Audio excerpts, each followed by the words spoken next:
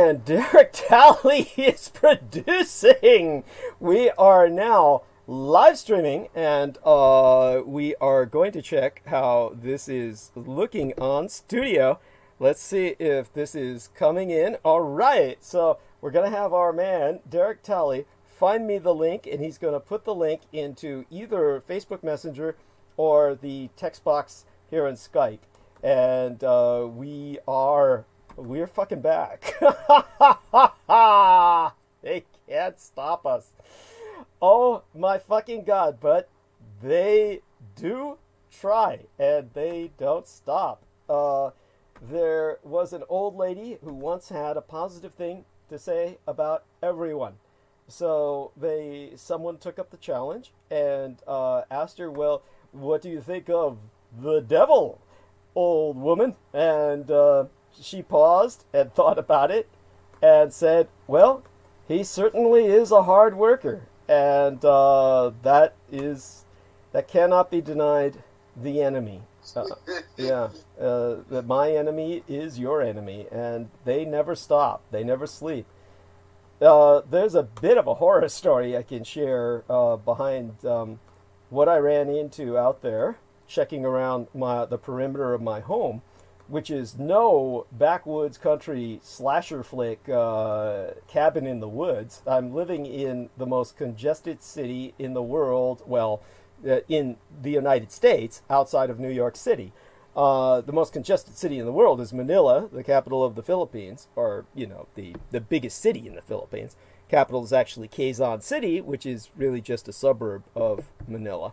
But my man Derek Talley here is... Did you find the link? It took a while because it didn't come up on my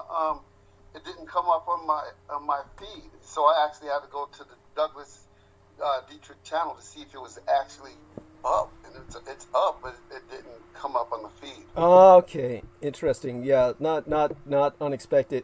Thank you. So I'm going to go to, let me open up the Messenger and Facebook and retrieve that link, and we'll take it from there. And so our man Derek Talley is going to kind of buy me time in the sense that now I have to settle myself after literally several hours of communicating with Comcast in the Philippines, and these wonderful people in the Philippines,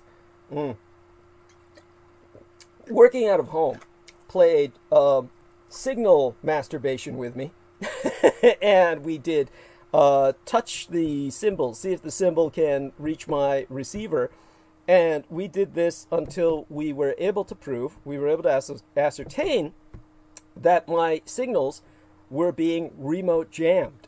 And once we were able to prove that, they established, Sammy Romero says, glad to see you sounding clear. Thank you, Sammy. I love you, brother. Hugs. Love you dearly. Just like I love my brother Derek, who came home to save my ass, drove his 18-wheeler all the way home so he could produce toxic materials and all sitting out in his backyard. I'm kidding. He wouldn't do that. So let me get the share here out of this video, and let me turn on the voice for a second, see if I can hear myself. Love you dearly. Just like wonderful. I love my brother Derek. And so in terms of the horror story was that when I went outside to check my perimeter on the suggestion of the wonderful people in the Philippines, it's raining. It's midnight at the time that I was doing this, and there was someone out there. So they were lurking with a large suitcase, the kind that you drag into the airport, that is on wheels. And they're on the streets. So we're talking about somebody who was like... that when I went outside to check my perimeter on the suggestion... Good, that's working. Okay, now I'll set up the links, and they came walking towards me, and so I just went back into my home and shut the door. But that might have been the individual jamming the signals, meaning that they were probably operating out of that suitcase that was on wheels, and just doing it regionally, locally. So a technician is dropping by from Comcast on New Year's Eve day at 7:30 a.m. in the morning to install a filter. So this will not be possible again. So this is, as far as I'm concerned, people who blindly hate on corporations, they just don't fucking get it. These people are incredible. So all I can say is Comcast is as much a part of Team Dietrich as any individual, and these corporations are recognized as individuals, and some of them are developing character, and I believe that Comcast is, as an individual, as this aggregate personality, is certainly a wonderful individual.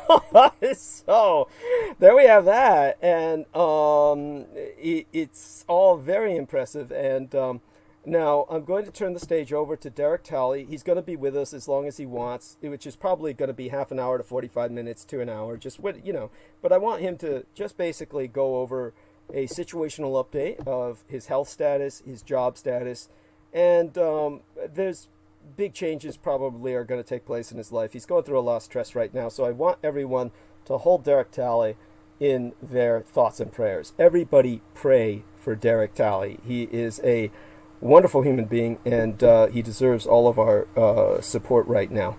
And let me check on what our dear friend Sammy Romero said. Now, he's such a incredible individual. He says, "Surprised you didn't freeze your ass off, Doug. Laugh out loud. Glad you're back on." Yes, thank you. Yes, it's a. I didn't, so are you seeing chats? Oh, okay, I see it now. He's. I see Bazan. Yeah, well, Sammy Romero is talking to me on Facebook. He's giving it to me on Facebook. But in terms of chat, Bazaar HD, that's George Knight. He says, "Just tuned in, Douglas. Got the notification. Is everything all right? And to let you know, both girls, Sarah and baby, are both fine. Hopefully I can bring both home tomorrow. Much love onto you." Yes, I mentioned that everyone maintain their thoughts and prayers, that your children stay safe and healthy. And I told everybody about the hope that the new life brings to us in these grim and terrifying times, these dark times. There's a beacon of light with every baby born. And God bless Sarah and the baby girl that is, I don't know her name, but I know that they were thinking of a fairly impressive one, rather fancy, and that's George Edward Knight calling us from England, so to speak. He's dropping that in the chat room, and so everybody knows, of course, that's myself and my son in the thumbnail that's on live stream, and that this is basically the numbers are there representing the years, and of course the running joke is that my the son lives in a very rarefied environment that's highly sterile, and is not one that's, so the concern is that I might bring germs into that environment. So there's always that running joke, and that's why he's holding his face protectively so that that doesn't happen. Now, I want to make certain I don't screw this up. So let me focus my attention on this. Derek Talley's going to take over. And what we're going to do now is just basically celebrate the fact that we're back on.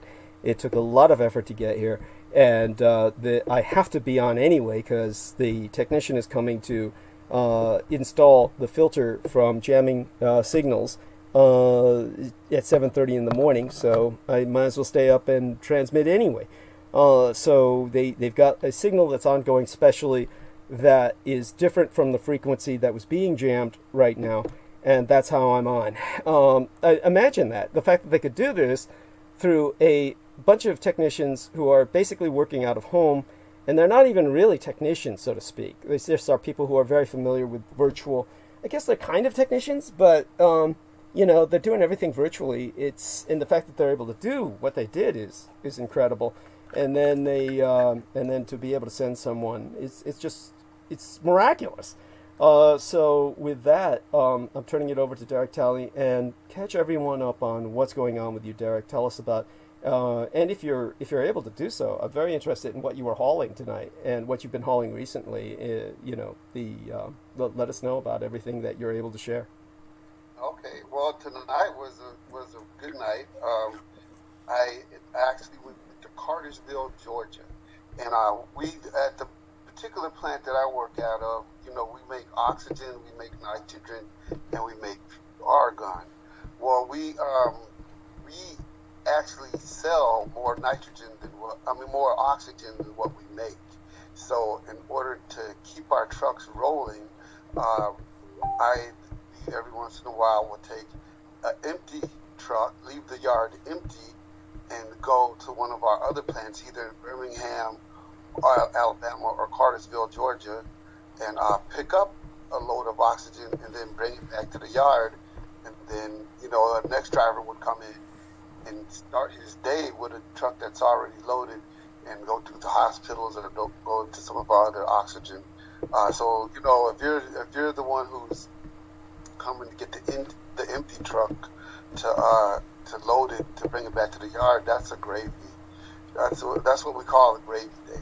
The day that, that's nothing but just driving and listening to your podcasts and music. So when you were in the hospital and you were on oxygen for a period of time, did you reflect on the fact that you couldn't even survive without those truckers bringing in that oxygen to the hospital? I mean, did that cross your mind?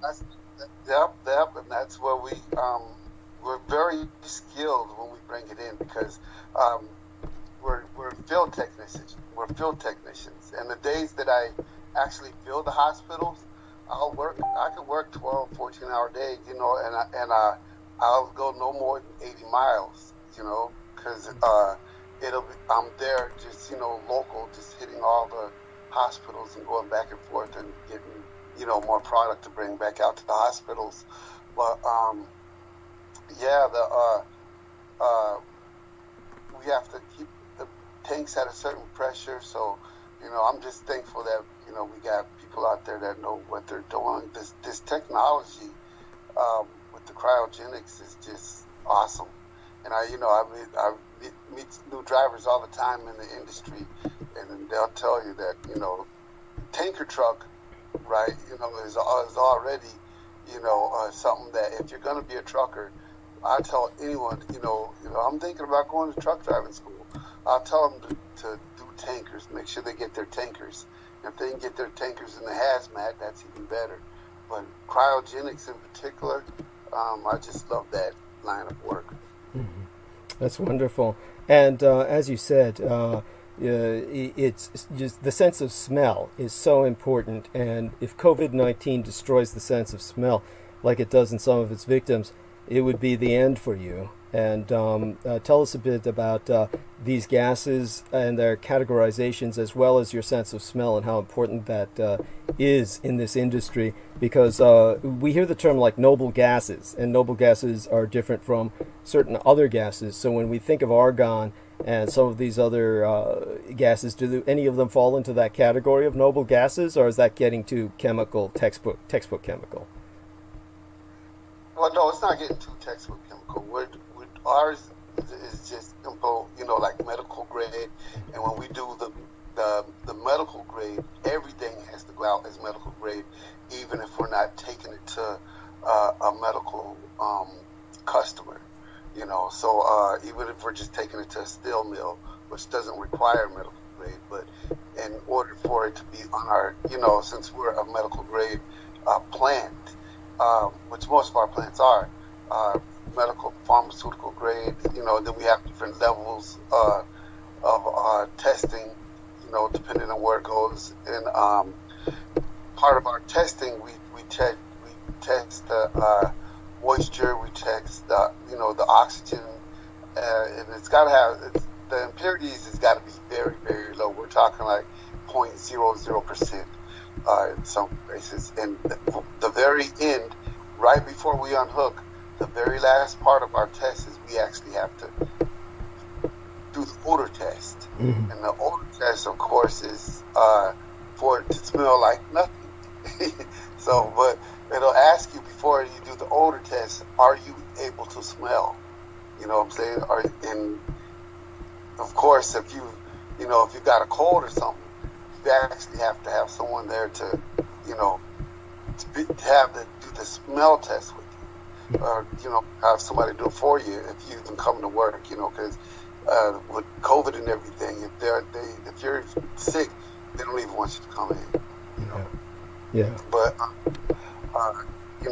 and we have to use our senses, and we have very expensive sensors to test for the O2, any impurities that are in our cryogenics.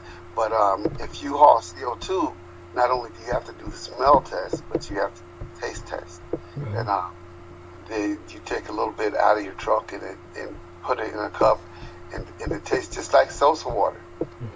Before you do that, they test it to make sure there's no benzene or anything inside the CO2. So the line of work I'm in, your smell and your taste is very, very, very important. So luckily with nitrogen and oxygen, we don't have to taste anything. The CO2 drivers have to taste. So, does that have long-term health effects, or is it just such a minor amount each time? It doesn't really bother the individual. Well, the minor health effects would be from your presence at the plant. So at our plant, you can work 14 hours a day at the plant if you had to. 17 hours, it doesn't matter. There's no really health effects because we're just pulling it out of the air. We're just pulling it out of the air, condensing it. We got air coolers, and they have the procedures to where they just pull the air out of the air and liquefy it, and then split up the liquids to where by their temperature. And but at the CO2 plant, for one, it's right next door to a fertilizer plant, and from that fertilizer plant, they also make DEF fuel, the diesel exhaust fluid, which actually comes from like pig piss, cow piss. Cool. Urea, like urea is urine. Yeah. So it's that's so. But then if you're working at a plant that does CO2, they don't want you working there for more than 8 hours if you're just going to be at the plant. Yeah. Because the constant breathing in of the pure CO2 plus whatever's coming from that fertilizer plant, which is right next door. So, and this is what we put in our soda and our beer. So that two of our our biggest customers is beer companies, soda companies. Jesus. But Cherokee, Alabama has the purest CO2 in the country. Wow. And it's coming off fertilizer. It's a byproduct. Right. Thank you, and keep going, please. I mean, like I said, it kind of have you covering myself while I get readjusted after the stress of dealing with everything that I did. I'll be up throughout the night, and I might go mute, take a quick trip to the restroom to refresh myself, and come back. I know that our man Derek has the ability to hold the stage while I'm gone, and do us a favor and talk about anything you want. I think a good place to start, though, is to let people know that you're going through a lot of stress right now, and that without in whatever way you wish, and tell them a bit about your health status, relieve them so that they know your stress is not due to a return of your cancer and the stuff like that. And then I've been exercising, and it's kind of rough to keep your exercise regimen going when you're driving and you're back on the road. But it's so rewarding because if you're a trucker and your body's in shape and you're just so much comfortable driving. Yeah, it's true. And, it's true because when you're out of shape, it's so uncomfortable because all that weight pressing on your ass, and then you get the piles. It's just it's no joke. Anyhow, I'll go mute. I'll be back in about 5-10 minutes. Thank you. Okay. Well, I got one story. See, I didn't know I was coming on tonight, but I did manage to get one story. And the story I got, it says Australian authorities ban New Year's Eve kissing and hugging to stop COVID. So if you're in Australia, you're going to jail if you do a kissing and hugging, apparently. Authorities in Victoria, Australia have banned kissing and hugging on New Year's Eve, despite the fact that there have been no new cases of COVID-19 in 2 months. So how did they pull that off? No new cases of COVID-19 in 2 months? Well, let's see here when we get the story. Just as Christmas was a little different this year, New Year's Eve will be different too. And that's a quote from the Victorian government. Take some hand sanitizer with you. Don't share drinks with others. And New Year's kisses and hugs should only be shared with those in your immediate family. So, kisses and hugs only to those who are in your immediate family. So, quite how authorities have expected to enforce such a measure is unfathomable. There have been no new cases of COVID-19 in Victoria for 2 months, but the New Year's Eve fireworks display in Melbourne has been cancelled. As we previously highlighted, Australians were subject to one of the most draconian lockdowns in the developed world. Well, you can call it that, but they haven't had any cases in 2 months. So maybe that draconian lockdown worked.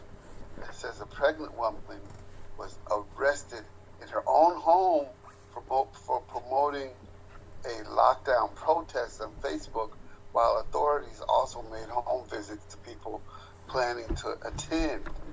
So a pregnant lady got on Facebook and said, we need to protest this, and they popped up at her house and arrested her.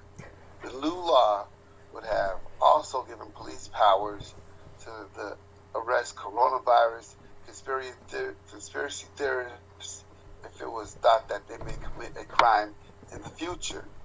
So if you're a conspiracy theorist and it looks like you may commit a crime in the future, well then I guess they might as well just come get you, so they don't have to save themselves the worry of coming to get you after you commit the crime. Well, we need that law here, that's for sure. Believe me, that's the whole basis of the enemy, really, is they thrive off conspiracy theory and the generation of fear. And these are fear pornographers, and they rely on terrorizing people into submission. And this whole thing about protesting these, a pregnant woman, for God's sake. Maybe she's got nothing better to do, but, and where did right.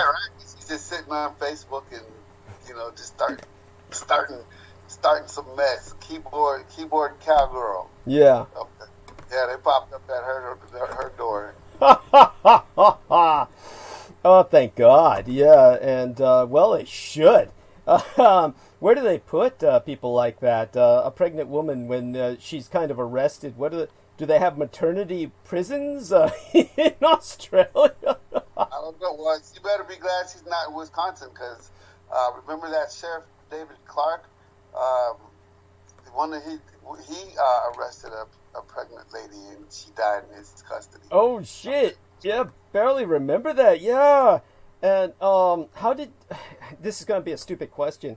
Does anyone know how she died? Like,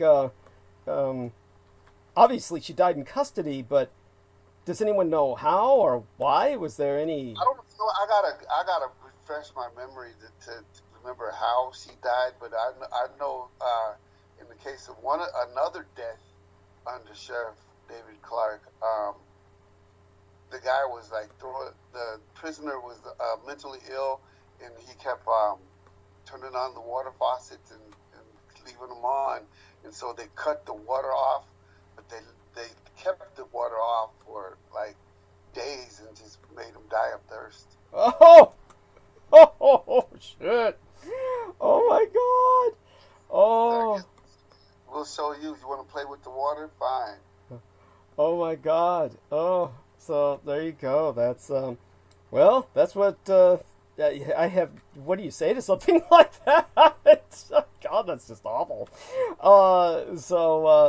At any rate, in terms of maintaining your health, you're still going to the swimming pool, right? Yes, yes. As Yeah. a matter of fact, I just went after work. I drove up there. I have a key. I went inside. I did a couple of sprints. You know, just running in place in water. Didn't even use any equipment. I just went under there and I just run in place for about an hour, and then took a shower and came on home. Yeah. Well, that's and so that's wonderful. And aside from that, of course, what else can you tell us about what's been going on lately? I'm trying to take as much advantage of you as I can before I let you go to sleep. Obviously, I don't want to keep you up too late, but I'm amazed that you got home. I mean, with the runs you do, you're home. I guess it's not that late or early where you're at. It's about 2:30, 3:30, about 3:30. It's 3:26. Yeah. So is this the normal time you get home? Is about 3 a.m.? Yeah, well, yeah, this would be a long stretch, and then that's because there were some accidents on the highway. Because Cartersville, Georgia, is actually a short. You could do that one within 10 hours. If there's no traffic, there's always a lot of traffic in Chattanooga, so that's what kind of stops me up going to there.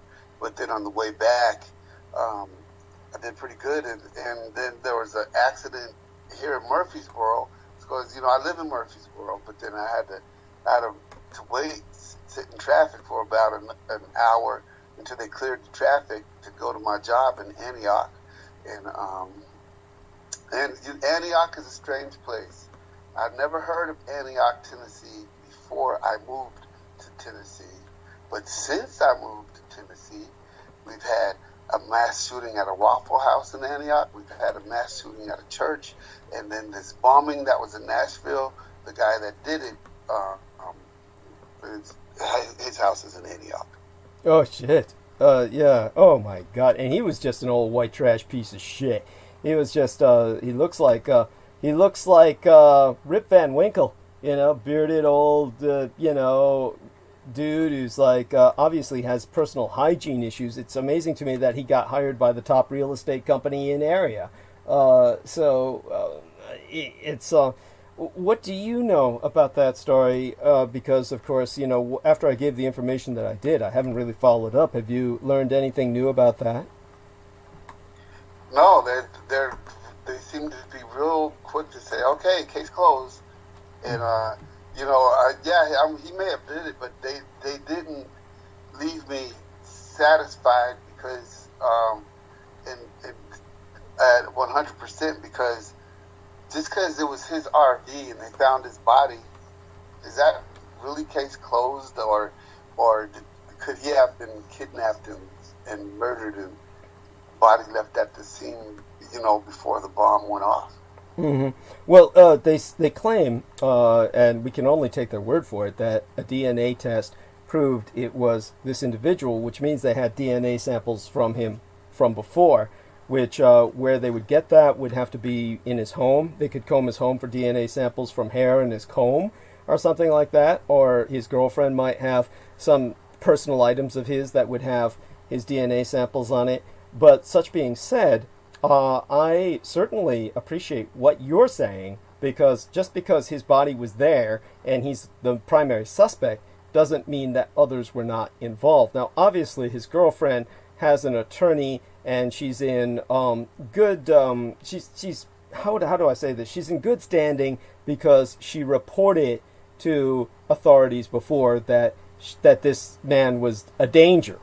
And so she's obviously someone who's not an accomplice. She's not abetting him, aiding and abetting him. So if only they had listened to her. But I'm sure she was simply dismissed at the time. And but this is how stupid they are, right? The authorities. But there might be someone else who is involved with him because he was online all the time, and that means there had to be people he was talking to. So there must be someone else, and they are very anxious for two things. They want to claim this is not domestic terrorism because they're saying, oh, they don't understand his motives, but we know his fucking motives. It was 5G paranoia. We know that's why he blew up an AT&T switchboard station. I use this archaic term, but this is essentially what it was a postmodern version of a of a switchboard from the old days. It's a primary link center that took out a lot of service. By the way, without going too deeply into something you don't want to go into, you had a friend you were concerned about, and their service was cut off by this incident, so you were without the ability to communicate with them for several days at least. Could you tell us what you're willing to tell us about that? I had a friend of mine that was supposed to meet me somewhere before I went to work on Christmas, and at this point I didn't know about the bomb, and so I started to saying, okay, what's going on here? I wasn't being contacted or nothing, so I went and met at the place where we were supposed to meet, and she never showed up, and I started to get worried. And then, it wasn't until later on that evening that I found out about the bomb. And even though I was working downtown Nashville on Christmas Eve and Christmas. So, but it turns out everything was all right. So. Well, that's good. And how did you? I mean, they got the service back where you could speak to this individual using AT&T, or were you communicating? No, I kind of played detective investigating service with another female friend of mine who was also concerned, and then we were comparing us with each other, and then finally my other female friend texted me and she said she's safe. I said, okay, fine. So then I texted her and said, how are you doing? She said she's fine. So okay, good. And well, thank you for sharing that. And aside from that, there might be a move on your part to another environment at some point in the future, and but you're obviously going to stay in contact with us. And but because this is universal. No matter where I'm at, I'm going to be Dietrich. Maybe I'll go somewhere to where I meet some nicer people, and I can bring some guests on the show or something. But I actually want to stay in this area just due to the simple fact that I wouldn't mind moving to Antioch myself. Even though I just said what I just said about it, with all the high strangeness going on around it, just to be close to my job. Because one thing about the cryogenics business is we have a truck on the road every day, 365, Christmas, New Year's, Thanksgiving, Easter, it doesn't matter. We always have trucks on the road. And if you go to a new branch, I can transfer to another branch in another state or another, but then my name goes back down to the bottom of the seniority, and then my off days would be probably Monday and Tuesday would be my weekend. You know what I'm saying? And I'd probably start my day at 9 o'clock at night while everybody else is waking up at 9 o'clock in the morning to go to work. I'd be waking up at 9 o'clock at night to go to work. And you got to just pay your dues, which means you just got to stay on that shift. And it depends on how big the place you're working out of is. But, whether you got a small amount of drivers or a large amount of drivers. But every 6 months or every year, you'll have like a shop bid. And during that time, people retire, people find other jobs and whatnot. And then you just kind of slowly move up on the list. And the top person in seniority gets to pick of the litter first. And if they want to work Monday through Friday and have their start time at 9 o'clock in the morning, and then that's available, that seems like a desirable thing to them. Well, then they can pick that every time, and they don't have to worry about nobody bumping them off. But by the time you're the last person in the seniority, you only get what's left. It looks like we have 2 slots left, and I can either get this work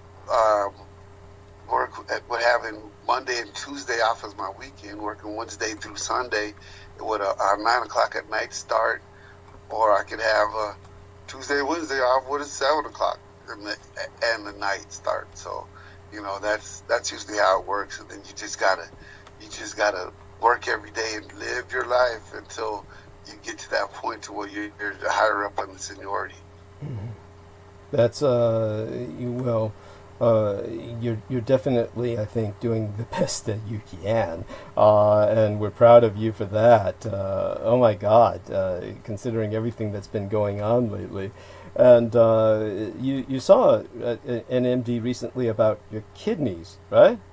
Am I wrong? Yes, and what they told me to do is they told me to stop taking all but 2 of my medications, because I was taking 8. And they said, your kidneys improved by 10%. So stay off those other medications. But the thing is, we want you to check your blood pressure every day, because one of the medications they took me off was blood pressure. But I was taking 2 blood pressure medications. So they took me off the main one. And then also they said, keep an eye on your blood pressure and keep an eye on ankle swelling. So if you have problems with your blood pressure or your ankle swelling, let us know, and we'll see what we can do about that. But in the meantime, those medications were helping me, especially when I was bigger. But I've been on top of the medication helping me. I was doing vigorous exercise and I was eating right, and so I was losing weight. So at a certain point, all those medications that were helping me started to over-medicate me. I was starting to get over-medicated because they were working. Between them working and between me losing weight and eating right, they became medicines that I didn't have to take anymore, but I kept taking them, and so then it started to attack my kidney function. Jesus. So now I'm gonna go for another 2 months with just the 2 medications that I've been taking, and they're gonna bring me back to the lab and see how much more improvement it was. Yeah, well, thank God for that. And tell people about that horrible medication that almost killed you. What was that again? It was the psychotropic, and why did they give you that? And they gave it to and he gave it to me for hiccups. You know what I'm saying? That's so fucking weird. That is so fucking weird. Like, what the fuck? What? Chemo at the time, so I was actually in chemo at the time and radiation, because remember I was kind of so disoriented. I got on Facebook and I put, I need help. Yeah, you know what I'm saying? How could I forget? Yeah. So I was just so disoriented, but I had to get back out to my radiation treatments, and I remember that morning because everything was fine. I actually woke up. I took my car to the car wash, got something to eat and stuff. But at this point I had already took this medication. But then I said, okay, well, my radiation appointment is until later on this evening. So when I got home, I was going to clean up with it. I just got so tired. I said, well, I'll lay down and set my alarm, and when I wake up, I'll go to my radiation. Man, when I woke up, I was drunk. I was dizzy, and I didn't know what it was. I wasn't drinking or anything, but I couldn't concentrate. I couldn't do like a coherent sentence. And what I don't understand is, when you feel like that, why didn't you call an ambulance? Why reach out through Facebook instead of 911? Instead of calling 911, what is that? Is there some kind of denial here? That's because with the living the kind of like the hostile living situation that I was in, it would have been nice to have someone say, "Hey, baby, I'm not feeling good. Could you take me to the hospital, or could you take me to my radiation appointment?" Because when I woke up, I grabbed my keys and I was headed to the car, and it's like, I can't drive like this. I'm drunk. I mean, I wasn't drinking drunk, but I mean, I knew. I said, I knew. I had enough sense to know that however it was I was feeling, I better not get in that car. Narcotized. You were narcotized. You were altered. You were altered is the term to use.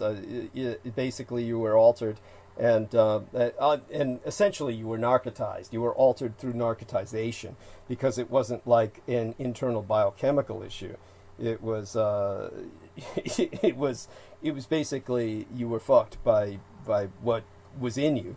So in I'm sorry, that was just awful. But again, so you were kind of like, when you put that appeal out, is that how your son responded? Your son ultimately drove you, right, to the hospital, right?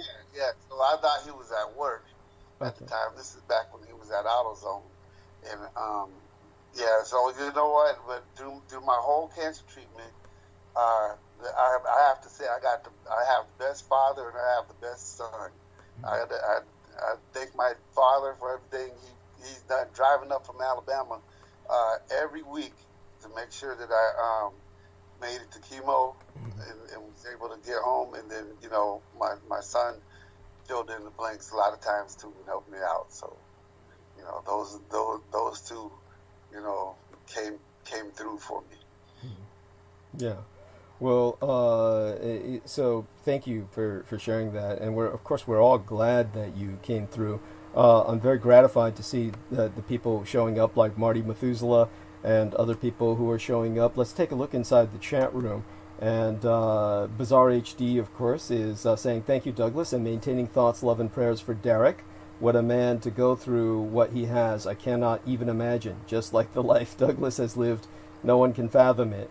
Well, we both thank you, and of course, I'm sure, Derek, you can thank it personally.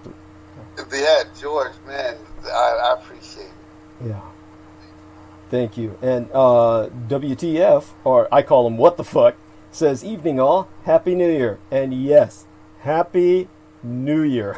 So, and happy birthday to my best friend Tony Merritt. Tell us about Tony. I'm sorry, I didn't mean to interrupt. Tell us all about Tony Merritt and how you know him. Tell us about him. Oh, that was my best friend in California. Uh-huh. And I had two best friends in California, Tony Merritt and Mike Crawford. And unfortunately, Mike Crawford's mother just died the day before yesterday. And so, you know, rest in peace, Anita. She's on my Facebook page too, Anita Crawford, his mother. And Mike, Tony took his Facebook page down, but I talk to his wife all the time, Angela. So, you know, yeah, so today's Tony's birthday, and we're still mourning the loss of my other best friend's mom, Anita Crawford. So, yeah, 2020's been one hell of a year. Yeah, a lot of death. Your friend, who was your best friend in California, how did you meet him again? Well, actually, you know, his dad was the chief of police of the base that we were living on, or he was a high-ranking police officer, or the MP. He was a military policeman. So you know, his dad was enlisted. My dad was an officer, and you know, they were friends, and so his dad, even though he was in the Air Force MP, he worked at a restaurant on the base called the Running Chef. So when we very first moved to California from Omaha, Nebraska, his dad, you know, gave me their number and said, well, you know, my son's your age. Well, we got to talking, and turns out we went to kindergarten together. We had the same kindergarten teacher in Grand Forks, North Dakota. So we lived in Grand Forks, North Dakota at the same time. Then the Air Force stationed my dad and his dad at Offutt Air Force Base in Omaha, Nebraska at the same time. And then they moved to California, and then not too long after that, my dad was stationed in Lompoc, California, there at Vandenberg Air Force Base. And then, you know, by the time we, you know, got together and became friends, you know, we kind of extended the time we knew each other because, you know, we knew each other in kindergarten. We had the same kindergarten teacher. Wow. You know, when we lived in Omaha, we knew a lot of the same people. So, you know, it was, you know, it's good to have people that you have a kind of like a long history with, because if you're a military brat, you know, a lot of times you have real good close friends, and then all of a sudden you just get cut off. You know, time to move. So that's probably why I'm able to cope with, you know, my living situations now with just being cut off and being forgotten about. And I, you know, rather than break down and cry, you know what I'm saying? Shoot, I got stuff to keep me busy. But see, when they see that you're not suffering from the punishment that they're trying to inflict on you, then they have to come and make sure that you feel their fucking pain. Right. You know what I'm saying? I believe so. Yes. Yeah. And yeah. So, you know, it's like, you know, my wife, and she got her friend, her girlfriend that she hangs out with, and her girlfriend doesn't like me one bit. So rather than saying, was hey, she the individual? I noticed that the other day. I feel I can say this because you were public about it. You put out a post that said, "People are cruel to me during the holidays." This was the individual, was the girlfriend who left this obscene comment on that post, right? I believe. Or maybe. Right, well, no, she became obscene by contacting me in Facebook Messenger. Okay. Now, she unfriended me a while ago, so fine. If you unfriend me, unfriend me. But she keeps checking my Facebook posts after she unfriended me because she thinks I'm supposed to. She's waiting. You know, if she's waiting for me to say something to refer to her, or, you know, to refer to her situation. So, you know, I don't use my Facebook for, to lash out at other people. You know what I'm saying? So that's what she's waiting on. And if that's the best she got, you know what I'm saying, that one post that I put out caused so much of a shitstorm. It's the worst thing that any human being has ever posted on Facebook. That caused it a big fucking shitstorm in my household. All I said was, the way that I get treated on holidays is cruel. Mm-hmm. That's it. Mm-hmm. I didn't give no names. I didn't say any. I didn't put any drama in besides that. I just said that one statement. You know what I'm saying? And so she comes in, you know, my inbox talking about, you know, your ass is, you know, need to stop crying and having a pity party on your fucking Facebook page and shit. Oh, man. Oh, man. Oh, man. Holy fucking shit. And you know what? I said, you know, the way that I get treated is wrong. So then she left like 3 real long paragraphs, and so I didn't respond. And since I didn't respond, to me, that's the end of it. You know what I'm saying? I didn't respond. You know what I'm saying? These women are in their fucking 40s. So I'm laying down in my bed, you know, then I get up, I go to the kitchen to get something to eat, and then all of a sudden I'm hearing footsteps dart real fast down the steps, and then dart up in the kitchen. Talk about, hold up, let me tell you something. I'm like, wait a minute, what the fuck are you? You know, I didn't answer you on Facebook, so you ambushed me in my own motherfucking house, and my wife is allowing this. My wife allowed you to fucking hide up like a little fucking skunk under a fucking bed and fucking dart out when I just waiting for me to come out and get something to eat in my own fucking kitchen, and I'm not even allowed over your fucking house, man. You know, and she was asking me questions about my wife. I said, shoot, I feel like I'm abandoned. I feel like she just wish I was fucking dead. You know, and she feel like she feels like I was dead And the whole time I had the cancer. And then she goes, that wasn't her, that was me. I wish your motherfucking ass was dead. I wish they had killed your motherfucking ass. The cancer. She was referring to the cancer. I'm in the firehouse. And you know what? But you know what? I had a dream. I didn't tell you this part, Douglas, but I had a dream before this happened. And in my dream, I don't know whether it was God. You know, I don't want to say like it was God that gave me it. I'm sure it was God gave me. This is God warning me. Okay, I have intuition, but it's like this woman's going to try to make you lose your CDL. You know what I'm saying? She hasn't been able to shake you, but she's going to now try to come up and fight you. And all you need, if you even walk past her and brush up against her, or if she gets up in her face and you know, she's going to say, he pushed me, or he hit me, or you know what I'm saying? And then call the police, and then it'll be domestic violence, and then then I'll have to have a court date. Then I'll have, when it comes time for me to do my fingerprint and background check, you know what I'm saying? So you know, she kept really going at my ego, trying to really just belittle me. You know what I'm saying? But you know what?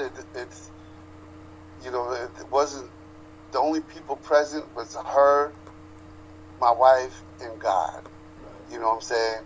And then there was some girl in the clique that my wife was doing her hair up in there. But they were waiting to scope me out, and I think it was a ploy to try to get me to lose my temper, and which I did, but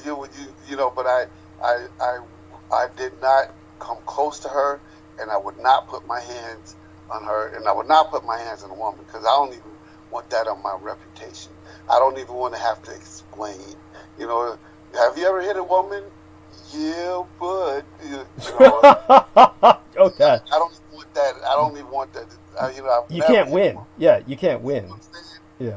So I just had to swallow my pipe, but then I got so mad that I left a real nasty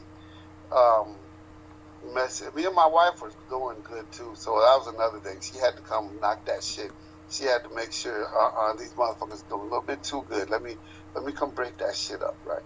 So I held it in and I swallowed my pride and I didn't say nothing for the whole rest of the night. But then I just lashed out, and the fucked up thing was I just found out Mike Crockford's mom died.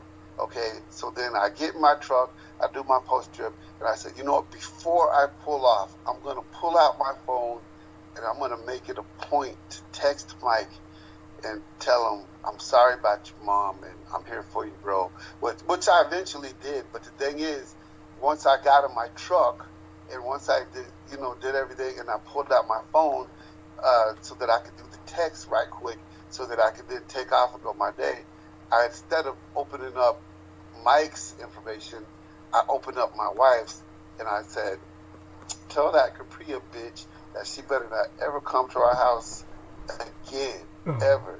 She better not ever say anything to me. This shit has got me so upset. She was so disrespectful. I hate that devil bitch. And you know what? And so now my wife isn't talking to me, which, it's very easy to get her to not talk. You got to be walking on an eggshell. If she's being nice to you, and she's in the mood to where she can be nice and cordial with you, it's very, very easy to lose that. And when you lose it for life. Like, you know what I'm saying? Right. And by the way, are you going to work tomorrow, like on New Year's Eve day, today? Are you going back? Yeah, I volunteered to work on New Year's. So I volunteered for Christmas and I volunteered for New Year's. So I'm working them. I worked them both.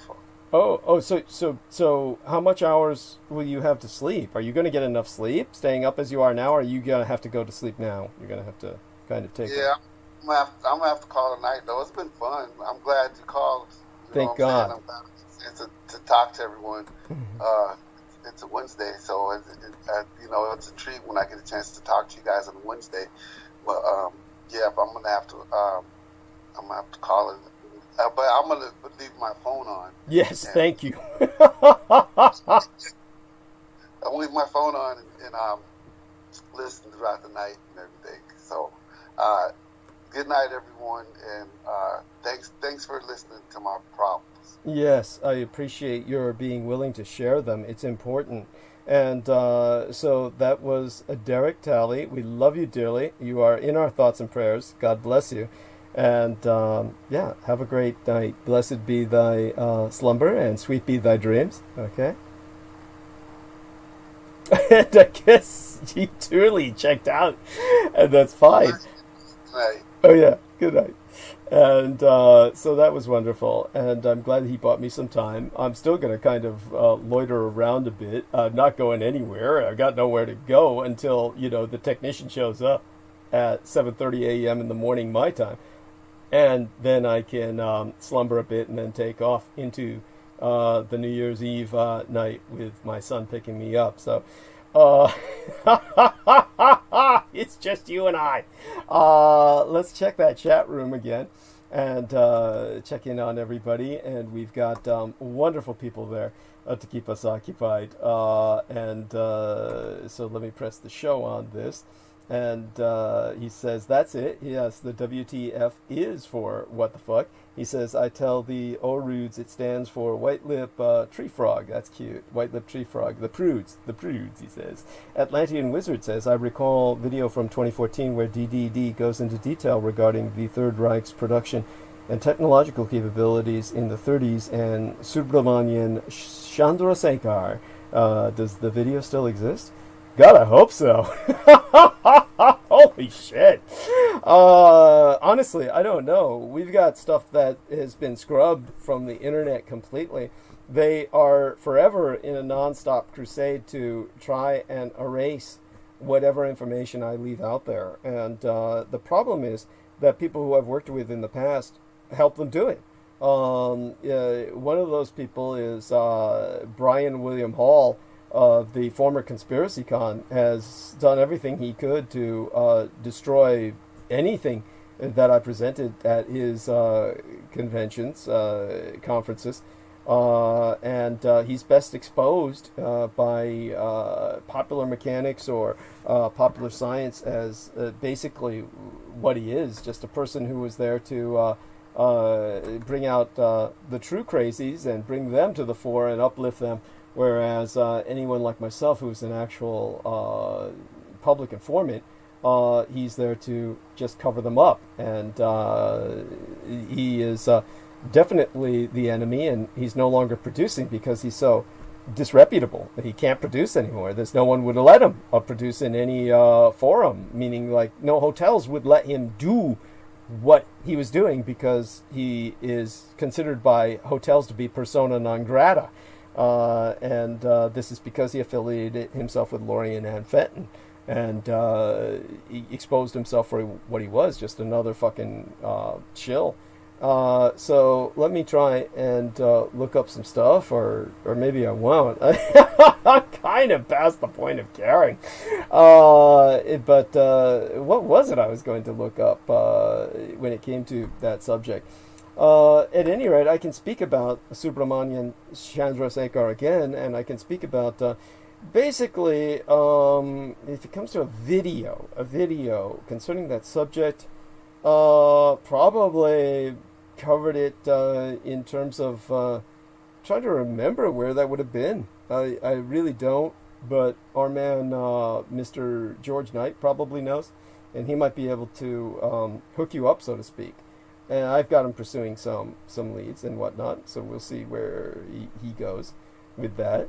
But definitely, he's I've still got to take care of some of the stuff that he sent me, like the transcript he wrote, and add to that to provide him some more information towards his production, and that'll be realistically, honestly, when I'm gone for New Year's, I'll probably be gone throughout the weekend, to tell you the truth. And, I hope everybody understands that that's almost to be expected. It's obviously been one hell of a year for all of us. Anyhow, I can go over that information certainly to a great degree. It's not like the information has been lost. It's simply my presentations of this information to the public have been scrubbed by many parties that present themselves as people who convey information. And we all know just how fallacious so much of those claims turn out to be, with people who say that they're on the side of quote-unquote truth. It's really all a load of shit. And so let me check around a bit, see if there's anyone else out there that I can, before I start monologuing. Once I start monologuing, I won't stop, but, you know, let's see what we can do with bringing some other people in potentially before I really start just sucking up all the oxygen from the room. Let me see now, Cookie Monster. We can always check in with him and see if our man is awake, but I think he's out. Its time is, let me see, time in New York. And for all we know, Peter Moon might be up again, but I highly doubt it. And sometimes he checks in late at night. It's 5:01 a.m. He'll probably be awakening soon enough. He gets up at an ungodly hour pretty early, so he can do all of his Tai Chi in the morning. Gotta admire him for that. He's got the discipline. And Selena Khan. Now, she might be somebody I might be able to bring on. Let me ask. And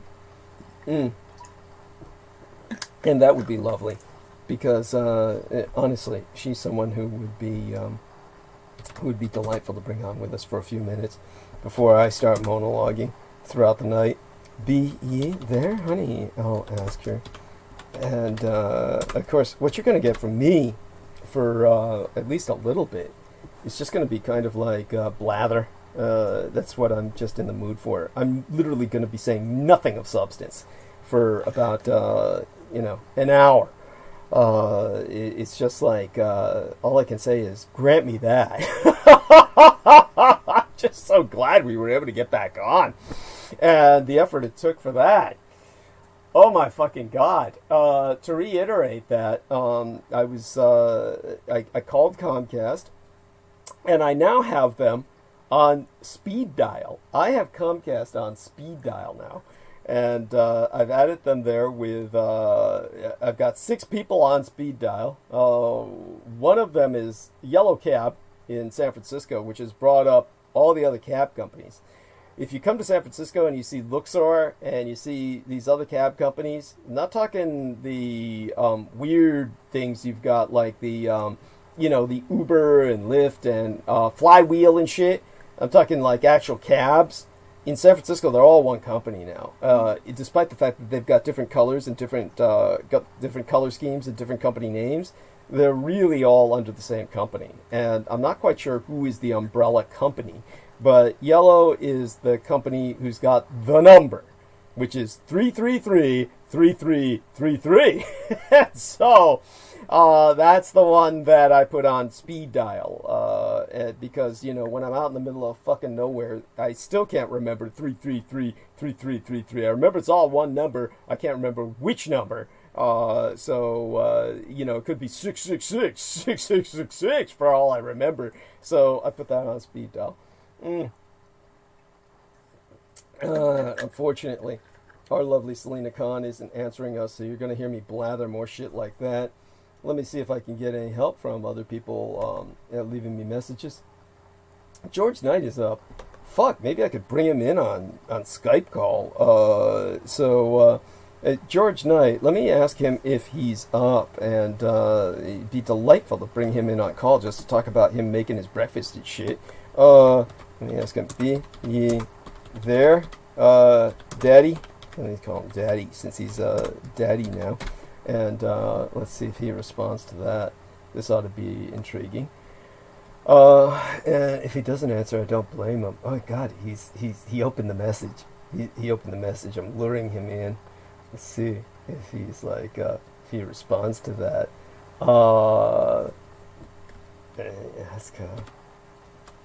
Let's see how he responds. But he was able to dig up some old graphics of mine that was like from like forever and a day agone. And good man. He's got it down. And he had some interesting shit he was looking at. I'm here, Douglas. I've tuned out of transmission for the last half hour. Is everything all right?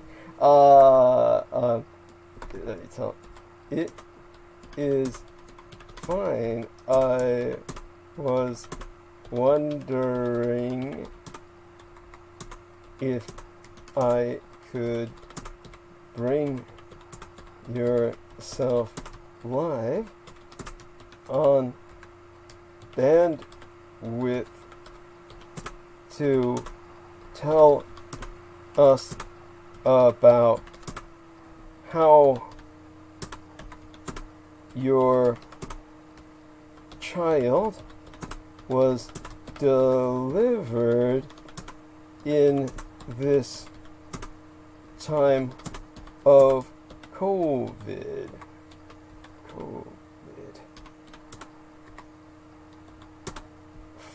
Bring yourself live on bandwidth for a few minutes. Can't make it sound too ominous or threatening. Oops. Shit. Turn that off of. I went uppercase there for a second, which of course looks like you're yelling at people. You know, the military used to be everything was uppercase. All communique were uppercase back in the old days. And now they made them stop that because these days it makes it look like you're all screaming at each other. So they've refined military communique from the way it was in my day and age, which is kind of sad.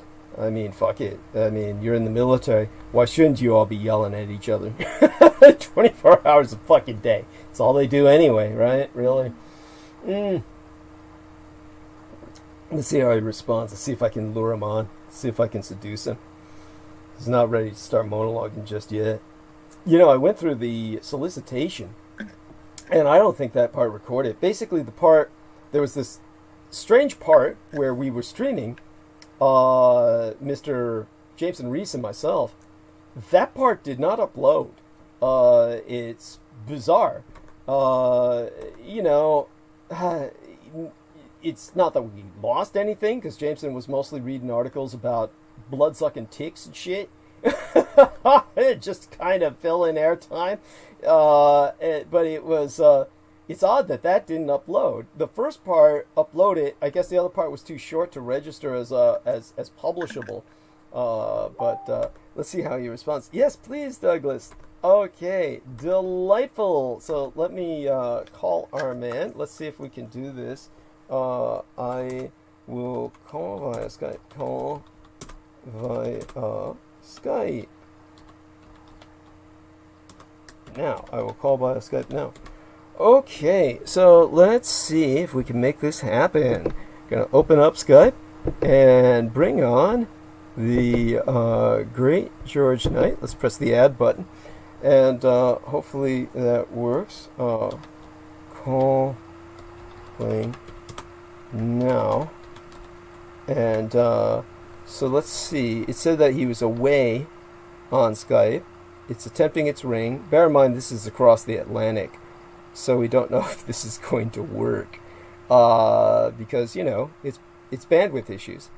And he may be having to set his Skype up, so I'll probably have to make a second attempt at a call.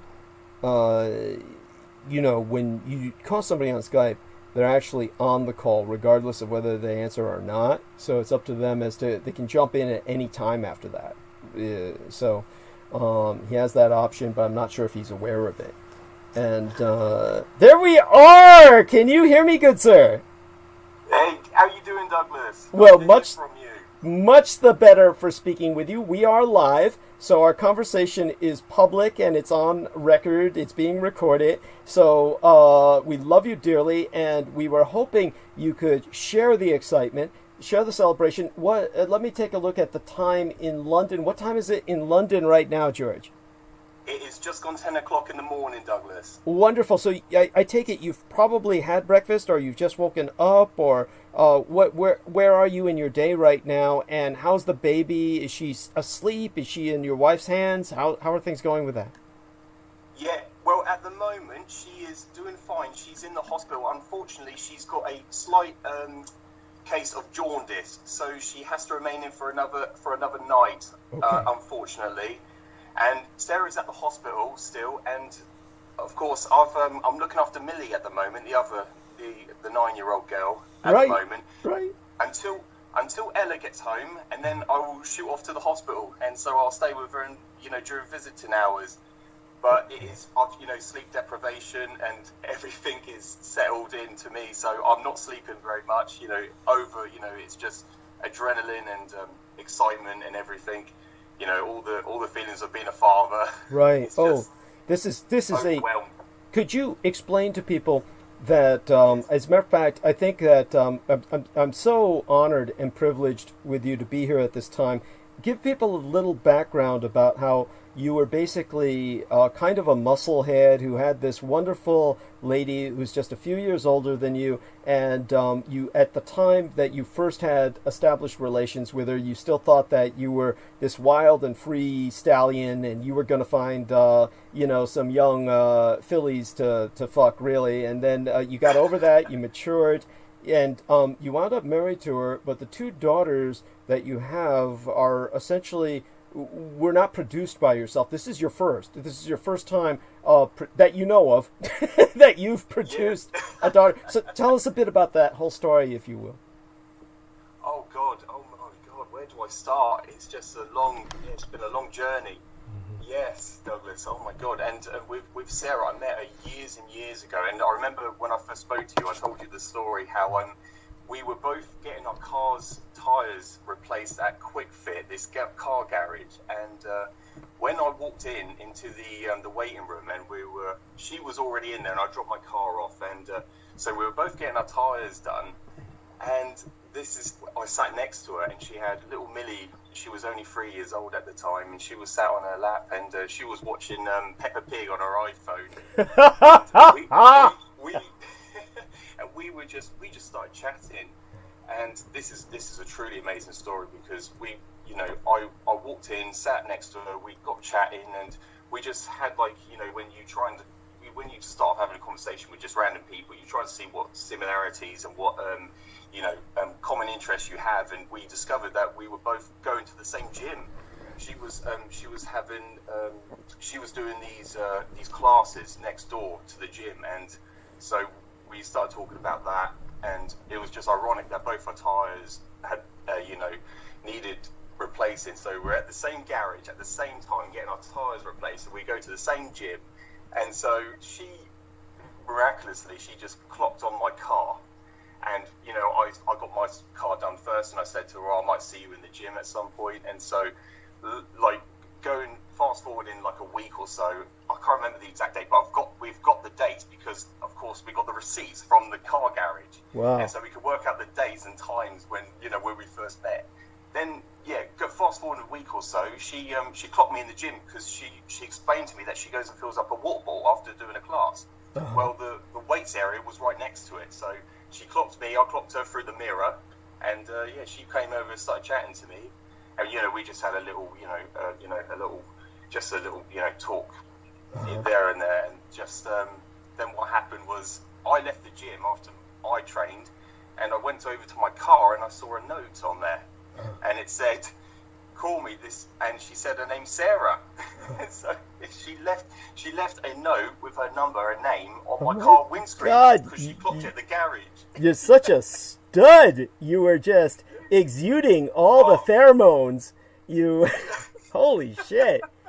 That's impressive. That's impressive. When a lady leaves her number, that's impressive. Yes. So go on. Yeah. Absolutely. Thank you, Douglas. And she explained to me, when I spoke to her, I said, how often do you do this? Leave your number on guys' cars, random people's cars. And she goes, that's the first time I've ever done that. And I was like, nah, I didn't believe her. But no, she was like adamant. That was the first time she ever done it. And it's just remarkable where we are right now. It's just fast forward, 6 years later, we're here. Right. It's incredible. It's got to be fate. Yes. There's no other way to explain it. You couldn't make that story up. Yeah, well, it was divine, but there was that one period, this is what makes it interesting, where you realized that you were a fool for, even exploring outside of what you had been gifted, that you had been gifted this wonderful woman in your life, and you were still hung up on this kind of like, oh, she's a little older than I am, and I'm going to so tell us about how the realization came that you realized what a gift you had been given. No, absolutely. Thank you, Douglas.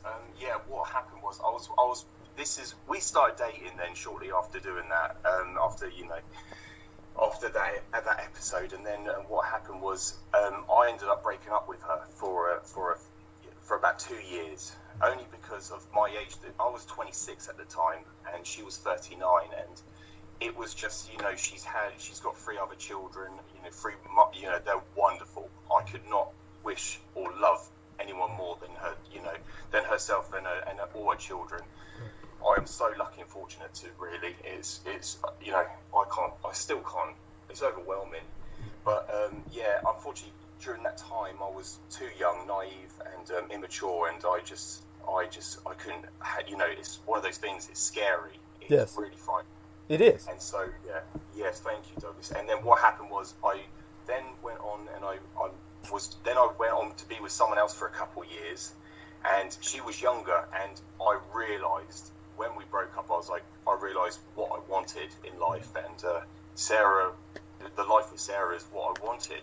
I realised the difference between, this is the difference between age gaps, and of course when you're with someone with, nearly a decade between each other, you want different things in life, and so after that 2 years, I then matured, and I realised what I really wanted, and we were just perfect. We were just matched. We just, we were like, glued together. We were just so compatible, and it was like chemistry. It was just, and it's beautiful, and that's why we get on so well.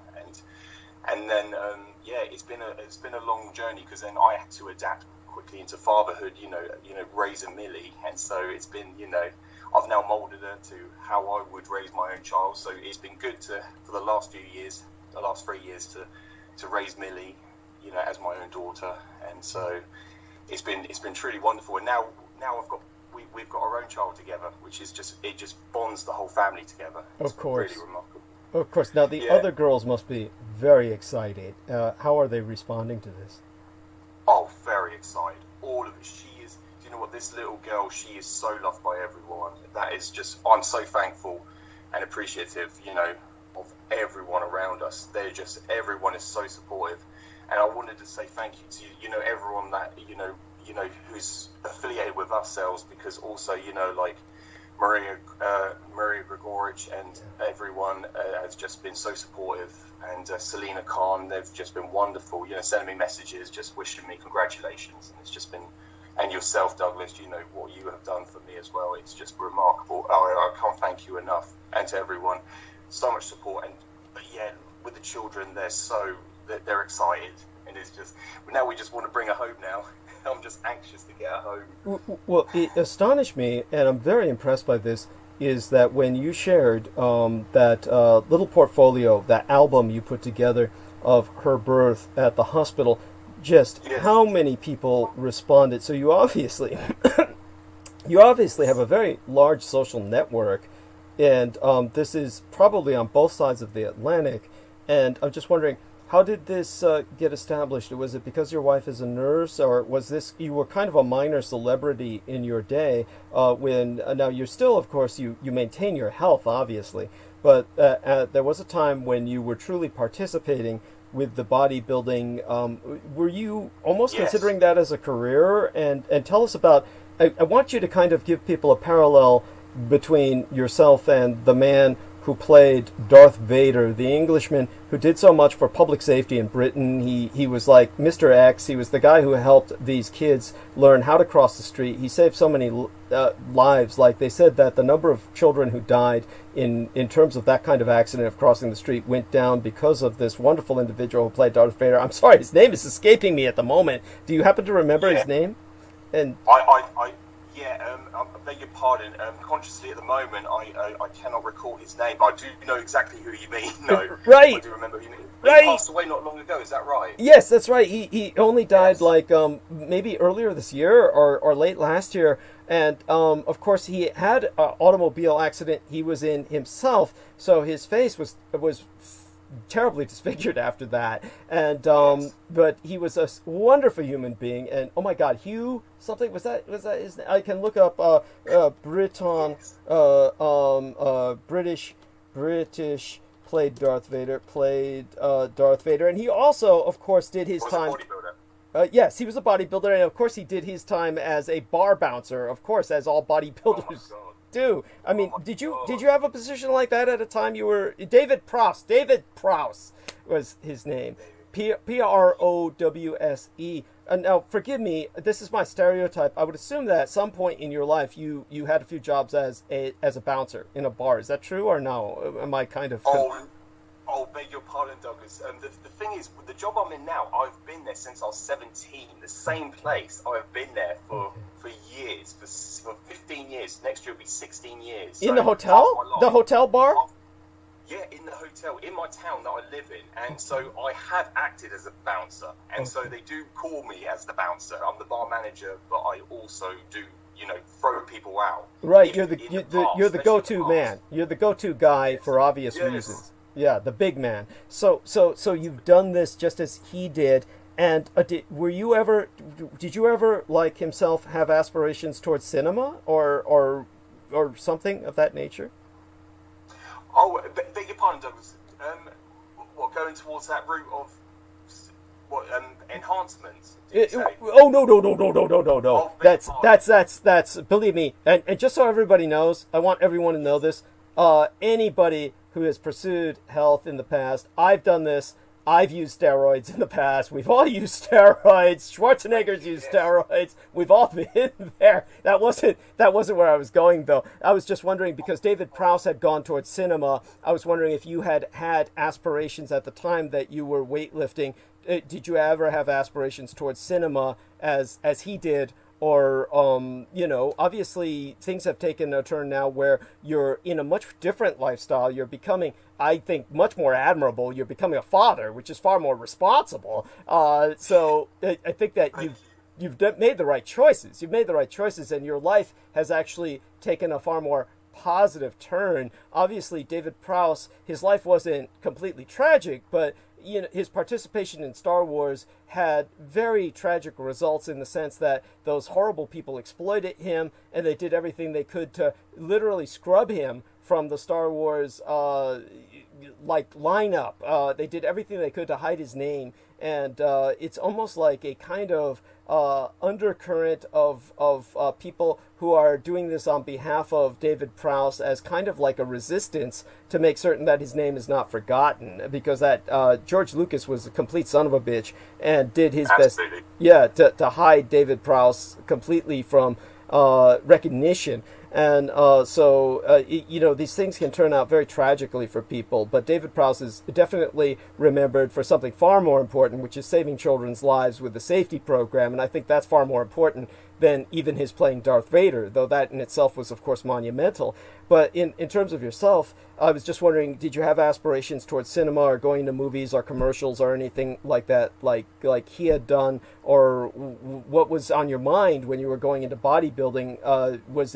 Did you have any professional aspirations with that? Or was it just kind of like, just what you did?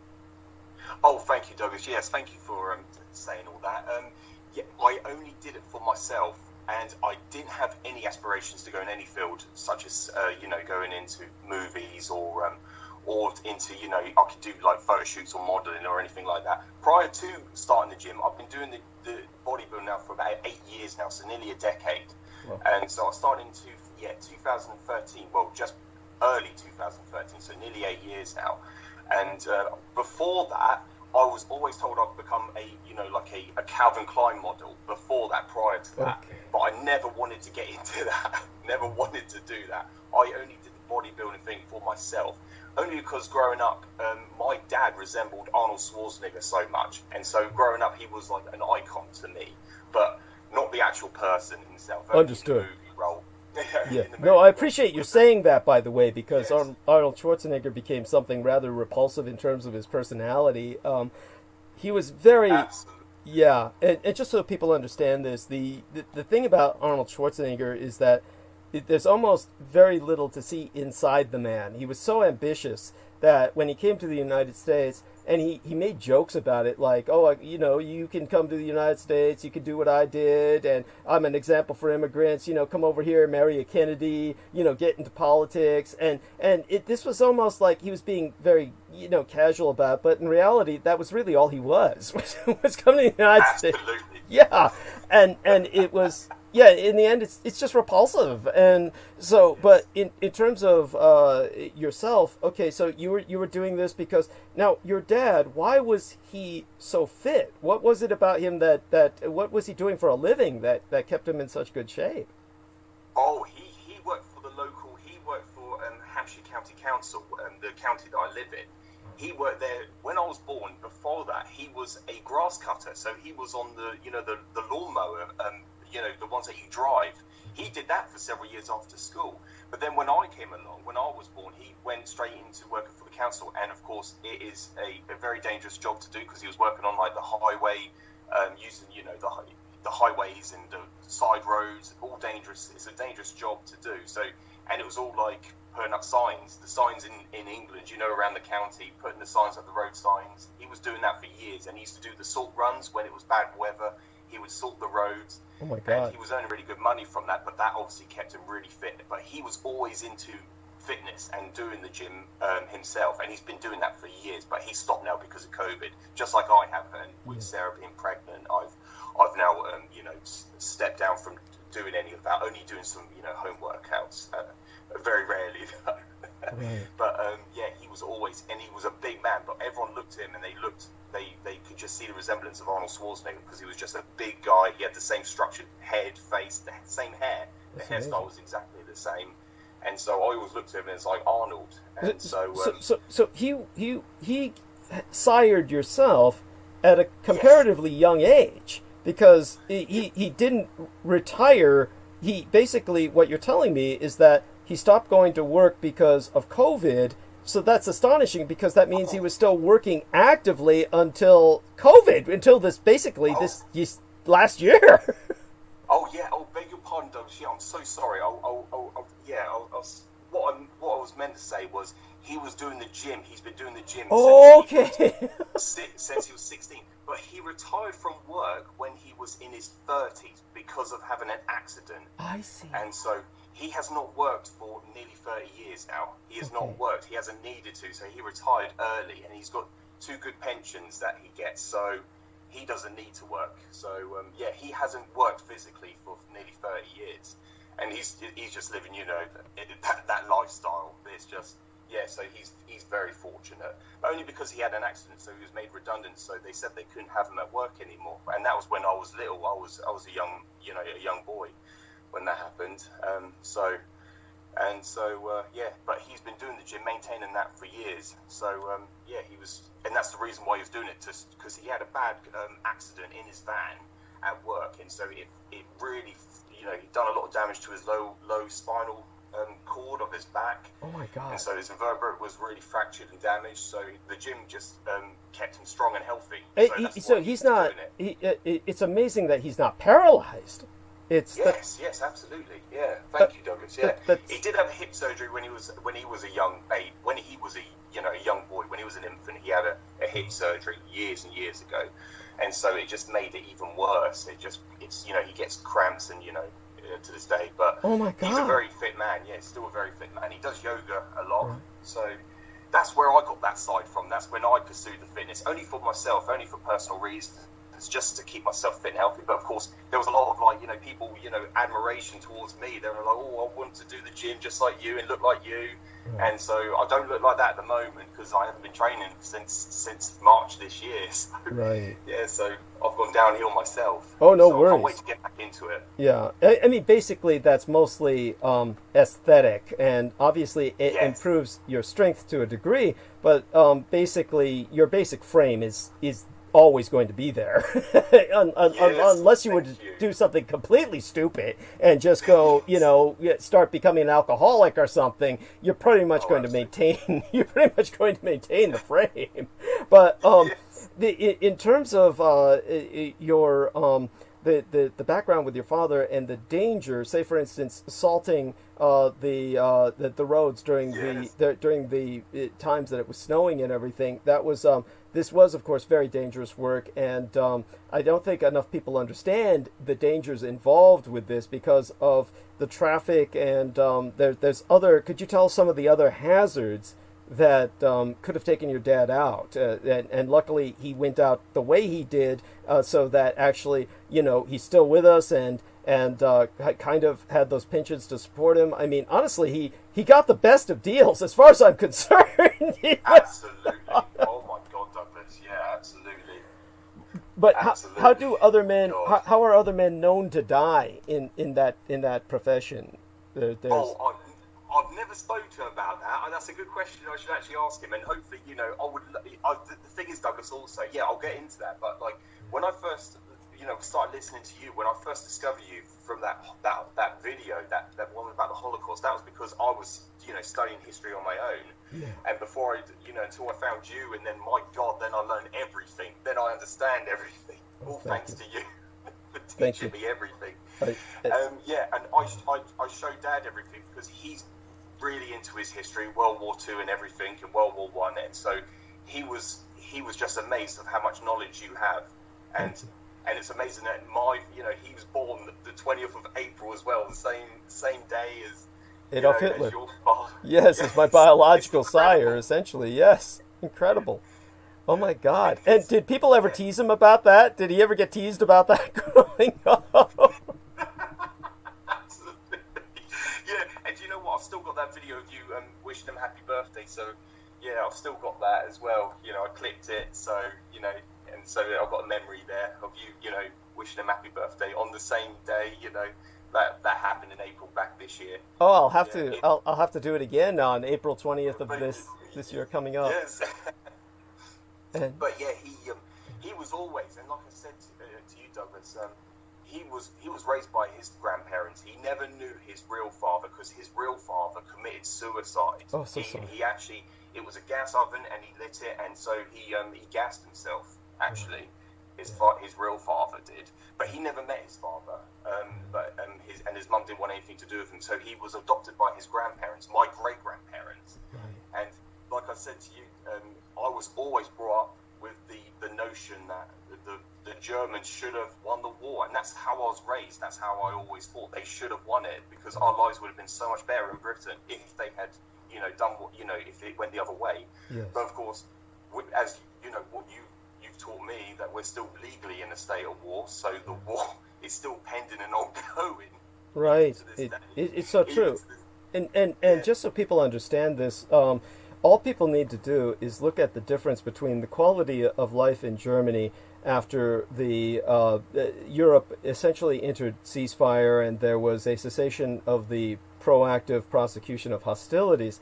The quality of life in Germany just improved so much sooner, and Britain was still under this state of emergency for a decade at least. And this state of emergency just kept going on, and all the while the British were talking about winning the war, and there was this sense of optimism that was generated by, say for instance, the first thing that comes to my mind in popular culture out of Britain was actually Jerry Anderson, and he was like Britain's version of Gene Roddenberry. He was this incredibly influential individual, and he produced Thunderbirds and many of what we call this kind of puppetoon culture, which of course my complaint was that it would have been so much better had he used people, but they were trying to appeal to children, so he did go with people for a bit when they did the series UFO and some of these other television series where they used people in the place of these little marionette figures. And but Gene, excuse me, I almost said Gene Roddenberry. Jerry Anderson was trying to promulgate a kind of positive future, a kind of positive outlook, but the reality was Britain really wasn't living it, and they've never gone in that direction. It's just Britain has been very it's just been this kind of stagnation, and it's there were times where there was a feeling of levels of optimism and a kind of looking forward to the future, but we can take a look at where Britain is now, and there's still the British people, their psyche especially those that were Brexiteers, they're trapped in this kind of nostalgia about, oh, the war and this great struggle. And the reality was there's this subconscious realization that it never ended. There's this subconscious realization that they obviously lost in so many ways. The loss of the empire, the loss of everything else. And what, of course, our man, Mr. George Knight, is expressing is the fact that Adolf Hitler had this tremendous affinity for the British people. He believed them to be Ehrenvolk, or people of the same ethnos, and he was someone who was trying to actually preserve the British Empire, and of course this couldn't be done with the way that Churchill was so antithetical to him. So there was this entire life and death struggle that really did not need to happen. And the end result was, of course, Germany was able to rebound and certainly has gained far more economically than it ever dreamed of gaining militarily. And then we have this kind of need on the part of this half of the population, generally the older British people, who are living off this nostalgia, and they've railroaded through this Brexit, which went through by literally like half a percentage point. I mean, we're talking like literally it was 50-50 in Britain. They basically, the tie was broken by this tiny minority of people, literally like half of 1%. And because of this, Britain has been taken out of Europe and is now, it's now paying the consequences. And with the new mutations of COVID in particular, combined with the Brexit, I mean, this is a nightmare.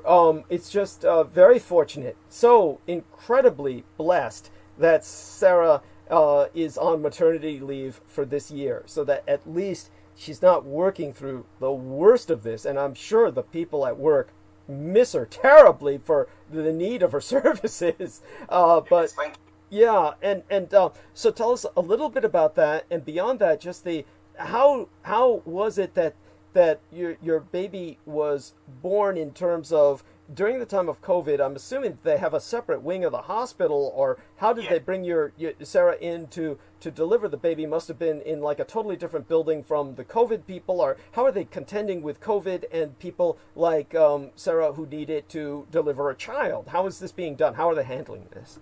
Oh, absolutely. Thank you so much, Douglas, because I've got a lot of information actually to express on here actually about this, because we've been talking to a lot of the midwives and a lot of the nurses at the hospital.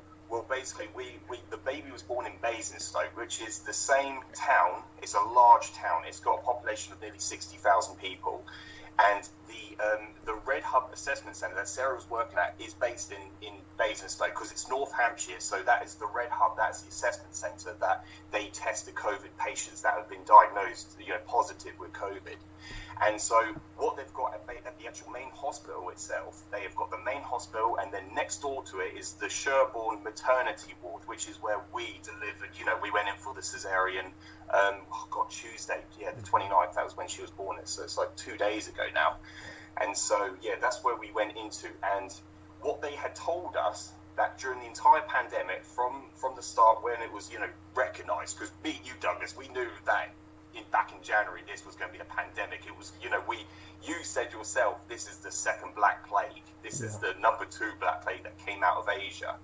And so we knew this was going to spread globally, all because of, the mortality rate of this virus. So we knew people could become carriers. And so we knew this was going to spread all because of air travel.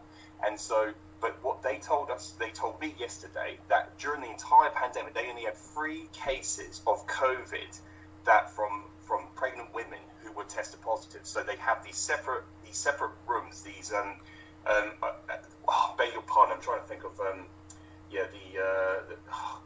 trying to think of what the ward's called. Beg your pardon, it'll come to me in a second. But they got these private separate rooms, which is why we wanted a private room, all because of COVID. So we didn't want to cross-contaminate anything. So we wanted our own private room, but they said, no, we can't. We have to have them available for anyone that comes in with COVID. But of course, Sarah was tested just before, so she was negative.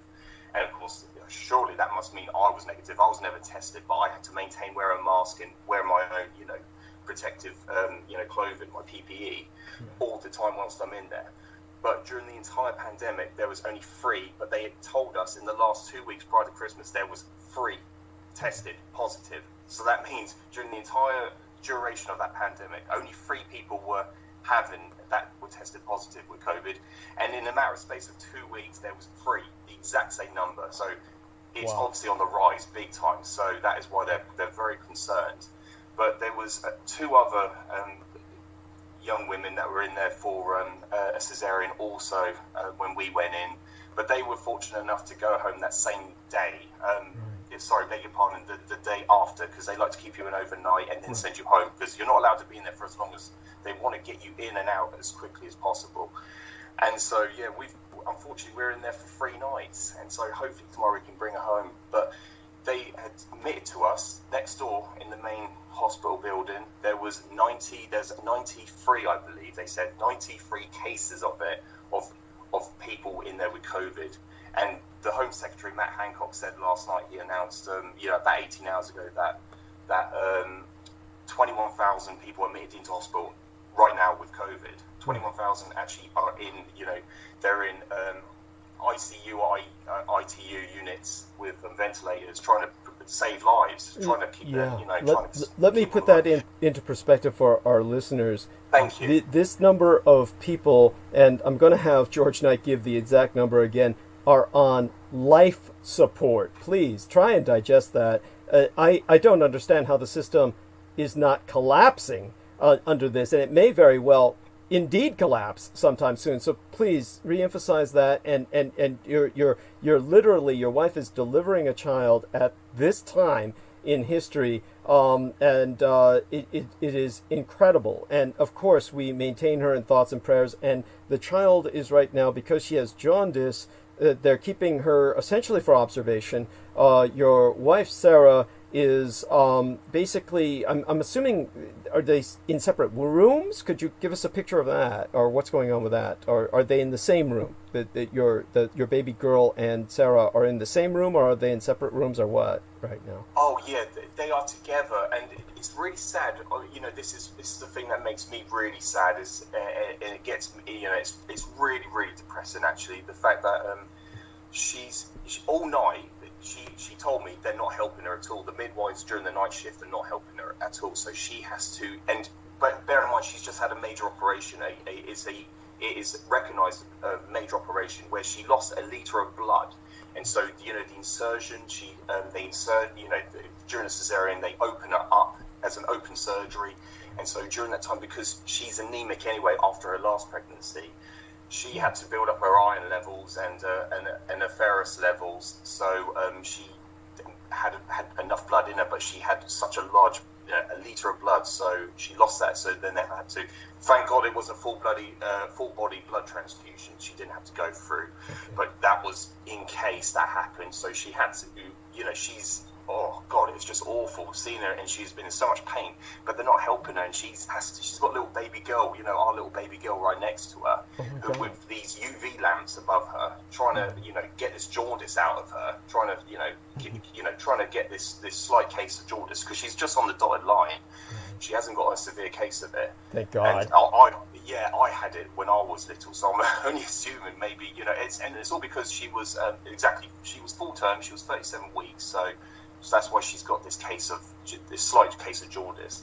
But so she has to do everything on her own. She has to change her nappy, and my God, that was the first time I've had to do it. I've done my share of nappies so far. I've never done it before, and so she has to do it all on her own, right next to her. So she's right next to her bed, but the room, there are 2 other beds, so she shares. All because with the women with COVID, they get a separate room with their own bathroom, their own bed, and the partner, can stay there as well if he's self-isolating, but all the time. But I have to go in and out of visiting hours, so only 12 hours a day.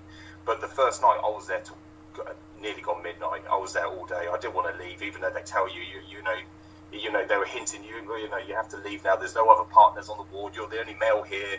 And I was like, no, I want to look after my baby and Sarah. Right. Basically. Yeah. But no, that's how they've done it. So it is incredibly. Hello, darling. Sorry, Douglas. Yeah, my other little daughter's just come in. She's woken up now. Oh, that's wonderful. Yeah. Yeah, 2 seconds. Yeah, but sure, no, that's what they've done. They've separated the COVID to the negative patience. Right. So no, it is incredibly safe. I'm just going to go on mute quickly, Douglas. Is that all right? Of course, of course. I'll hold the stage. No worries. And thank you so much. Yeah, take your time. And right now we're talking across the Atlantic with George Knight, a wonderful human being who's produced two wonderful documentaries, mini documentaries, on his channel, which is the Bizarre HD channel, which is on YouTube. And so Bizarre HD is spelled Bizarehd, and so it's definitely worth looking at. And he's expressed something that many people are afraid to express in England and in the West, of course, talking about the conditions of Britain and this quote unquote won the war, lost the war. It really is a moot point when you realize the war has never ended, and this is something that, of course, has been of how would I say this? It's been a paradigm shift for many people who have encountered myself as a public informant. And what was really sad was what happened in Australia with the man who published Nexus magazine, because he was so just hostile to myself, and he had a divorce with his wife, who I met, and he had a girlfriend who he met through my public expositions, and the girlfriend was fascinated by what we had to say about the 1,000-year Reich in exile, and at the same time, this girlfriend, who was very kind to us, there's so much that she missed out because of what was censored from Nexus magazine, what was not put into the Nexus magazine article, which was the Sheepkrieg, the disc war, which is what our man, Mr. George Knight, is going to be speaking about in his documentary.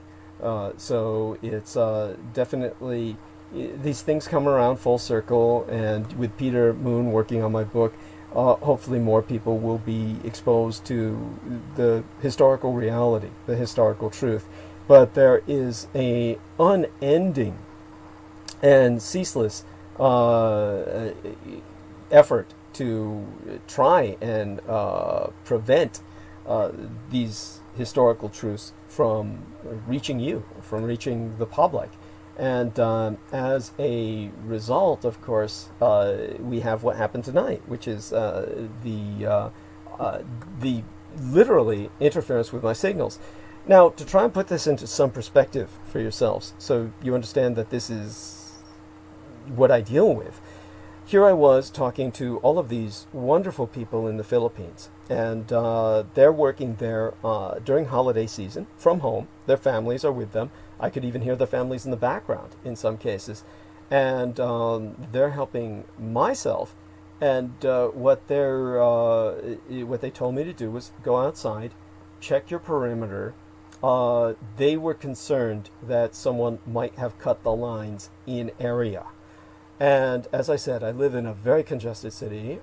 It makes for great security because the city is so congested that it's very hard to ambush someone here. I'm not in an environment where it's easy to set up a sniper to take me out because I'm surrounded by buildings. And you might think, oh, well, isn't that ideal? No, it's not. It's far from ideal. There's no place for a sniper to set himself up because how would he get to a rooftop? You might watch movies and you might think that's easy. Well, it's not. It's easy in a sense. If someone were to just have no sense of boundaries, one can run over the rooftops of San Francisco. I've done this in the past, involved with different activities, but it's literally something that cannot go unnoticed. I was not unnoticed when I was running from rooftop to rooftop in San Francisco. You could be unnoticed to an extent, because you're in passing, you can just do something and just move on. Okay, a sniper can't do that. They have to establish themselves, set themselves up. Say someone were to try and establish themselves on a rooftop across from myself, they'd be sitting there for hours, freezing their ass off, or whatever in different types of weather, being exposed to rain and inclement weather. It's not that snipers are unable to do this. It's simply the fact that they would not go unnoticed. It's one thing to do this in a forested environment or in a environment that is not, how would I say it? This is different. You can't do that without going unnoticed in San Francisco. There's just too many people who'd look up and say, "Who the hell is that? What is that?" And they would use their cell phones to take footage, and this person would wind up all over the internet. Or as well, they would do things that would expose this individual. It's just, it's very, very difficult to strike at me. Now, here it was. I went outside, and here's the perimeter, and it's raining, and it's midnight. So when I went out, it's midnight, and we're under curfew. So there's no one outside. It's raining, and there's no reason for anyone to be outside because nothing is open. There are no services available other than emergency services. But here was this individual with a airport luggage level suitcase affair, who then starts moving towards myself in the rain, who's got this thing he's bringing from across the street. He was up the block, across the street, and then he started moving towards me. Now, I am not feeling under threat physically, but there's no point in my confronting this individual because there might be some completely innocuous or innocent reason behind this individual being out there in the rain with a suitcase like that. But you and I both know that's bullshit. There's no reason for anyone to be out there across the block, up the street with that suitcase, and then start rolling towards me with dragging this suitcase when I'm out there checking my perimeter. If you ask me, they were probably trying to provoke me into confronting them so that either they could try and do something, or they were hoping I would attack them so I would wind up being classified as some kind of assailant. So this was something, yeah. So I was just relating to people what had gone on earlier. But I hope she's okay. And is she okay to leave alone for a bit? Can you afford to be on with us for a bit? Or does she need your full? Yeah, Douglas. Yeah. I've just done a little bit of breakfast, some bit of toast, so she's happy. Okay, She's happy. wonderful. And I've just caught that last bit, and that's exactly what I learned from you, Douglas. That's what these people do. What they do is they will keep provoking you. In its instigation, basically, it's just they antagonise you for you to respond. Now, you either respond to them, even though they're the victimizer, they'll then provoke you into you becoming the victimizer yourself. Yes. Onto them, so then they will call victim, and so that's a classic case of what Donald Trump does all the time. He always calls, I'm the victim. Keep getting slandered and causing, these people are causing defamation on myself, and that's what these people try and do. And that's what I learned from you. That's why I don't respond to anyone when they try to, push my buttons. Thank you. And tell us about a little bit about, if you will, about Boris Johnson and what you feel is going on with him. Give us a little bit of a rundown. Do you know what, Douglas? It's so funny because if you look at both sides of the Atlantic, you look at Donald Trump and then you look at Boris Johnson, and then they have both got their own cult. They both have their own. There's a division, and exactly because I was listening to an older transmission that he did probably about 4 or 5 years ago with Michael Basham, and you explained it, or it could have been when Trump was elected, maybe 2016, I believe it was, and so there's no dialogue. They don't talk to one another. Both sides, you've got these political spectrums where neither side are talking to one another, and so they call out the others, and they call each other the others. It's all separatism. So they don't talk to one another. So it's all this, this clash of division, which will, it could provoke a civil war quite easily, any time. It could just outbreak just like that, all because of all because of this massive division. And so you look at both Boris Johnson and Donald Trump; they're pretty much the same. You know, they're the same cheeks. You know, they're the same on you know, both sides of the same coin. Yes, both cheeks of the same butt. Yeah, both cheeks of the same butt. Yeah, you know, I was going to say, you know, that phrase that's saying that both, you know, they're two cheeks of the same arse, basically, however it says, you know, that, and so it's just, they've got their own, and that's the only way I can describe it, is their own cultists. They will defend them to the end, to the death. They will defend these people, and they look upon them as, you know, saviors and their messiah, and it's just really, it's quite disturbing when, and they look at them and say, like, the greatest thing on earth. These two men. Yeah. And during the pandemic, during the start, because I think when we spoke last year, we were talking about Brexit, and you've got these people who really, with Boris Johnson, and during the start of it, everyone was praising him, saying he's doing a wonderful job. You know, he's our prime minister that has, you know, no one, it's unprecedented times, and so everyone, you know, he's doing. How can anyone, who wants to replace him, who wants to get into issues? And they were really praising him up. But you look at everything he says and does, like this whole tier system we've got, it's not functionally viable. It does not work. And he's just been this, and all he thinks about is his popularity. He's just worried about being voted out. And that's his only concern. That's why Christmas just gone, he told everyone, oh yeah, you could meet up with 3 different households. Yeah. And all of a sudden, oh, shit. Backlash.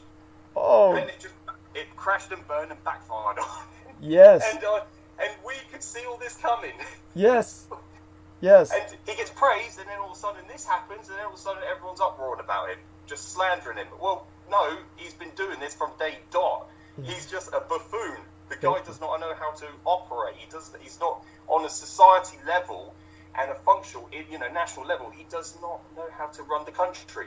He's just only thinking about his popularity, and even his own cabinet are against him. They vote against everything he says and does. It's true. He's like the lame duck president in the United States. Donald Trump is what they call a lame duck president because he's lost the election. He's now in the final stages of his presidency, and in the old days they would call this the useless part of a president's term. And that's where Boris Johnson is right now, because the very conservatives who considered him their battering ram for Brexit are now considering him this incredible failure for obvious reasons. And and they're hamstringing him, so there's really nothing getting done. And what this is, honestly, Britain is at this point. The National Health Service, the NHS, was its pride. It was the national pride. At this point in history, how would you describe it? What has it become now? Well, oh God, Douglas, you know what? That's probably something that my Sarah could actually, she has told me, you know, obviously from an inside, she's an inside source, so she's expressed a lot of, like, you know, how, you know, inept it is, and how, you know, how, oh God, it's just, how functionally it doesn't work. Just everything, and the lack of funding. There's no, you know, they obviously they cut and do a lot of, like, government cuts to the NHS, and you look at the building. Oh my God, I should really take some pictures inside it when I go in there, and I'll send them to you, Douglas. It is excuse my language, but it's a shithole. It's an absolute disgrace. Yeah. I cannot express it anymore. And I was telling that to Sarah when she was on the bed last night. Oh my God, look how, like, you know, it's disgusting. This whole place is just horrible. So sad. There are some really nice people. That's the thing. There are some really lovely, genuine, nice, sincere people that work within the NHS, like Sarah, and they all do a fabulous job. But you can really see the effects of all the government funding cuts that are going on. You can really see it. And like I said, that's why they're very apprehensive at this time, because of 21,000 people on ventilators, and they know they haven't got enough. Yeah. I'll talk about this a little bit later in Arc of Narrative tonight, and I'm certain that Sarah, honestly, if she could come on at some point in the future, she could do an entire transmission on the National Health Service and where absolutely. Yeah, yes, but definitely one of the things that's probably going to start happening is similar to what happened in Italy, where they're going to have to start rationing who lives, who dies. They're going to start triaging, and so I mean, in a sense, it's probably happening now. We just don't know about it, and they probably aren't talking about it. Has Sarah, without getting her into trouble, let's just say, is there anyone at work that Sarah has spoken with who has seen anything like that? Oh, do you know what, Douglas? Probably not, and peripherally, probably not either. But the thing is, I've learned a lot from you, and I also I feed her back the information. I regurgitate a lot of the things, and she goes, it makes a lot of sense. Just like you said, just like they did in Italy, they have this, they will decide who lives and who dies based upon things like their age and how much. And the thing is, what they keep regurgitating on the news is they said, protect lives and protect the NHS. And you and me know both full well, no, they want you alive so you continue to pay your taxes. Yes. That's what it's all about. Because without your taxes, they have absolutely nothing. Yes. So obviously the government, and this is what I don't get with all these people that say, oh yeah, they're doing this deliberately. This pandemic's all brought on deliberately to kill you. Without diving into that aspect of it. But the main function is, the main principle of it is that they want you alive so you continue to pay your taxes. That's why they want you alive. They're using that as a forefront with the NHS. And yes, it is. They are being really overwhelmed, especially by those numbers and figures. But they need you alive so you continue to pay your taxes. They want you to stay alive long as possible. That's how they're going to decide who lives and who dies when it gets to that point. Yeah, it's who's capable of paying taxes is going to be the choosing point. It's the elderly won't be paying any more taxes, and they're actually taking up resources, so they will not be getting the care. Whereas the people who will be getting the care are those who can go back to work and pay taxes. And honestly, it's one of those situations where it's beyond tragic. But people might say, well, isn't that all exemplary of population control? No, it's exemplary of basically corruption and incompetence. It's total corruption and incompetence. Thank you. Yes, absolutely, Douglas. Yeah, and Boris Johnson is the personification of incompetence. He's the personification. He's a clown. It's like, oh my God. It's like he'll go down in history. He'll be remembered as like the Black Plague itself, just an idiot who helped make the situation worse. He took a bad situation and just made it worse. And what about that? Oh God, I have to admit, this is just, we don't need to dwell on this, but I can't resist it because it's so much fun. What about that idiot assistant he had who was basically the racist who was married to the Russian chick who made these racist comments? Do you remember any of this? Beg your pardon. Is he just recently resigned? Yes. I try to remember his name. Oh God, you basically in his cabinet, and they call it the gang. There's 5 of them. You've got Priti Patel, you've got Michael Gove, G-O-V-E. You've got, beg your pardon, it's like, the back of my mind at the moment is he during the pandemic, he went to Durham, didn't he? He travelled to Durham. Yes. Yes. Oh God, what's his name? I beg your pardon. I don't blame you for bleaching him from your mind. And Patel, I call him the yellow nigger. I call him the yellow house nigger is what I call the Patel guy. Yeah. And he's supposed to be running the economy, right? He's the one who tells everybody how good it is that so many people have been laid off and shit. Yeah, Rishi, you got this man who's and that's the thing, this furlough scheme. He's the one who initiated this furlough scheme. So they were saying, oh, this man should be prime minister as soon as he announced that. But they were only following what other countries were doing, what Denmark were doing, what these other they were just following suit of them with the furlough scheme. You'll get these you'll get government funding 8%. You get 8% of your wages. Up to like $3,500 or $2,500. I can't remember which it was. They've extended that now to April, by the way. So that's how long they're hoping to stay in this lockdown for, I believe. Oh my God. That Russian Rudnak character. He's he's just going to plummet the economy back into the ground. And this is the thing, Douglas, what they should have done back in January is just close the borders, but they allowed 80 million, I think it was around 80 million, no, beg your pardon, not 80 million, that's Excuse me.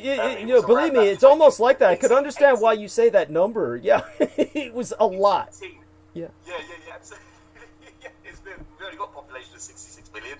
Yeah, 18. It was, beg your pardon, 18 million to come in without being screened into the country and to just carry on their lives. This is why this tier system does not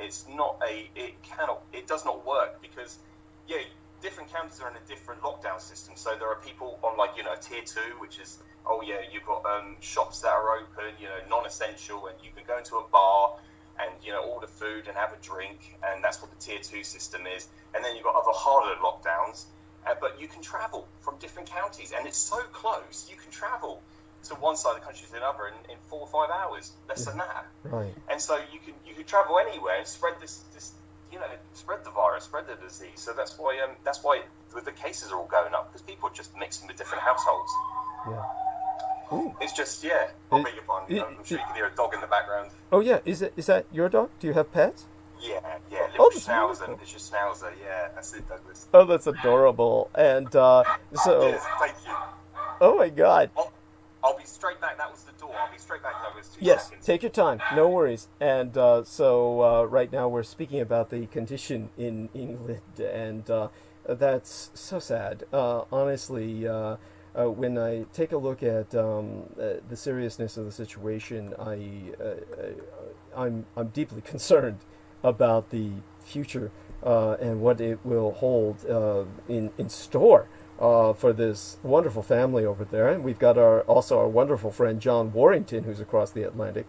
And hopefully sometime in the near future I'll be able to talk to him as freely as I'm talking to George Knight right now. The hours are very different, so maybe one of these days I can bring John Warrington on. I've done so in the past. We brought him on in the past when he's been available, and it's John Warrington who provided me everything I know about Brexit. John Warrington did all of the hard research, and it's definitely something that that really leaves us all. Honestly, I think the British really don't understand how bad it is, how much trouble they're in. I don't think most Americans understand how bad it is, or how much trouble we're in. They're just beginning to grasp that, and it's we can't really do justice to the seriousness of the situation. It's just too dire. When I try to put this into perspective for people, it's something that, of course, many people reject out of hand, and then, of course, we've got people who are dedicated to trying to silence myself. Now, what I described just earlier, of course, where we've got somebody who was probably literally up the block and across the street using whatever equipment they had in their suitcase to jam the signal. So I wasn't able to transmit tonight. Now that knocked off a lot of people immediately hearing what I had to say, but it's best that I get this out now before I disappear for the New Year's holiday weekend. And with that in mind, I'm definitely just kind of coming down from dealing with being able to get back on. They pulled a lot of technological miracles to have me be able to transmit at all, so I feel obligated to transmit. And these wonderful people in the Philippines working for Comcast kept sending new signals until they finally established that the signals were being jammed. Once they established that, they sent a signal on a very specific wavelength that will be active for only 24 hours, and then the technician is coming at 7:30 in the morning to basically repair things from there. Now, it's not that long from now, really. It's 3:08 here, and so what I'll start doing is just going into Arc of Narrative, and we'll keep transmitting until it's time to stop, and I have to let the guy in to basically work. Aside from that, however, I think that our wonderful George Knight has helped take me to the point where I'm ready to dive into Arc of Narrative tonight, and I will do my best to do justice to the topic. I'll probably start off with the Ben Estenius ad because it's one of those things that helps people to, just helps myself to get that out of the way and do that as a responsibility, live up to my obligations there, and then then go on to kind of bring about the rest of what I hope people can learn from tonight in terms of my analysis and the analysis of others. I had planned on reading a couple of open letters written by some professionals concerning the subjects of the latest cyber assault, for instance, the man, Mr. Krebs, who had been in charge of cybersecurity for the United States, for the American Empire. And it's certainly something that, oh my God, we have so much to cover. And I realize now how little time we have before the technician gets here. 3 to 4, 4 to 5, 5 to 6, 6 to 7. I mean, Christ, he's going to be here in about 4 hours. That'll be less time than I have. So what I might do is take a break. If one of our friends is up, they can spell me while I deal with the technician, but probably I'll have to stop transmitting at that time. And but it's definitely been an honor and a privilege to have people here for the New Year's. And we'll let George Knight go a little bit, shortly after he comes back, because yeah, I'm back. Okay. Sorry, beg your pardon. Oh, take your time. Take your time. I'm telling people how comparatively little time I have before the technician comes, actually 4 hours or so. So I'll probably need to start going into monologue soon. But I want to just kind of, wrap things up with you. Obviously, you need to get started with your day. But what I'd like you to try and do is tell us a little bit, now that you've told us about the situation in the country, and we've talked about the situation with your wife's delivery. Certainly now I realize that even though I knew this subconsciously, I mean, she's had 4 children at this point.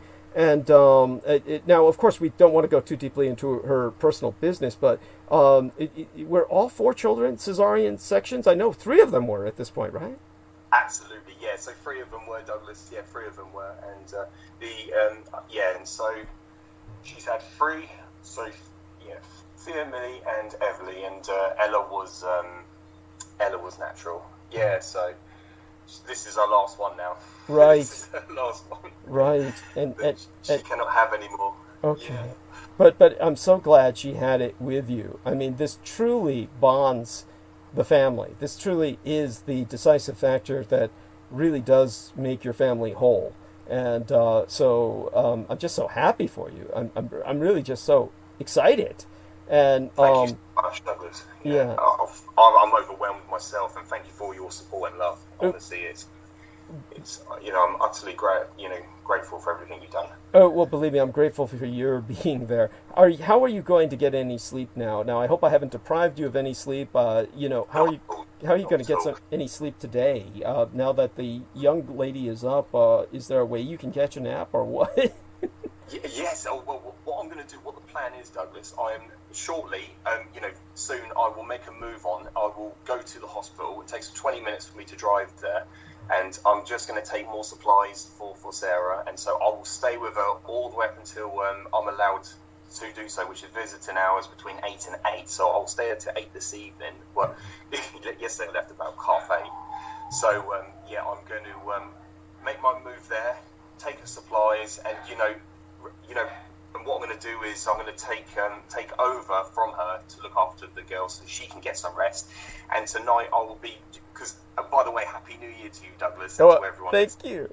Thank you. Yeah, we all thank you. Yeah, go on, please. And then what I'll do, I'll come back and I will get another sleep tonight, because I've been sleeping the last 2 nights, coming home by myself, sleeping in the great big bed by myself. It's so strange not having Sarah there with me. And then I will sleep again tonight, and then when she gets home tomorrow, which hopefully she will be home tomorrow with the little girl, I will then do the feeding in the night, and so she can get some rest, well-deserved rest. She has not been sleeping. She's been deprived for the last 4 days of sleep.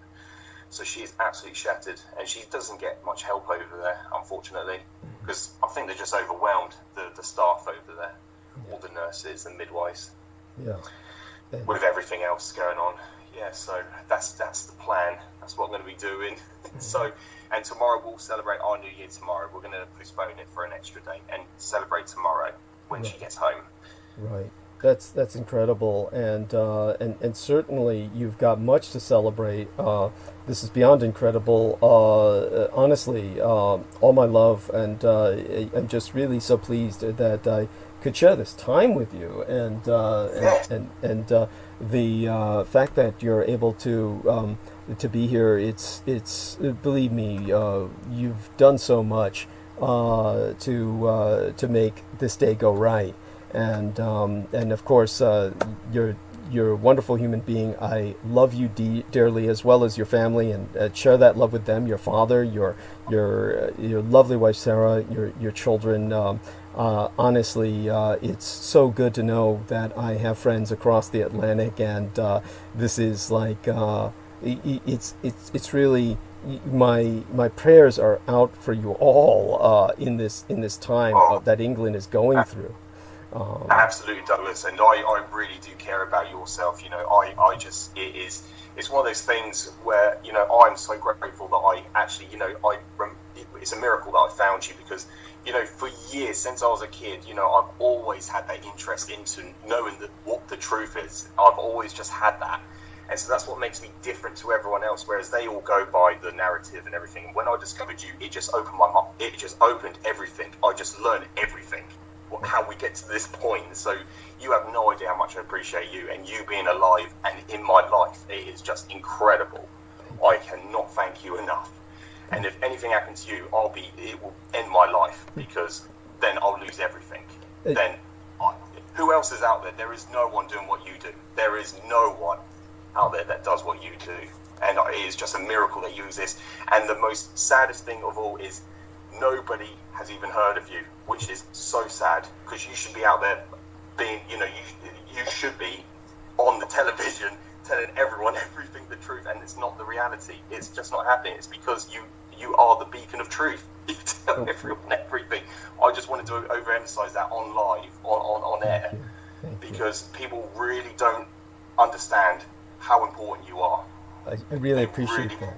Thank you. They really have no idea, because you are the only person out there telling the truth. And once you've learned what listening to you for so long and learning what you have taught me, you really know the difference between who's out there, who's your enemy, and who is the bad person, who's the bad guy.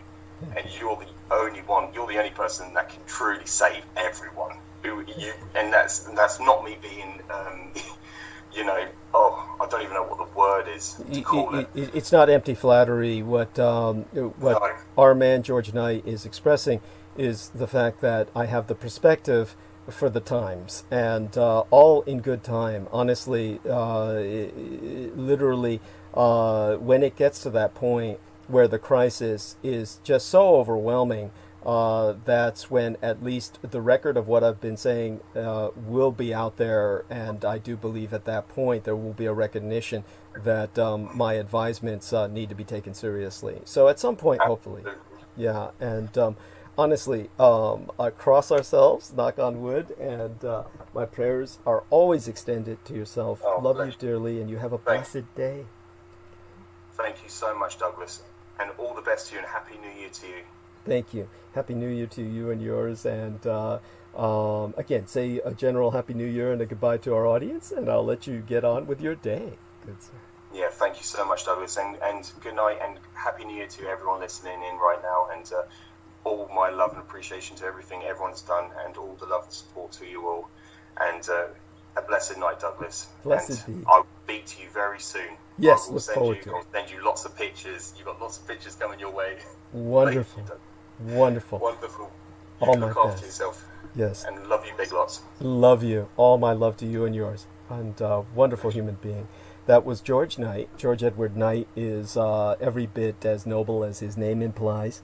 and to get started by getting some of my obligations out of the way, one among the creepiest true crime tours in America is the Tucson Murders True Crime Tours. The Tucson Murders True Crime Tours provide a historic crime investigation into forgotten lost crimes in Tucson, Arizona. These small private tours are hosted by the Mr. Ben Baron Astenius, a true crime researcher and enthusiast who will personally take us to real historic crime locations related to these crimes in Tucson, relive these events, and hear the untold stories behind the stories. The Baron Ben specializes in the seemingly ever-developing case of the late serial rape killer Charles Howard Smitty Schmid Jr., alias the Pied Piper of Tucson. An aftermath tour.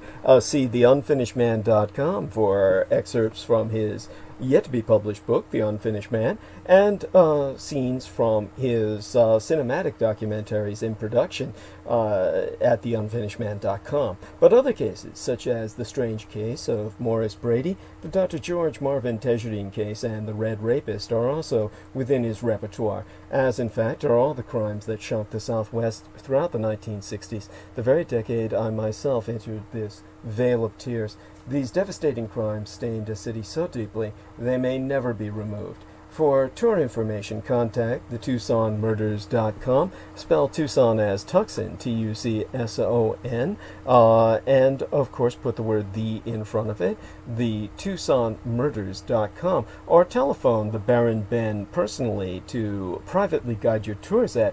1-520-/323-3406. That's 1520-323-3406. And forget not to subscribe to the Man of the Soil YouTube channel, and you will know you're at the right Man of the Soil channel on YouTube when you encounter the young white blonde chick with the big tits in the green t-shirt that says Ace Hardware, and then you'll know you're in the right place, and at that point you can regale yourself by checking out the Baron Ben Astenius himself in his race car outfit, and dressed to kill. He's zipping around in his sprint mobile.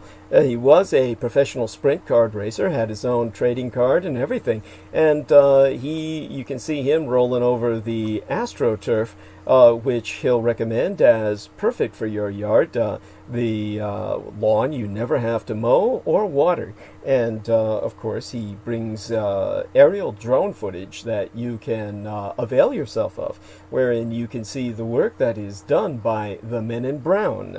These are the men from across the border, from behind that wall that Trump would have built, who do the work white men won't do. Actually, what white men literally physically cannot do. They die of heat stroke or sunstroke within hours at the most, whereas the men in brown, the men from down south, can do that work throughout the day, and they do it, providing whomever employs the Man of the Soil with the greatest show on dirt. His words. Nice selling point. And there, we've gotten that out of the way. And I've put the word out to a number of people, and if they respond, I'll bring them on if I need breaks in the near future. By that I mean in the near now. For right now, here's what you need to know. You may be sending off 2020 with a shiver. 2 nasty winter storms are bringing ice, snow, and cold temps from Texas all the way to Michigan. Just going to check our live stream here, and I notice no one is very active. Everyone is welcome to talk in the live stream. Do feel free to participate. In terms of that military bill, the United States House both endorsed and rebuked Donald Trump. Lawmakers voted to overturn the president's veto of a massive defense spending bill, which, well, while approving his call for 2,000 United States dollar pandemic relief checks. Both bills head to the Senate this week.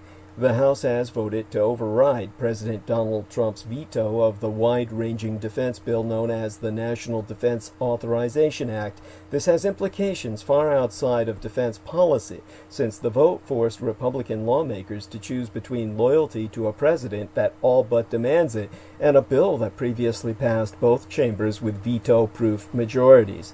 In the end, more than 100 House Republicans voted for the override. Now the Senate will have its own vote, setting up a new test for Senate Majority Leader Mitch McConnell. The $740 billion United States dollar bill includes pay raises for America's soldiers, modernization for equipment, and provisions to require more scrutiny before troops are withdrawn from United Germany or Afghanistan. And the U.S. Senate Republicans have blocked that $2,000 stimulus check project. Majority Leader Mitch McConnell thwarting Democrats' attempt to push through the increased direct relief payments, then tying the issue with unrelated White House demands. Nevertheless, Trump finally signed the bill. After days of bashing a sweeping coronavirus relief and spending bill, President Donald Trump has finally grudgingly signed the coronavirus relief bill on Sunday night. And under intense bipartisan pressure and days of self-inflicted drama, President Trump has signed a sweeping coronavirus relief and spending bill. This abrupt reversal by the president came as converging crises of COVID-19, economic suffering, the looming government shutdown, and Trump's ongoing fight to overturn the election drew expressions of alarm from lawmakers. The massive $2.3 trillion United States dollar bill, which includes a $900 billion US dollar relief package, averts the government shutdown that would have started Tuesday and extends important unemployment benefits that ended on, basically Saturday night this weekend last. However, pandemic relief programs lapsed the day before Trump signed the bill, meaning the more than 12 million Americans who rely on them may experience a blip in aid. Unemployment compensations and federal enhancement payments will be shortened by a week as they be reinstated, and there may be a break in payments of several weeks whilst state agencies reprogram their computers. But luckily, the benefits are retroactive. As for stimulus checks, Trump said he only signed the bill after Senate leaders committed to $2,000 US dollar stimulus checks, but Senate Majority Leader Mitch McConnell has not acknowledged that commitment. In fact, Senate Majority Leader Mitch McConnell has blocked an effort to boost forthcoming stimulus checks from $600 US dollars to $2,000. Despite demands from President Trump and opposition from prominent congressional Republicans. Instead, it looks like McConnell plans to combine several of Trump's other priorities into so-called poison pill legislation that would turn off Democrats and be highly unlikely to pass at all. These other policy requests include a repeal of some online liability protections and the establishment of a commission to study voter fraud.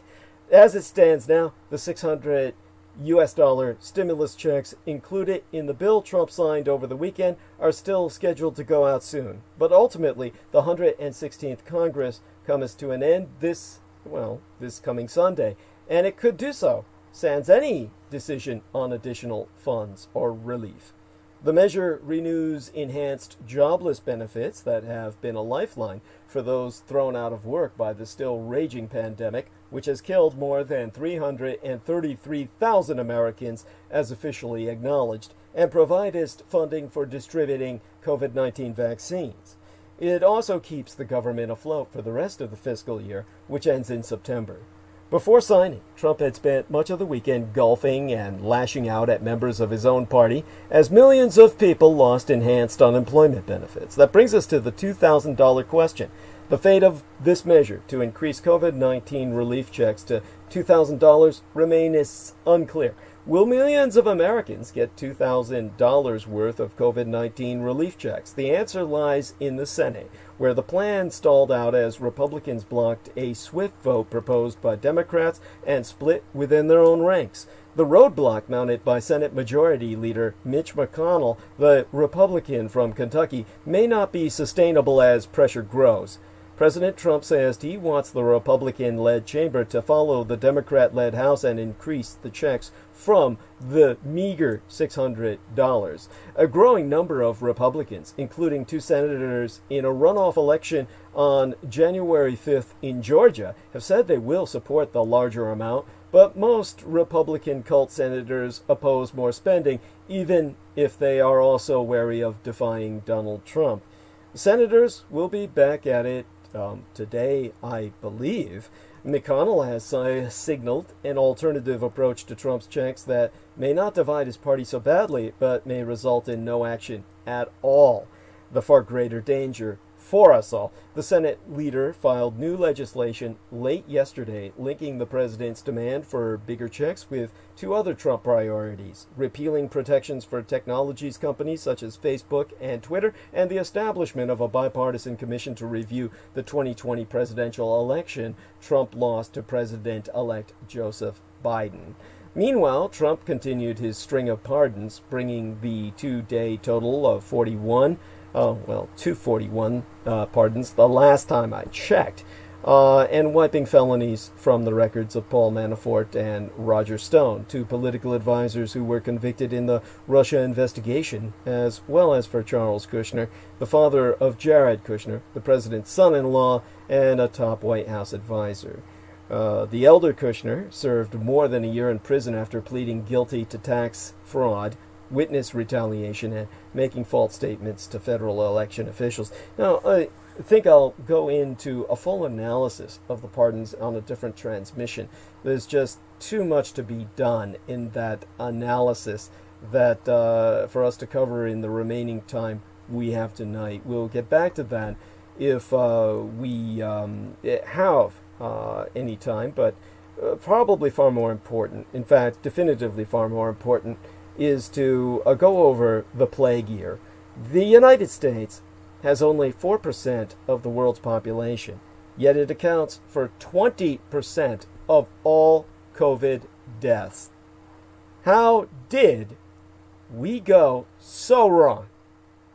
In April, Lawrence Wright, a surname spelled the same as the Wright brothers of first flight fame in the United States, even though the real first flight was conducted by a Brazilian. Again, I've gone into that in the past, and I can go into that again in the future. But this Wright, Mr. Lawrence Wright, W-R-I-G-H-T, published a shockingly prescient novel about a global pandemic sparked by a mysterious virus that originated in Asia. As his fictional world hewed ever closer to reality, and it became as clear that the COVID-19 outbreak was hardly the fleeting episode that President Trump insisted it would be, remarkably, the very scientist who had helped Wright invent a fictional pathogen and vaccine for his novel, Dr. Barney S. Graham of the National Institutes of Health, ended up becoming the chief architect of the first 2 vaccines to be authorized for emergency use in these United States. So we need to ask where year 2 of the pandemic will take us. In 2020, a virus disrupted our lives, catching so many off guard. What does 2021 hold for the ongoing coronavirus outbreak? This year, I proved myself, unfortunately, all too prescient, as always, starting in 2016, back when I was working with Revolution Radio. I warned that America was not ready for a pandemic, and that such an outbreak under a Trump misadministration would play out very poorly. In 2020, when a deadly virus arrived, I quickly warned that the United States might end up with the worst outbreak in the world. Today, I once again am looking forward, and I should emphasize 4 factors to expect in year 2 of this outbreak throughout 2021. Firstly, the vaccine rollout could prove very rocky. Highly contagious new virus strains are appearing now, increasing the pressure to speed up the pace of COVID-19 vaccinations. The discovery of a more contagious coronavirus strain in these United States this week has turned the battle against COVID-19 into a high-stakes race between the newly authorized vaccines and a virus that soon may spread even faster. So the slow American vaccine rollout is causing grave concerns. The United States hit a new dismal daily coronavirus record with 3,725 deaths recorded yesterday, the day before yesterday by now. What was once an unthinkable number is now a possible precursor to what medical experts are warning will be an awful rest of the winter. Their words. One epidemiologist said the United States is now past the point of waves and spikes and is in the middle of a viral tsunami. The new COVID-19 variant, first found in the United Kingdom, has also made it to these United States, with a case recorded in Colorado. The new variant spreads more quickly but does not appear to be more deadly. Meanwhile, health officials are concerned over the slow rollout of tens of millions of vaccine doses. The federal government's Operation Warp Speed promised that 20 million doses would be administered before January 1st, but only 11 million people have, or 11 million vaccines have been distributed, and just over 2 million have actually been given to people. Now, Kelly Moore of Vanderbilt University, who studies immunization policy, said, to quote as she, "We are trying to plan for the most complex vaccination program in all recorded human history after a year of complete and total exhaustion, with a chronically underfunded infrastructure and personnel who are still responsible for measles and sexually transmitted diseases and making sure your water is clean enough to drink." Now, the second factor to take into consideration and maintain your attention on is the fact that the virus itself could still change even further. What happens next with SARS-CoV-2 depends on how our immunosystems react to the vaccines and whether the virus evolves in response. Both factors are notoriously hard to predict because the immunosystem, as immunologists like to remind us people, is very complicated. And evolution, as biologists so often note, is cleverer than you. Now, thirdly, expect some relief by the summer. Nonetheless, we have to maintain hope. Many of the epidemiologists, physicians, immunologists, sociologists, and historians are cautiously optimistic that the United States is headed for a better summer. But they emphasized that such a world, though plausible, is not inevitable. And that brings us to the fourth factor, because still, this outbreak, regardless, will leave long-term scars. A pummeled healthcare system will be reeling, short-staffed, and facing new surges of people with long-haul symptoms and or mental health problems. Social gaps that were widened will be further torn apart. Grief will turn into trauma. And a nation that has begun to return to normal will have to decide whether to remember that normal led to this. Now finally, some good numbers in this pandemic to begin with. Here's a bright spot in what's otherwise been a pandemic full of grisly numbers. more than 1 million people in these United States have gotten their first shot of the COVID-19 vaccine. And that's an undercount, given that the CDC still has to tally up some doses administered in recent days. Still, U.S. officials promised that there will be enough doses to vaccinate 20 million people by the end of the year. So far, things are going too much slower than that. On Thursday of Septimania, last week, the Trump misadministration announced that it would purchase an additional 100 million doses of the Pfizer vaccine. At least 70 million doses would be delivered by June 30th, and the rest would be delivered no later than July 31st. But while we wait, the pandemic rages on.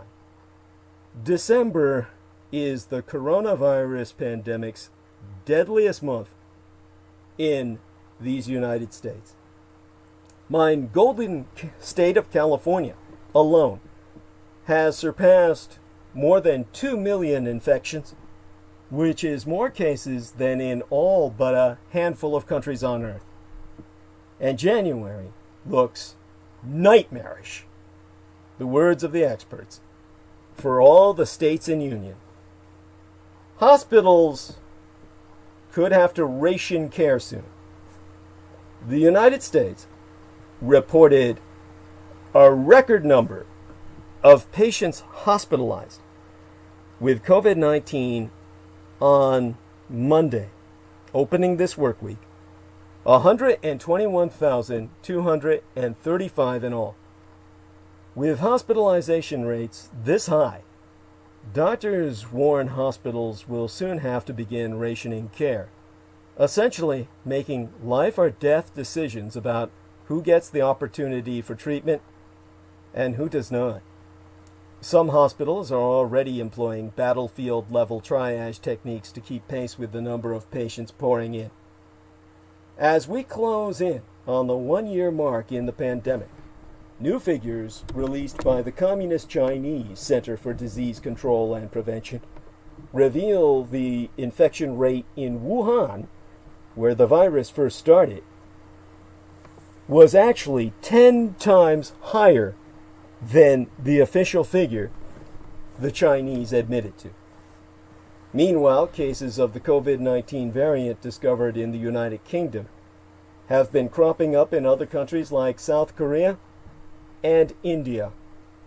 The UK government has sounded the alarm about this variant strain of SARS-CoV-2, the virus that causes COVID-19, which appears to spread more easily than all previous versions.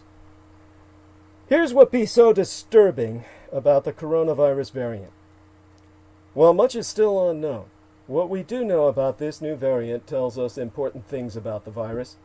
It can adapt to become more easily transmissible and may be able to become more difficult to neutralize and may possibly be able to outsmart the vaccine to a small extent. To date, SARS-CoV-2 has mutated at a fairly steady rate with just 1 or 2 variations per month.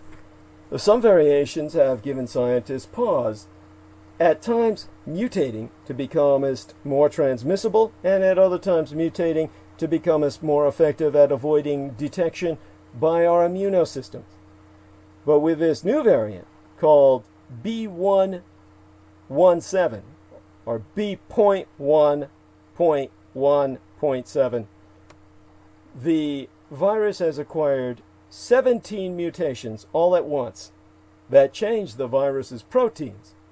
This according to the Centers for Disease Control and Prevention, which affect in turn 4 different viral proteins: the spike protein, ORF or ORF1AB, ORF8, and the N protein, the major nucleocapsid.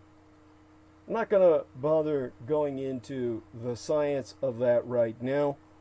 What I can tell you, while checking out the live stream, seeing that we've been on for a measly 2 hours, it's not that we have a shortage of time in live stream, we have a shortage of time before the technician arrives. What I can tell you without going too deep into the science of it all, is that while the sheer number of mutations in one variant is worrying, what is perhaps more worrisome is how the mutations, taken together, could change how the virus operates. One of the mutations, N501Y, increases how tightly the spike protein binds to the human ACE2 receptor, which may make it easier for the virus to take its root in those infected. This mutation is likely why this new variant, first isolated in the United Kingdom in late September, now accounts for more than 60% of new infections in and around London.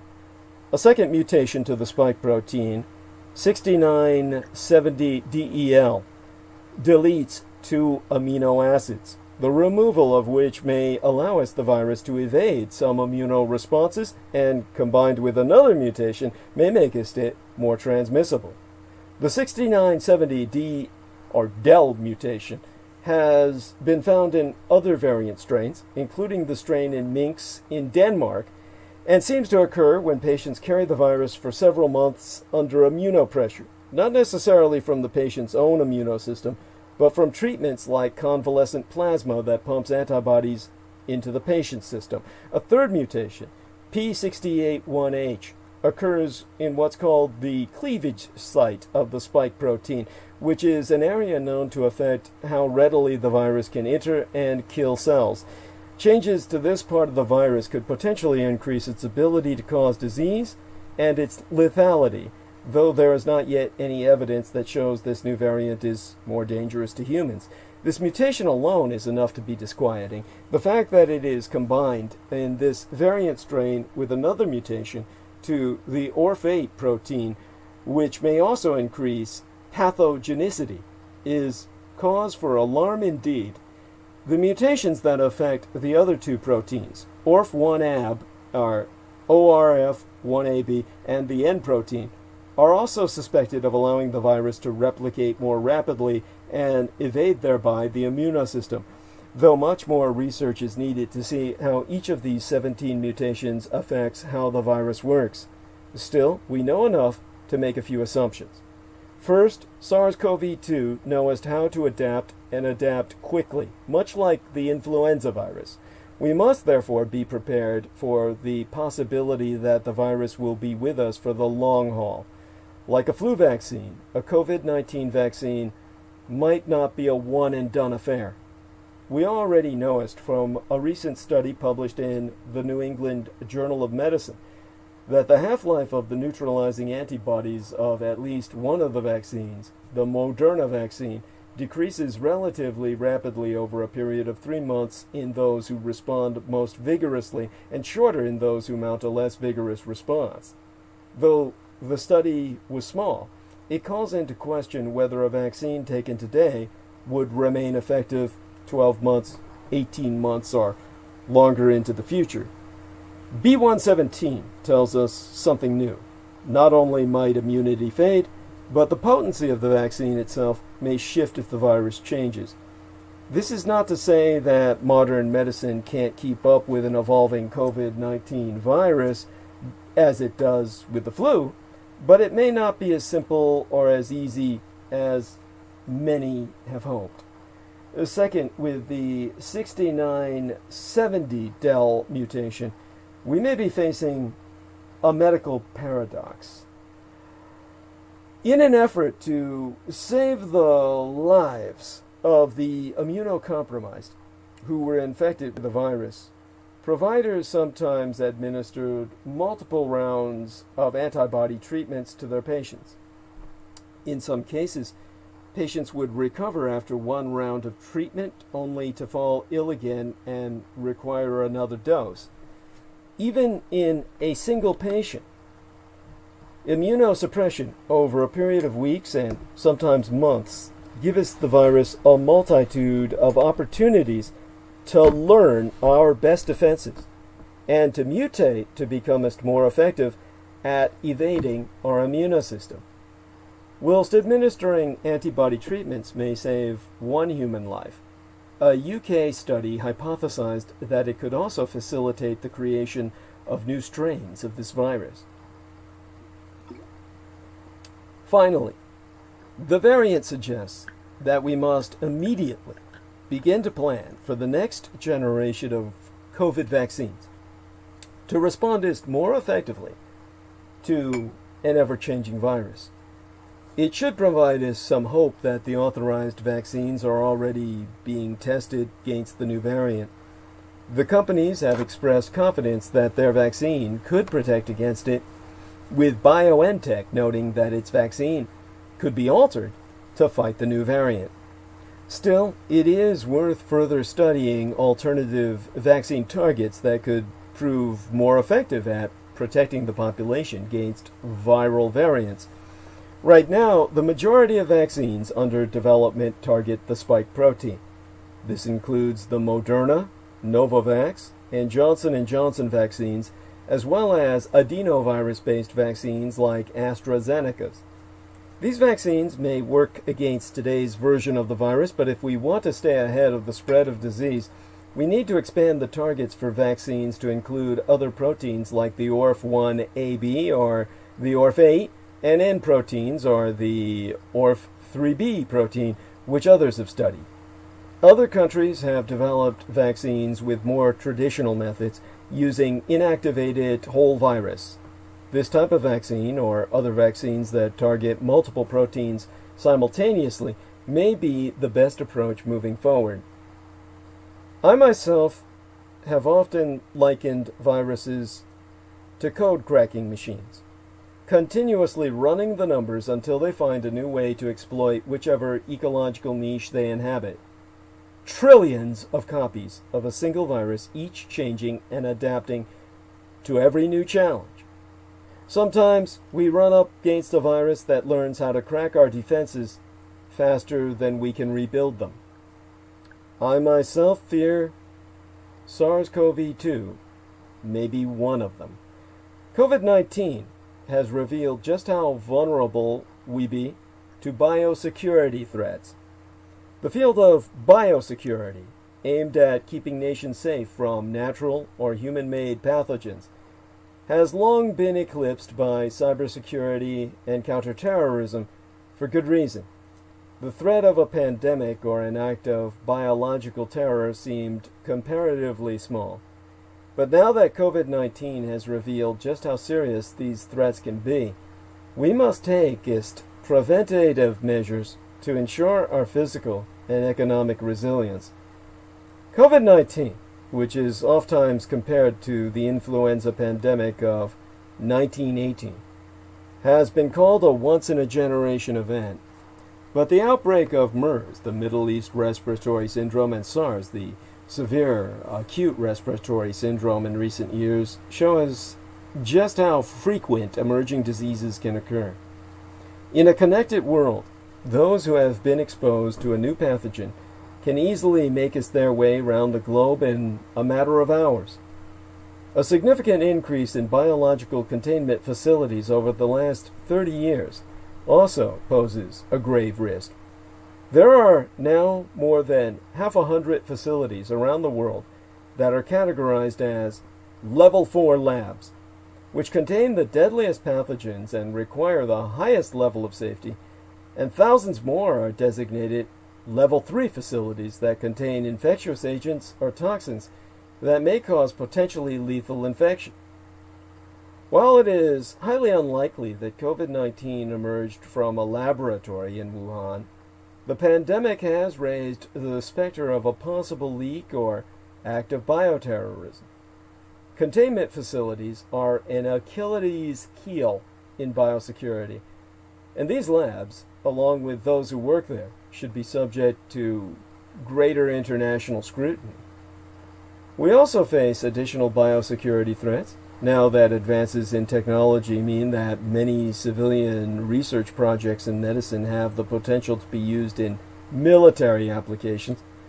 Controversial experiments in synthetic biology, including the synthesis of poliovirus from its genetic sequence, and the modification of H5N1, or hemagglutinin 5 neuromodase 1, the evolution of the avian swine flu, the so-called Spanish influenza, for airborne transmission in mammals, have also led to calls for tighter controls on the materials and information used to engineer these pathogens. We must not ignore the threat of independent, non-static, or non-state actors gaining access to these dangerous pathogens, which are the ultimate terror weapons due to their potentially supermassive impact, potentially extinction level, as, of course, threatened by Emperor Hirohito himself against the world had the Americans not surrendered.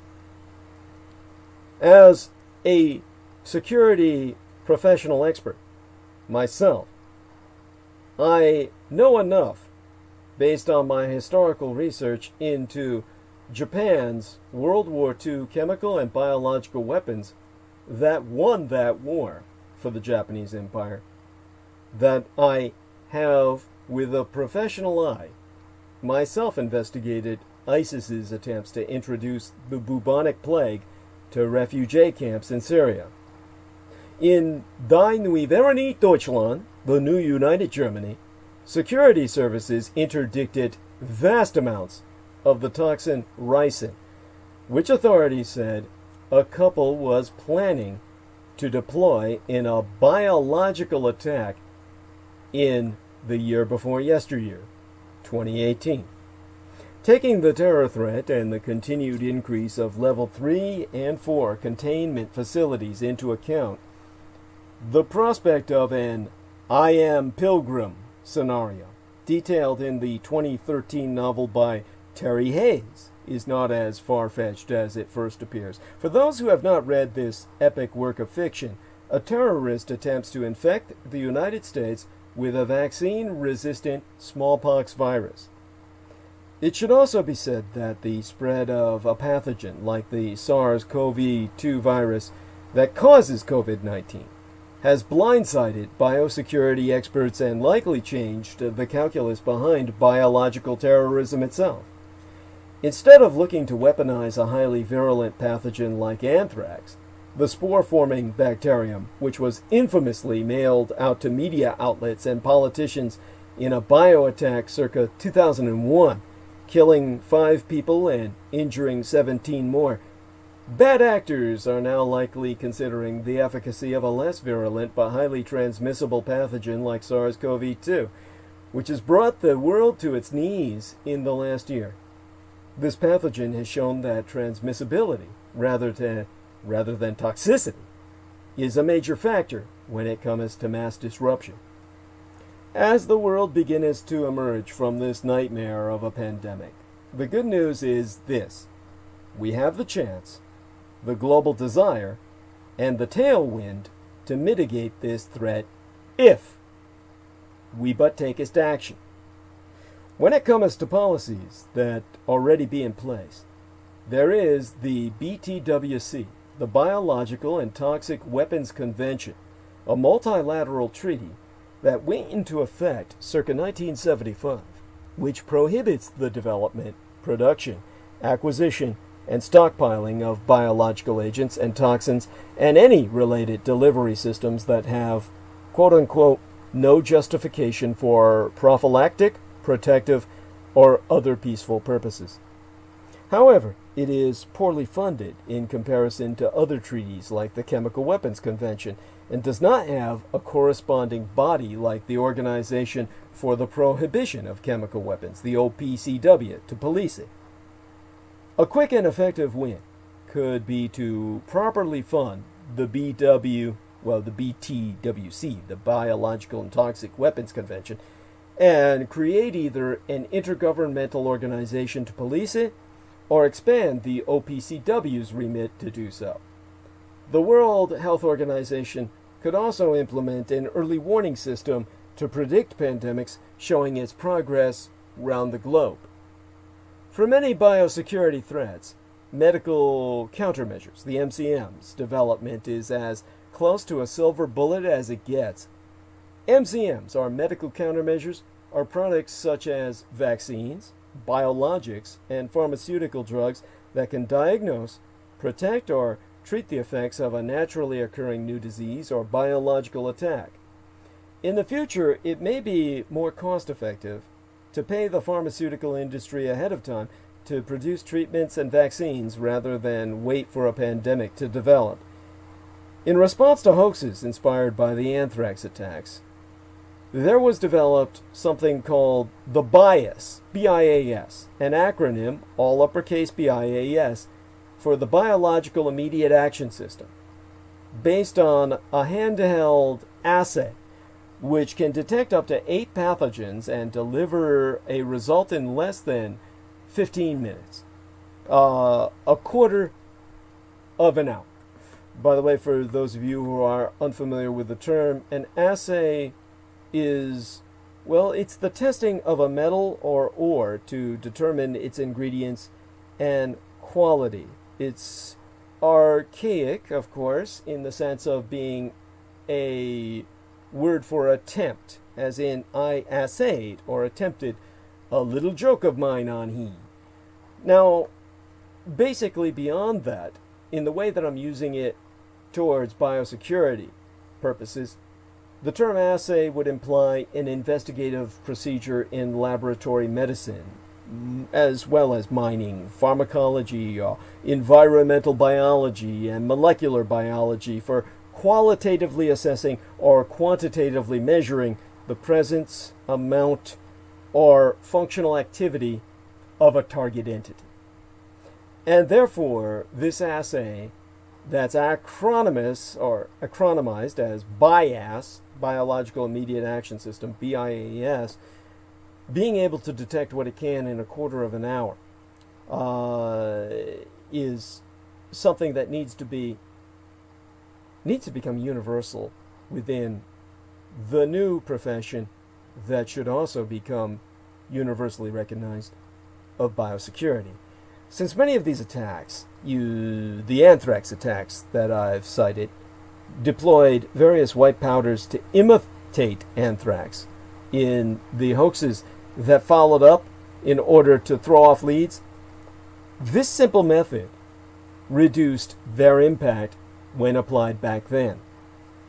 So when it comes to civilian research projects or biological containment facilities, national governments and private entities can create regulations around the shipment or downloads of any sensitive materials and require those handling these pathogens to either register their information in a database or undergo background checks. The pandemic has also underscored the importance of manufacturing and stockpiling medical gear, including PPE, which be acronyms for personal protective equipment, to avoid logjams in the supply chain and a reliance on other countries like the Communist Chinese Empire for these critical supplies. Providing accurate and accessible information to the public is also key. Propaganda and disinformation must never be taken lightly. Malevolent operators have targeted vaccine development, and now anti-vaxxers are trying to stoke skepticism about the COVID-19 vaccines in a world rife with conspiracy theories. The sheer quantity of disinformation pouring out of revanchist, revisionist Russia is enough to confuse people and make them doubt the truth itself, a problem some of our politicians and policymakers obviously have never fully grasped, and maybe never will, which is why we need new successors today in power politics. Going forward, we should treat biosecurity threats with the same urgency in the 21st century as world leaders approached nuclear weapons in the 20th century, all based on the experience of the Japanese with the American terrorist attacks deploying atomic bombs. If we are to avoid a biological weapons attack or another disease outbreak, regardless of whether it is a naturally occurring phenomenon or no, we must get our biosecurity plans up to speed. This will require international cooperation, something that has been in short supply at the United Nations Security Council in recent years.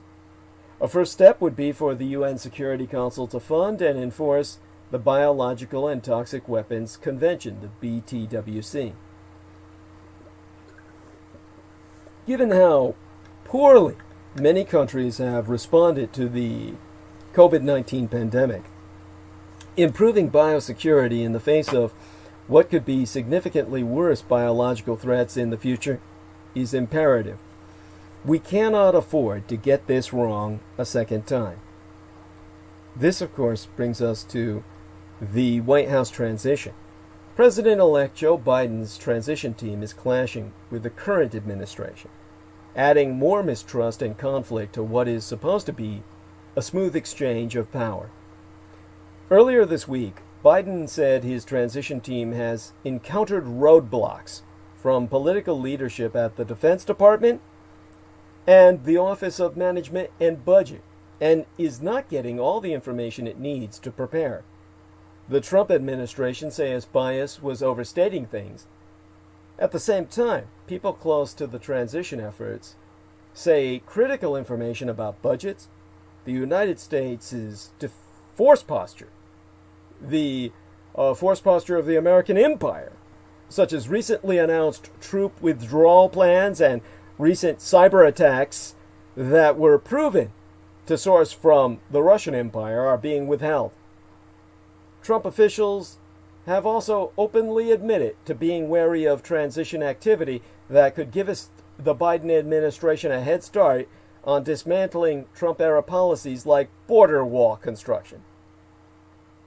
The cybersecurity attack itself is most exemplary of but another Trump mess Biden will have to clean up. President Donald Trump is leaving Joseph Biden with a mess.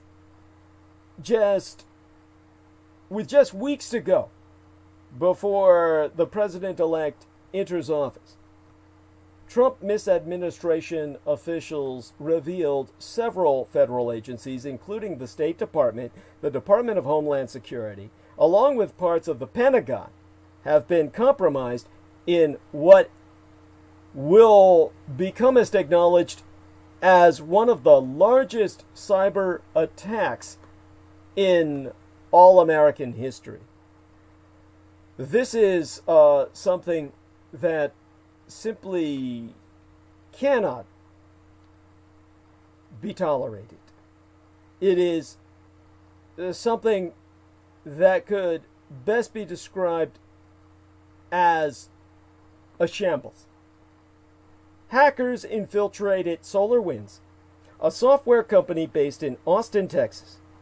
When SolarWinds' customers, which include government agencies and more than 400 of the top Fortune 500 companies, downloaded new versions of the targeted software, hackers gained access to internal networks and email accounts.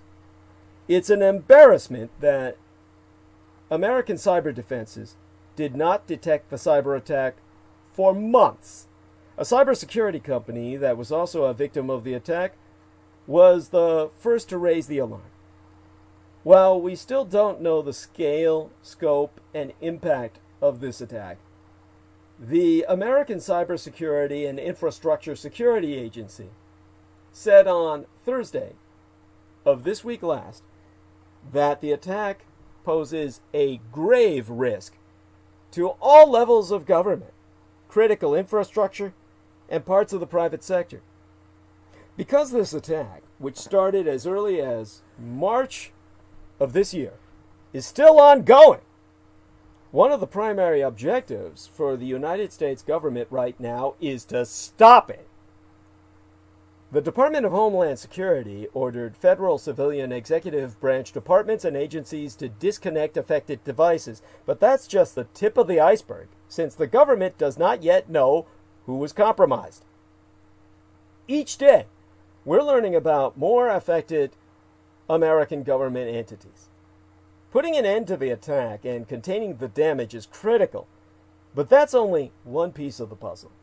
It's impossible to do full damage control without knowing the extent of the damage, and identifying who and what was compromised will take us some time.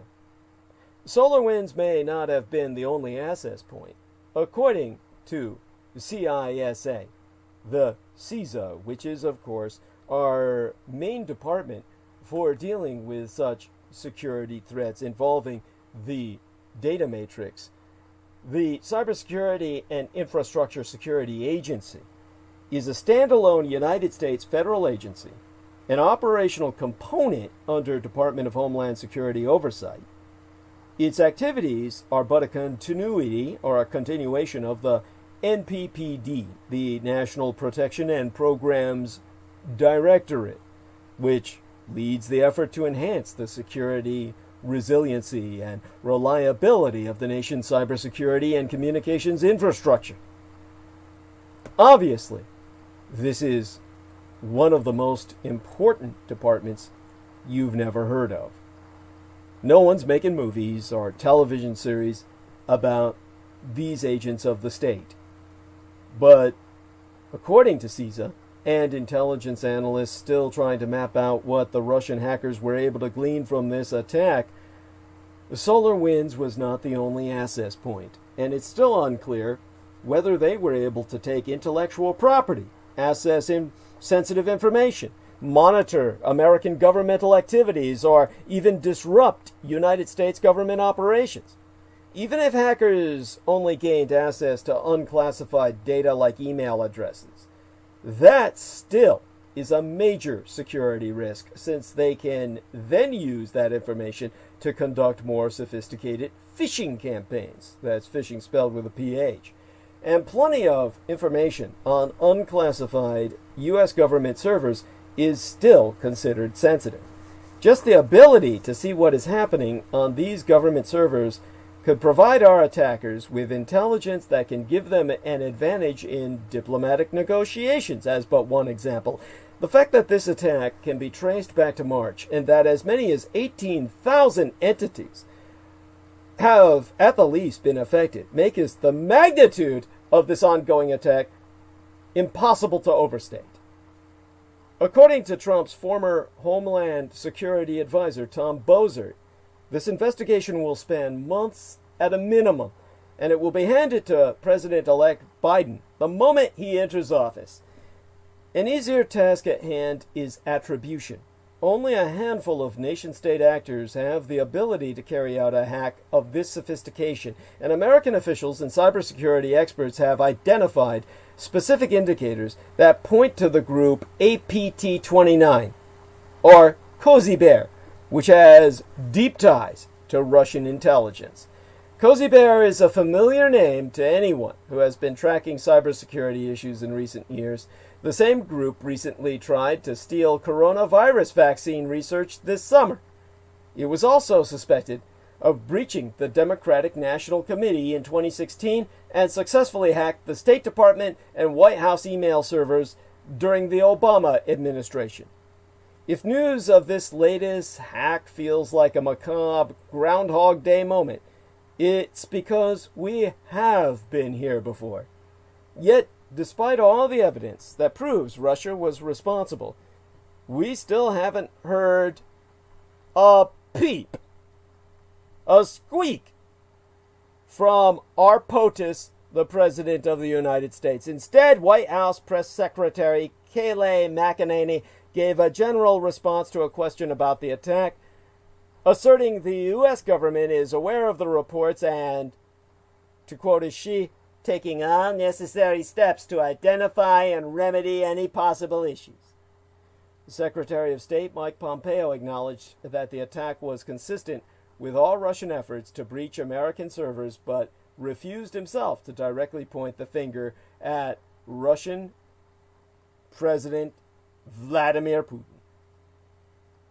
Now, based on my own experiences with both professional private security and with professional public security, working with both private corporations as a mercenary and working with the federal government via the Department of Defense, I noticed it takes time to declassify intelligence about these kinds of attacks. But given information from the private sector and declassification protocols, it seems Trump could, at the very least, call out Russia if he so wanted. The problem is, he feels obligated by being completely compromised into placating Vladimir Putin. With Trump leaving office during an ongoing Russian attack on the United States government, an act of war by any definition, it's now more clear than ever that he leaves behind a legacy of empowering the Russian Empire rather than deterring it. The likelihood that Trump will dance around the attribution issue is certain, but whether or not he calls Russia out is a secondary point by this time. I'm not holding my breath to see if Trump does the right thing. He's leaving soon, and his track record shows that nothing he says about Russia is ever credible to any degree. What matters most is that his his team, Team Trump, is fully empowered to mitigate and investigate this attack, and that they're authorized to fully brief the incoming administration, which they refuse to do. The American empire has stepped up offensive cyber operations against Russian targets in this last year as a warning to Vladimir Putin, but the Russian empire has simply responded by escalating its attacks against these United States. Whilst the American government was successful in defending the 2020 election from cyber attacks, the billions of US dollars it spent on cybersecurity systems and new cyber offensive capabilities were not nearly enough to avert or even detect the latest breach. That's why, at the barest minimum, this is a public relations victory for the Red Dictator Vladimir Putin. The fact that these hackers were more sophisticated than even the American Department of Homeland Security bolsters the broader Russian mission to broadcast our weaknesses and undermine confidence in the American empire and all our institutions. It's a perfectly tailored talking point for Russian influence operations around the world. We shouldn't expect much from Trump on any of this. After the Russian empire supported Donald Trump in the 2016 election, he's avoided upsetting or even confronting Vladimir Putin, even on life and death issues like the Russian Empire putting bounties on American soldiers. In 2017, Trump even went so far as to tweet that he would form an impenetrable cybersecurity unit so that election hacking and many other negative things will be guarded. His words. It's clear that this is going to be Biden's problem, both in terms of cleaning up the shambles and securing U.S. governmental systems to make it certain this doesn't ever happen again. In the unlikely event that the current misadministration chooses to launch retributive cyber attacks against the Russian Empire in the next few weeks, Biden may find himself in the middle of an escalating cyber war when he assumes office. That's why it is important that Biden, Vice President-elect Kamala Harris, and appropriate members of their team get all the same information Trump does on this attack. It is also critical that the transition team is updated on investigative and mitigation efforts within the federal government, not to mention any policy responses under consideration. Biden's team will have to reckon with what to do. The president-elect released a statement Thursday, this week last, saying his administration would elevate cybersecurity as an imperative across the government and expand our investment and the infrastructure and people we need to defend against malicious cyber attacks. He went on to say it was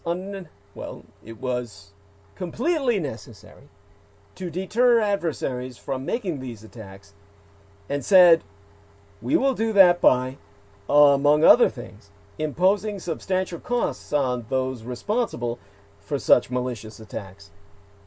This suggests a range of policy responses from sanctions to potentially more offensive cyber ops against motherless Russia itself. Biden will also likely have a new internal cybersecurity structure to work with. If the National Defense Authorization Act, the NDAA, which Trump personally vetoed, goes into effect after all, there will be a new cybersecurity czar in the federal government, along with new authorizations affecting cybersecurity itself. Clearly, there will also have to be a review of how and why our cyber defenses failed us across the board. Biden's relationship with Vladimir Putin was always going to be complicated. But unlike President Trump, Biden will approach that relationship informed by actual intelligence and unhindered by any personal political needs. When it comes to cybersecurity, Biden will have to rely on his team of experts to improve the American empire's defenses and come up with new ways to convince Putin that he needs to knock it off after Trump's legacy of defending us from Russia has proved to be a complete and utter failure. Basically a surrender to an enemy empire. Now, I've brought up in the past why this is so deadly. Why worry about the Russians conquering America, Douglas Dietrich? Tell us, O son of Hitler, what's so bad about living under Russian administration? Well, it's exemplified by what's going on in Russia itself. I see that chat has disconnected. Let's see if it's connected at all. I believe it's active now. I invite people to continue in chat, express yourselves, communicate. I'd appreciate seeing some action there, some input. One of the things that has happened recently was the 64-year-old Russian historian Oleg Sokolov, a Napoleonic warfare historian who received France's Légion d'honneur circa 2003, has been sentenced to 12 and a half years on admitting to murdering and butchering his former student and latest lover, the 24-year-old Anastasia Yeschenko. Now, this Russian Bonapartiste historian, meaning a Napoleonic sympathizer, was sentenced to 12 and a half years in prison for murdering and dismembering his young lover last year. And the St. Petersburg trial, which spurred activists to voice growing anger over domestic abuse in Russia, began in June after delays due to the coronavirus pandemic. Oleg Sokolov, a 64-year-old Slav trash piece of shit, had admitted to murdering the 24-year-old Anastasia Yeschenko, but said he committed the crime against his former student and lover in the heat of the moment during an argument. He was arrested in November last year after he was found drunk and carrying a backpack containing a woman's arms. Judge Yulia Maximenko, a lady, sentenced Sokolov on Friday of this week last weekend to 12 years and 6 months in a strict regime penal colony on charges of murder and the illegal possession of firearms. Now, this judge is a lady, or this man wouldn't have been sentenced at all. If he had had a male judge in Russia, they would have set him free. But as she read out the verdict, Maximenko confirmed that he was aware of his actions at the time of the crime, adding that the intent to murder arose suddenly. Now, an AFP, an Associated Free Press journalist attending that trial, reported that Sokolov paced back and forth as the sentence was read. In November last year, he was arrested after he was hauled out of the freezing Moika River in St. Petersburg while drunk and carrying a backpack containing a woman's arms he was trying to dispose of in the river. And Sokolov's attorney, Sergei Lukyanov, said the defense does not agree with the sentence, but will decide whether to appeal after receiving copy of the verdict. Now, last week, the court heard the final arguments in the case, and prosecutors requested a 15-year term. Yezchenko's parents attended the sentencing on Friday, and their attorney, Alexandra Beksheyeva, told reporters that even though nothing can bring their daughter back, the family does not intend to appeal the verdict to request a harsher sentence. Sokolov himself taught history at St. Petersburg State University. That's President Vladimir Putin's own alma mater. And so he was therefore close to the authorities. Vladimir Putin considers himself a new Napoleon. That's why this decorated historian was able to author several books on Napoleon Bonaparte and even oftentimes lead historical reenactments of the French Emperor's 1812 Russian campaign. This is like a Russian dressing up as Adolf Hitler and pretending to reach the gates of Moscow, or even breach them. Here's this son of a bitch dressing up like Napoleon Bonaparte, and he's in Russia, he's a Russian, and he's getting away with it. He's done so to the point where the French gave him a fucking medal, as if he had fought on the side of France in World War Zero, the Napoleonic Wars. How does he get away with this? Because he's a propagandist for Vladimir Putin, hailing Putin as the new Napoleon. The gruesome murder he perpetrated shocked Russia, after many of his own students proved Sokolov had exhibited inappropriate behavior in the past and demanded that management at the university be investigated. Because they're all like that, and Putin's like that. This is why every year, nearly 16.5 million women across the Russian Empire fall victim to domestic violence. Murdered and hacked to pieces like this young lady. However, all efforts to lobby for a specialized law against violence and protect female victims have failed because Vladimir Putin himself believes women to be property, to be cattle, to be exploited at the whim and caprice for the gratifications of men and butchered when they're no longer considered gratifying enough. When men consider them to be wilted flowers, to be composted, while they pluck another blossom. This is what we have here now, but it will be made orders of magnitude worse under Russian misadministration. This is why we cannot allow the Russians to control our lives.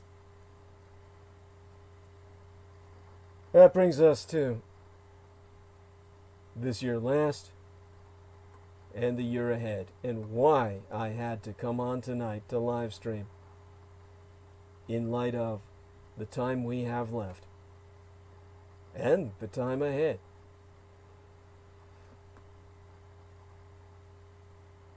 We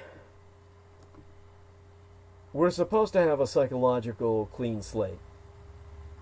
We'd like to clean our slate psychologically after all we've been through, to proceed ahead with a clear mind, because 2020 was not a good year. Unfortunately, there be no guarantee the next one will be any better. As Wajahat Ali opined recently for the New York Times, to quote his T from his writ, "Chaos and crises don't follow a calendar. Most of the underlying problems and challenges that made 2020 feel like a horror story will roll along with us into this new year. Even as the introduction of new coronavirus vaccines offers hope for the future, the pandemic will continue to take a toll on the health and livelihoods of the world's citizens for a good while yet to come. Nevertheless, as the end of the Gregorian calendar year approaches, it's only natural to want to kick 2020 to the curb and start afresh in 2021. This rather unfounded optimism for the future is an important part of tradition when it comes to the turning of the calendar year. We make us resolutions that we stand little chance of keeping, jot down goals that life's circumstances will promptly render obsolete. In years in which there is not a global pandemic necessitating that we all stay at home, we don our sparkliest fashions and pack ourselves into crowded parties to celebrate the occasion, ignoring the fact that all previous experience suggests the champagne will be lukewarm and the evening disappointing. In short, we never learn. A look at the history of New Year's Eve suggests that we will always be eager to bid the struggles and sadness of the past year good riddance, and ready to spend at least one night acting as if our fortunes are just about to take us a turn for all the better. The way we approach the new year isn't rational at all. That's kind of a beautiful thing. So let's make a toast. A toast for 2021.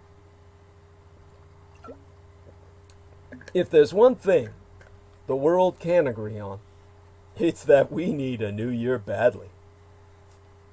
These are the last hours of an already notorious 12 months.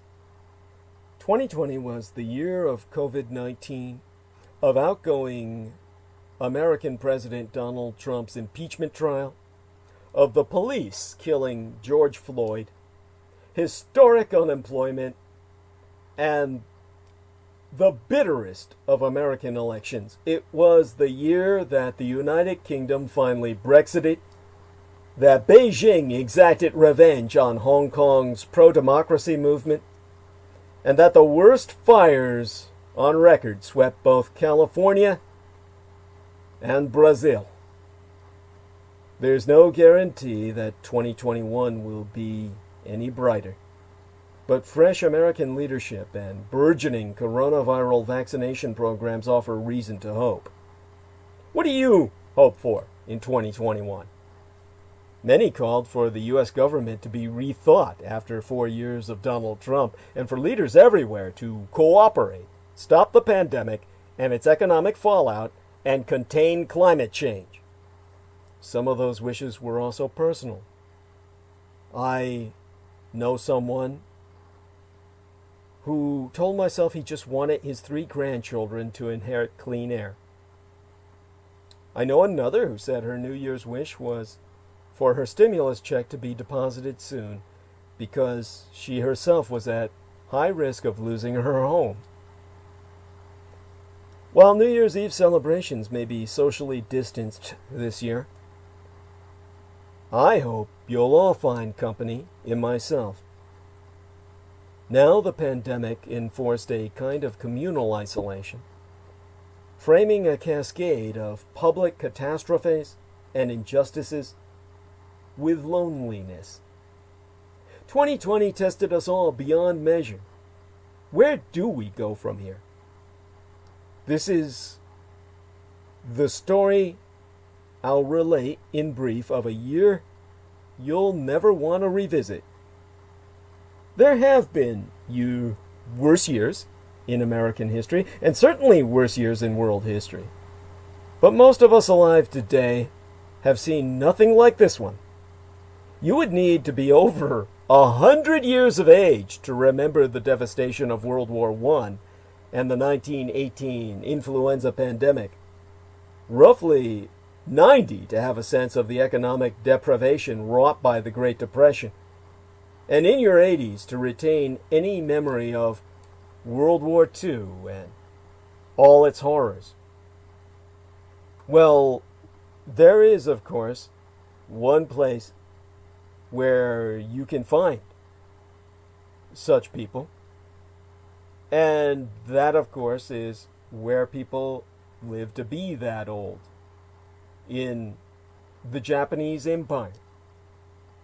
The world's oldest person, Kane Tanaka, turns 118 on Saturday, this coming weekend.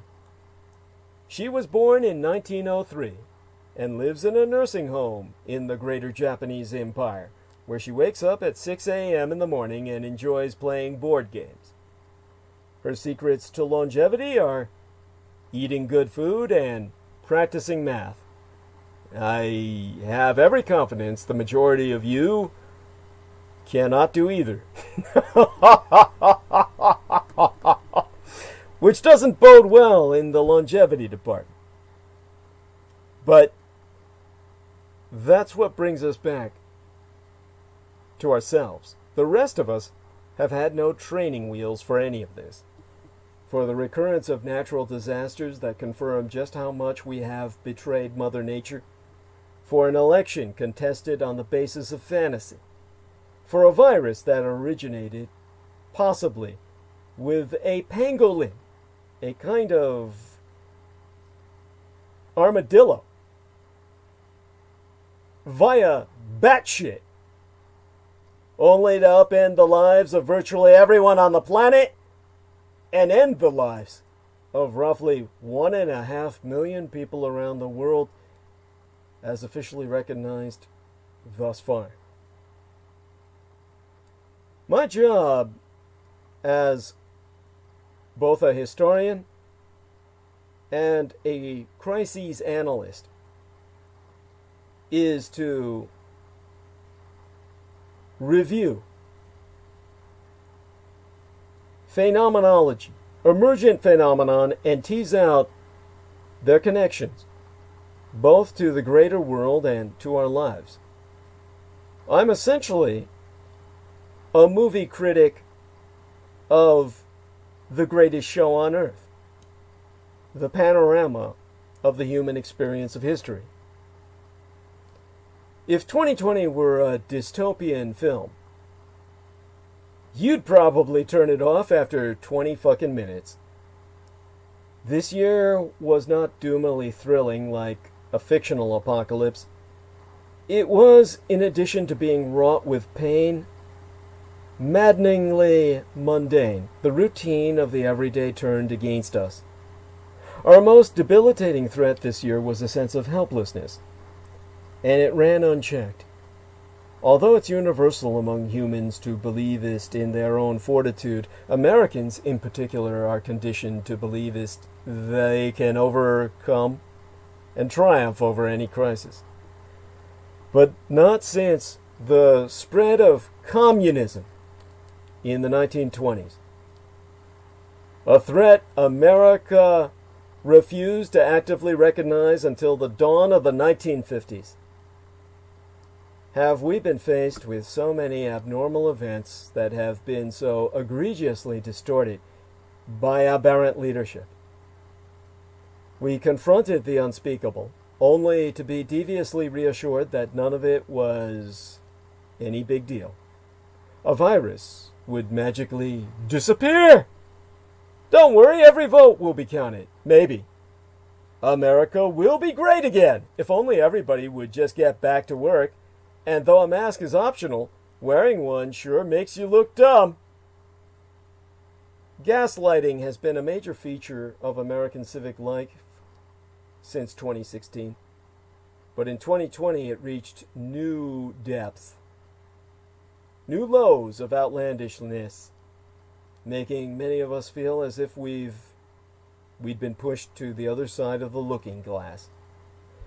We spent countless hours stuck at home and connected to the often untrustworthy hive mind of social media, wringing our hands and pointing out injustices, only to end up feeling even more paralyzed by the very people who are meant to protect us. The enemy. The mother-sucking Russians sought to divide us, and they succeeded. And COVID-19, it turns out, was the greatest gift that the enemy could have hoped for. helplessness met its evil twin, a partner in crime that would only magnify Vladimir Putin's mad power: isolation. In March, when major American cities joined others worldwide in locking down as defense against the plague, Americans who could work remotely figured out how to do their jobs at home. So many didn't have that privilege and lost their jobs, with no means to pay their rent or mortgage and no way to feed their families. Hunger became a major theme of this 2020th year in our Lord on the Christian calendar, presenting challenges even in countries with the means to assuage it. At the same time, parents across the world, no matter their means, hustled to take as care of and homeschool their children. Meanwhile, essential workers, from grocery store clerks to transportation of professionals to hospital nurses and physicians, continued to show up for duty. We'd see clips of healthcare workers in the news, their faces marked by hours of wearing PPE, the protective personnel equipment, their eyes laden with and leaden with weariness. Sometimes unable to hold back tears, they'd describe a new addition to their daily routine, watching patients die when they could no longer keep them alive, holding their hands because no one was allowed to visit them. Acting as surrogate for their loved ones. At a designated time each evening, many of us leaned out of our windows, armed with pots and wooden spoons, or just our oddball cacophony of human voices, and raised a ruckus in support of those workers. It was the least we could do, at a time when we had no idea of what to do. That began in March, the onset of a period in which most of us felt encased in our own lonely snow globes, looking out at a world that seemed to be falling apart. Realistically, the world had started falling apart long before.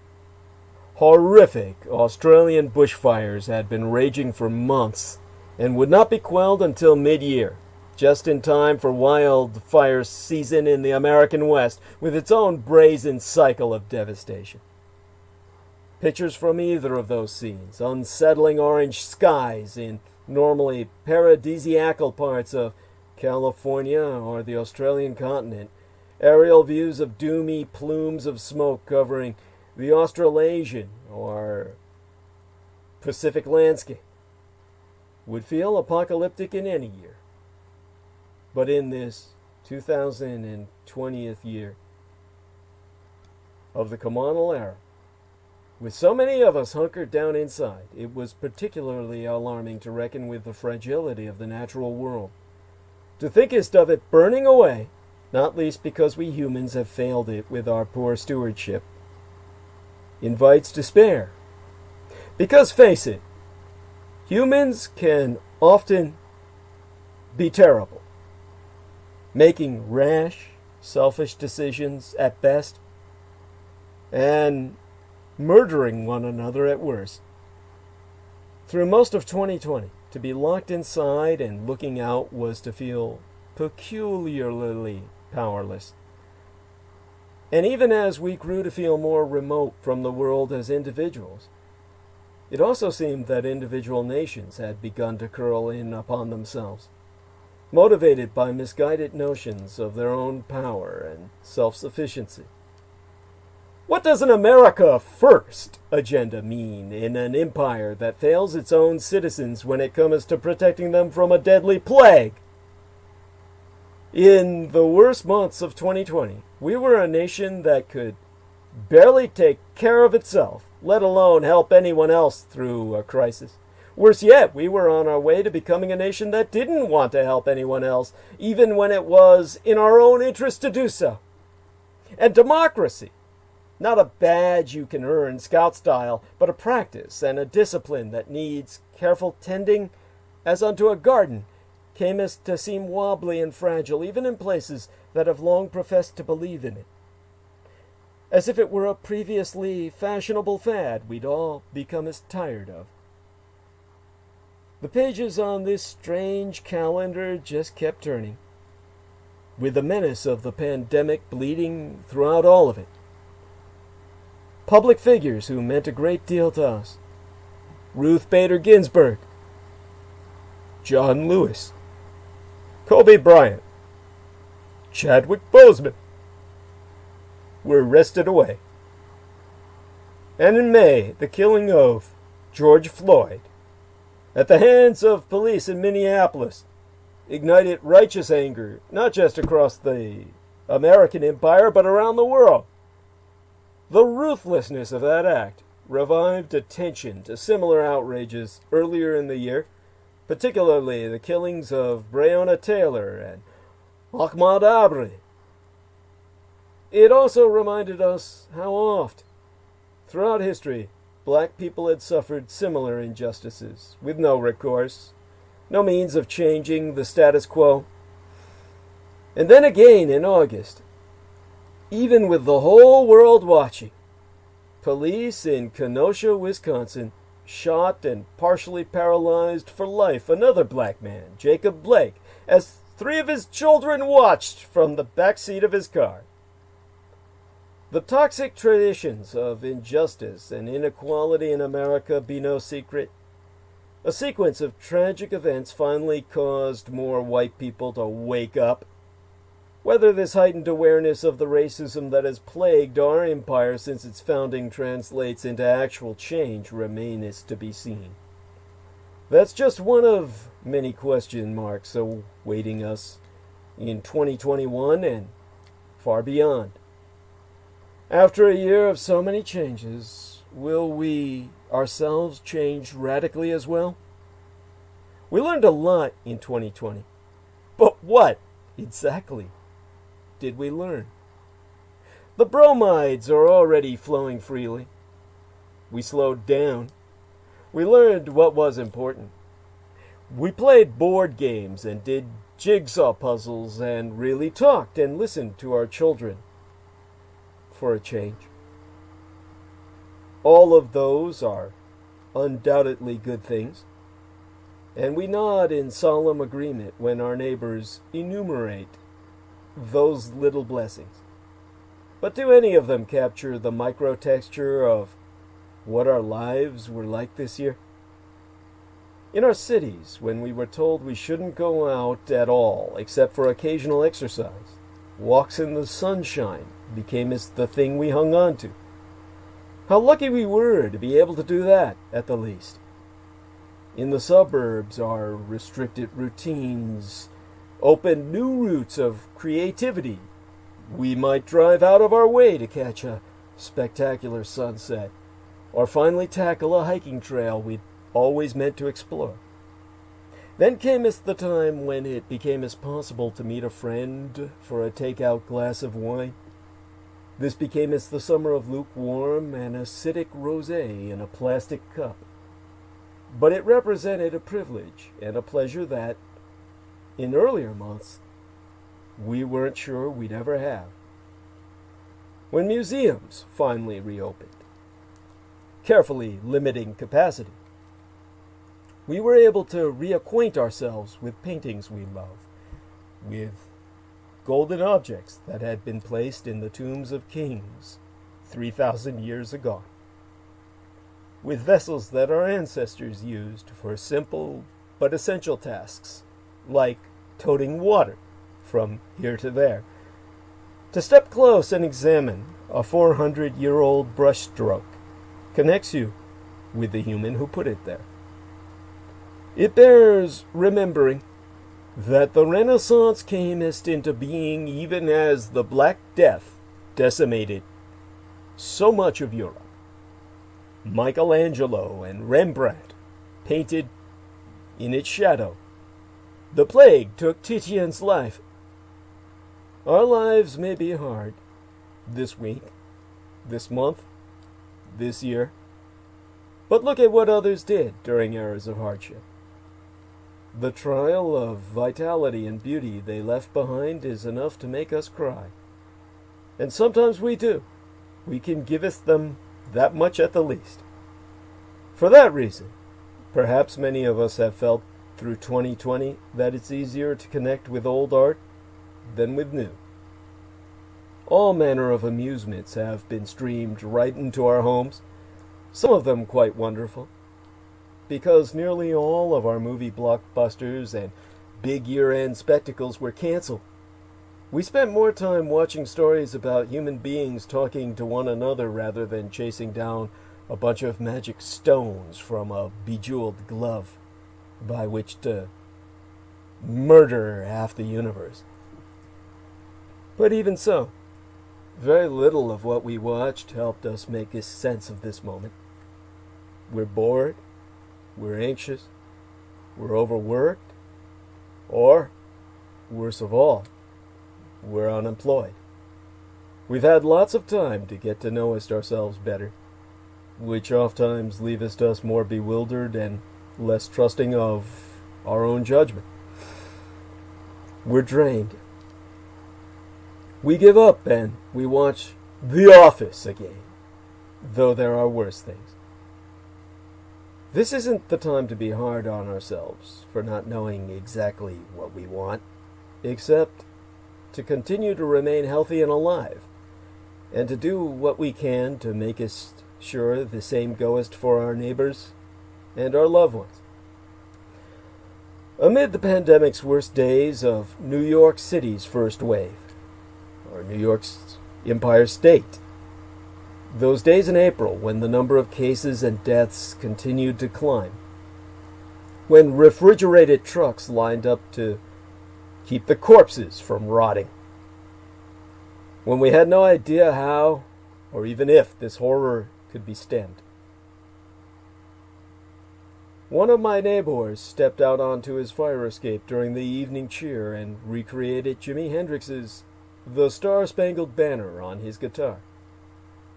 The notes wailed and withered, swelled and crested, a story we'd heard a million times, yet somehow needed to hear right then.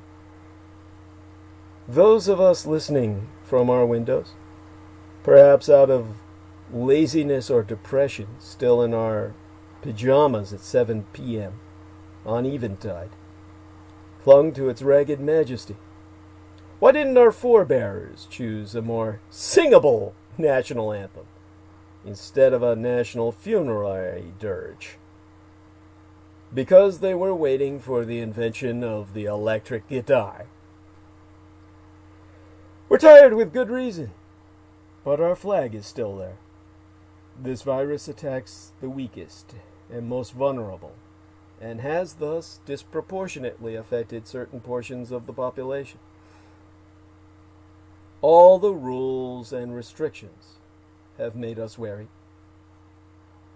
Yet it's more important than ever to be vigilant. When the American COVID-19 death toll reached 200,000, the magnitude of that number seemed unimaginable. Now it's pushed well beyond 300,000, though the promise of several vaccines at least now offers hope. For now, the members of our families, friends whom we love dearly, people we've never met, but whose work has touched us, continue to die.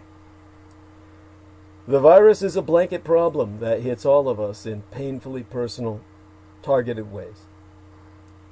Meanwhile, our president himself contracted the virus, and just days after being pumped through with steroids and experimental treatments, emerged in public, still almost beyond doubt contagious, to crow that if he could kick the disease, we all could too. And if we could not, it was our own failing and falling short. Shortly thereafter, he lost an election and insisted he had not. More gaslighting. But at least we're having some success stopping up the valve that's emitting all the fumes. Democracy is not dead yet. Somehow we patched it up with a scrap of duct tape, just in time. But will it hold? Americans are inherently optimistic, if nothing else. It's why our allies like us. even if they secretly mock us behind our backs. But we don't care. We're a nation with our thumbs perpetually stuck in our suspenders. Our optimism is our most ridiculous trait, and yet our greatest. It cannot always be morning in America. Sometimes we have to get through the darkest hour just before.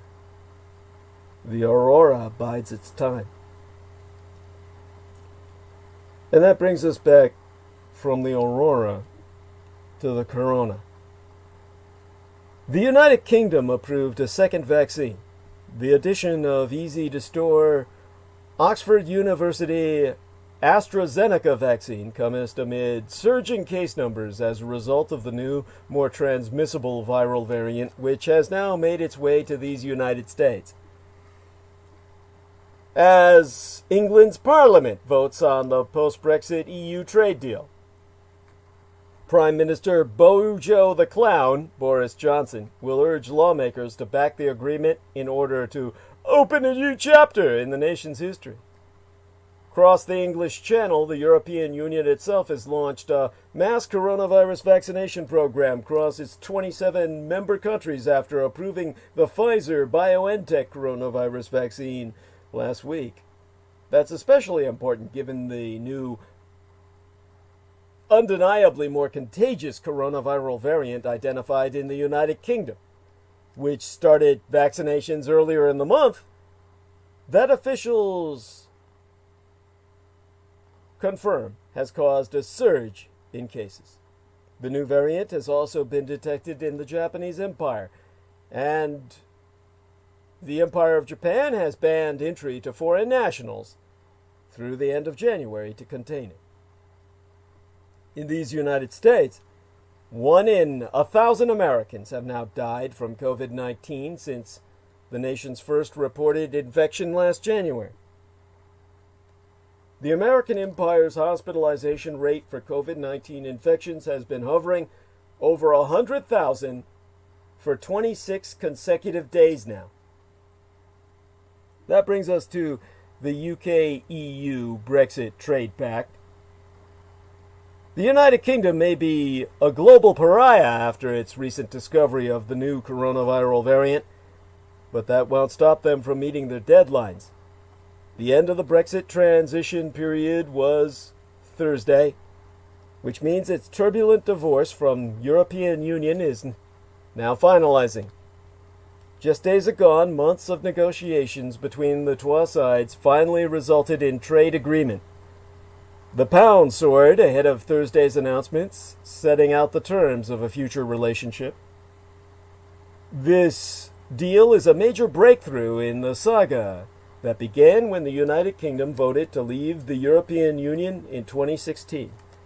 But despite the significance of this development, the toxic political debate over the UK's relationship with Europe is destined to continue. Because with Brexit, the UK is finally finding that sovereignty doesn't mean getting its way at all. Britain has discovered that trade talks are about power, and the European is much more important as a market to the United Kingdom than the United Kingdom as a market is to European Union. Since Britain's 2016 referendum vote to leave European Union, the United Kingdom government has said its aim is reclaiming sovereignty, the ability to set its own rules for its own benefit. As the kingdom began negotiating its future economic relations with the bloc this year, the British chief negotiator, David Frost, said all the UK wanted was a modern free trade agreement between sovereign and autonomous equals. They may be sovereign, but they're not equal. Sovereignty may mean the constitutional independence to make its decisions accountable only to your own people and sans reference unto others. A very British thing to do. But sovereignty is not the same as equality. And in international affairs, other nations' objectives must be taken into account.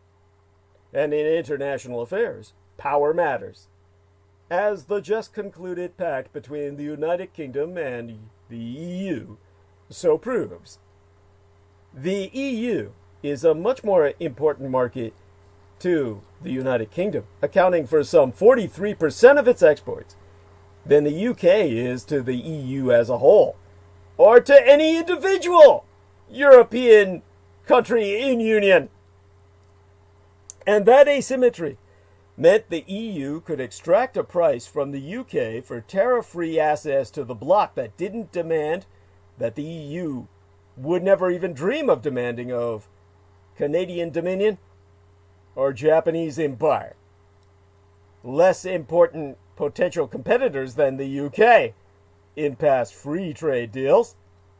That price was a UK agreement not to undercut EU standards in areas like labor, the environment, and subsidies to the private sector.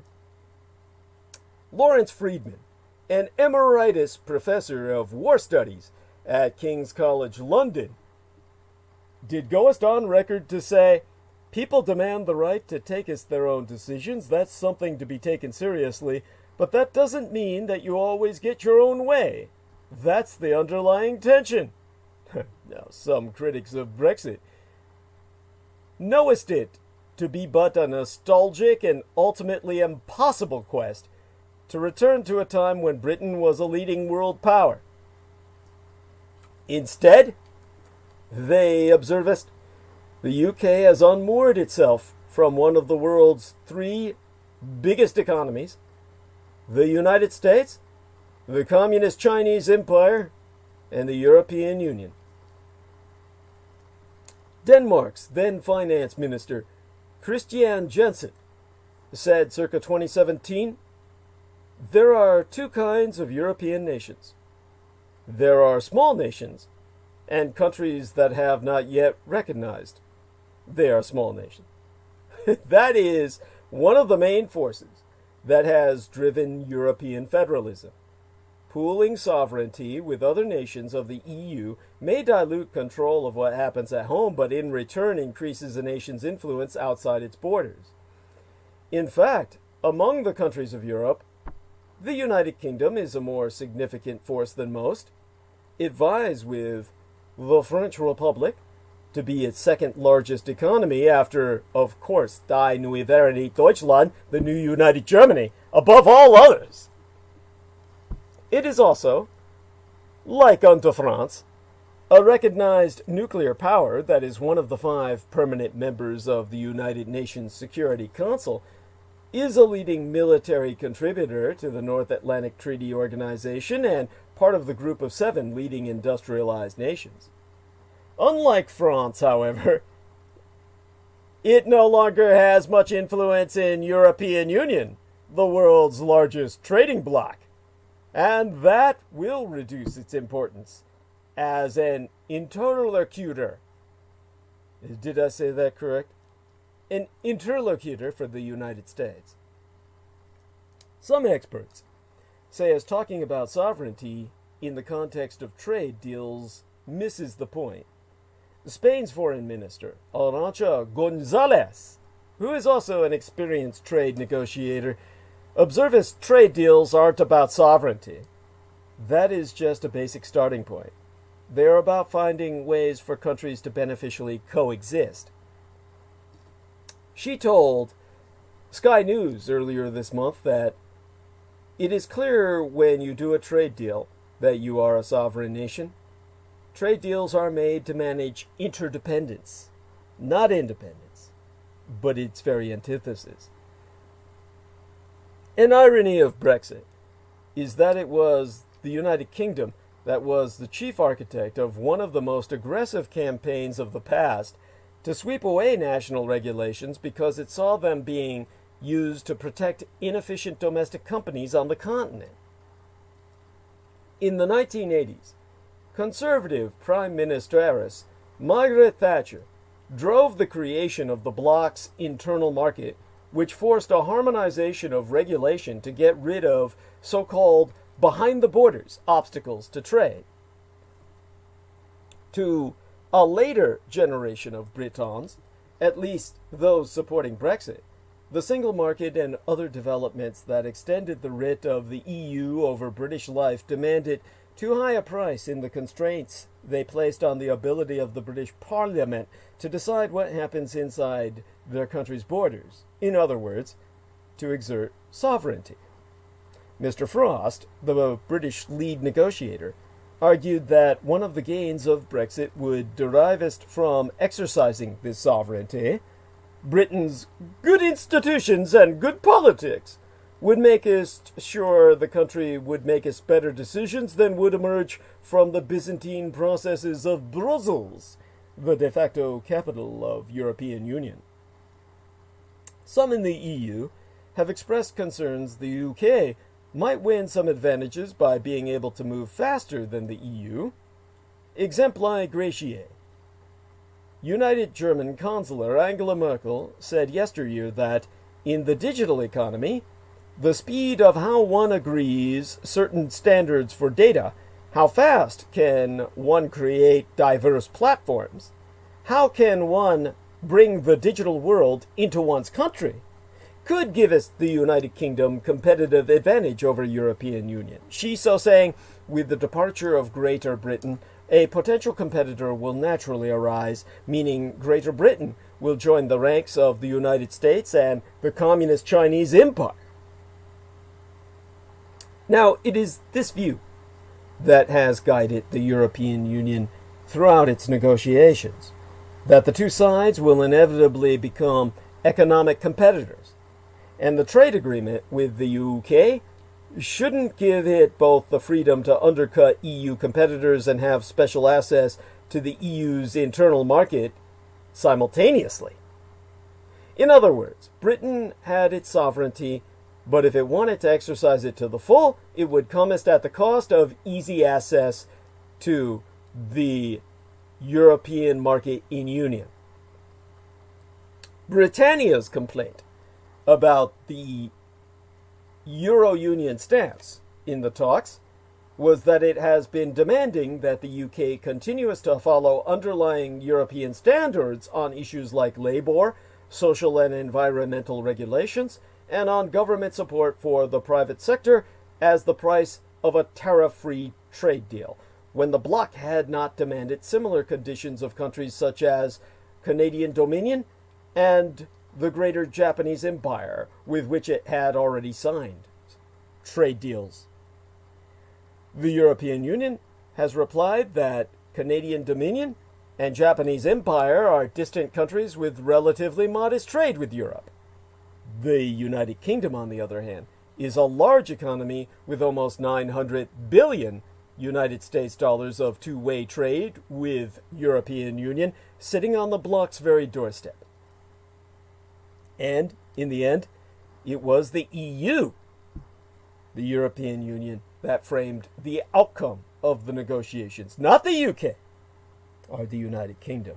In trade negotiations, countries may be equally sovereign, but they are not necessarily sovereign equals. Now, this brings us, of course, in the time we have remaining, which is a lot by normal standards, but little by the standards of today, but 2 hours before I must go offline. We are in a situation in which I try to get to that which be most important to us all in the most immediate sense. So, I will try to cover what I can in the time we have remaining. When it comes to our president, Donald Trump is leaving the presidency the way he began his political career, as an unhinged peddler of conspiracy theories. From his racist birtherism to his phony claim of a rigged election, Donald Trump's reign is ending as it began, with a conspiracy theory. Trump laid the foundation for his 2016 campaign for president by becoming the right's the right wing's #1 Barack Obama hater. And he did that by championing the racist aspects of the birther conspiracy theory that falsely claimed that the first black president had been born in Kenya, not Hawaii. This was actually true and factual. As I brought up before, it's meaningless. Forget the laws. The laws have got to be changed. Arnold Schwarzenegger wanted to run for president. He wanted a change to our Constitution to enable him to do so, and he failed in that attempt. Therefore, the right wing has been outraged that a black man succeeded where Arnold Schwarzenegger, the greatest American hero, had failed. And so they appended to the reality of Barack Obama's foreign birth the mythos of his being raised as a fanatical Muslim. An Islamo-fundamentalist extremist, no less, who was hell-bent on Islamizing America. The point of slinging this swill was to imply that Barack Obama was not simply an illegitimate commander-in-chief vis-a-vis an anachronistic concept of nativism. And by the way, under the Constitution, only a quote-unquote natural-born American citizen is eligible to be president. Well, I'm a naturalized American citizen, so I can never run for president. But I'm natural-born, mind you, even though my mother used a dropper to insert the sperm of Adolf Hitler into her womb. I came out via the natural process. I wasn't born in a test tube or in an artificial womb. I came into this world as natural born as they come. And that renders the very wording of the Constitution a pile of crap until it allows someone such as I to legitimately run for president. The idea that Barack Obama was somehow not naturally born, and worse yet, subverting the predominant culture of America, which is obviously not Islamic, with Muslims comprising less than 2% of our population, if that, was, of course, absolute garbage.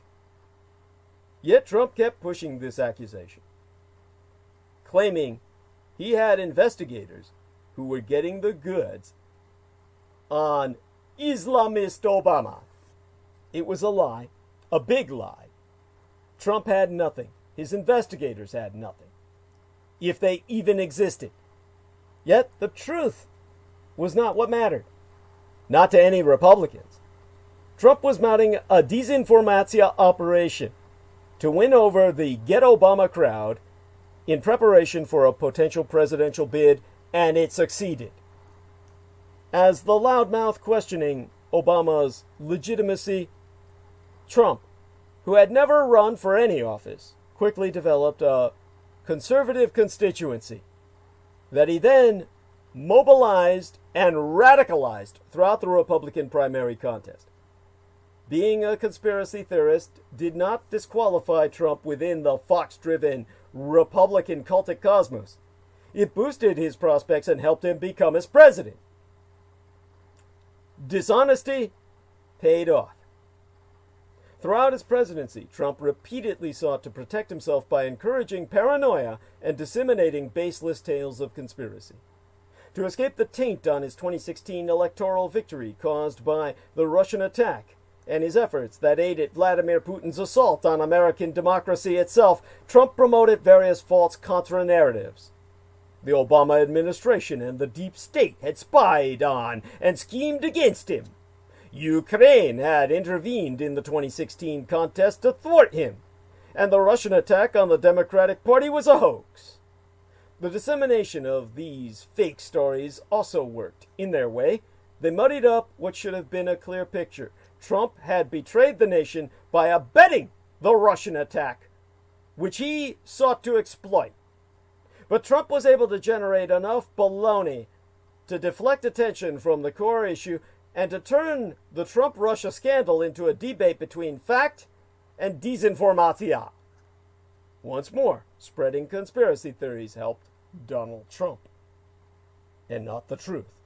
To keep his hold on the presidency, Trump again turned back to this tactic. He and his henchmen cooked up false stories about Joe Biden and the business dealings of his son Hunter, and Trump muscled the president of Ukraine to support the fraud.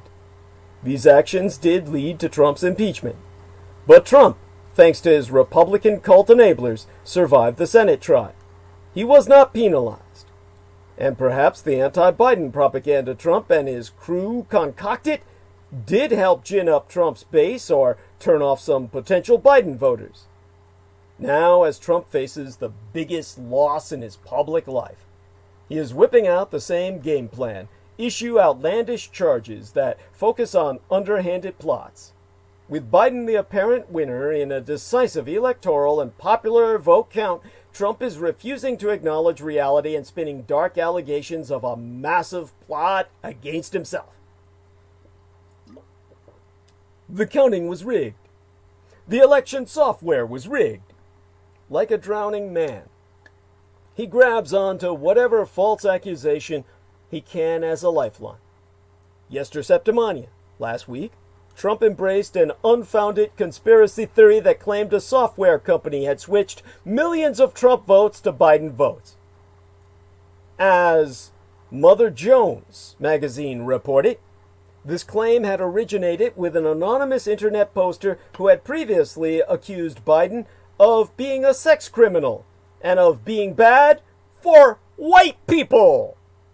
This particular conspiracy theory jumped from this poster to a right-wing blogger and then was picked up by OAN, the To the Right of Fox network. There was no confirmation of the details, and after OAN reported on this analysis, Trump tweeted it out, citing OAN. For those of you unfamiliar with this garbage news, that's the One America News Network, also known as One America News, a far-right, pro-Donald Trump propaganda machine cable channel founded by Robert Herring Sr. This is where we got the term red herring from. Red as in Russell collaborationist Republican, red herring as in a false lead, owned by False Herring Networks Incorporated, a laugh in your very face. Launched on the 4th of July, appropriately enough in the 2013 year of our Lord. The network is headquartered at San Diego in mine own Golden, California, and operates news bureaus in Washington, D.C. and New York City. With kick-ass stories like Kimberly Klachik addresses the N-word and cancel culture. Really? I mean, really? Whites need to be empowered by being given the privilege of using the word nigger because they hear blacks say it to each other all the time. Hey, nigger. So whites feel, oh, why am I racist when I say it?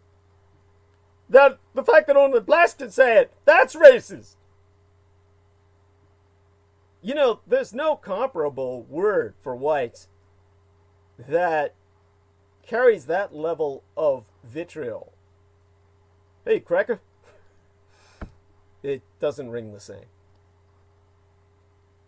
Now, a conspiracy theory with no basis had hit the right-wing disinformatia, the Russian-sponsored disinformation transmission belt, and ended up being blessed and exploited by the President of the United States. The details and the truth don't matter for Trump. since even before the vote counting began, he was claiming that a cabal would try to cheat him out of the presidency. He started concocting this cover story 4 years ago when he contended the 2016 election would be rigged against him. And once he began losing key states, he kicked his conspiracy mongering into high gear. He has hurled tweet after tweet declaring the election was stolen from him. And Rudy Giuliani, his consigliere, who took over the assorted going-nowhere Trump campaign legal challenges in swing states, has been dutifully echoing the nonsense.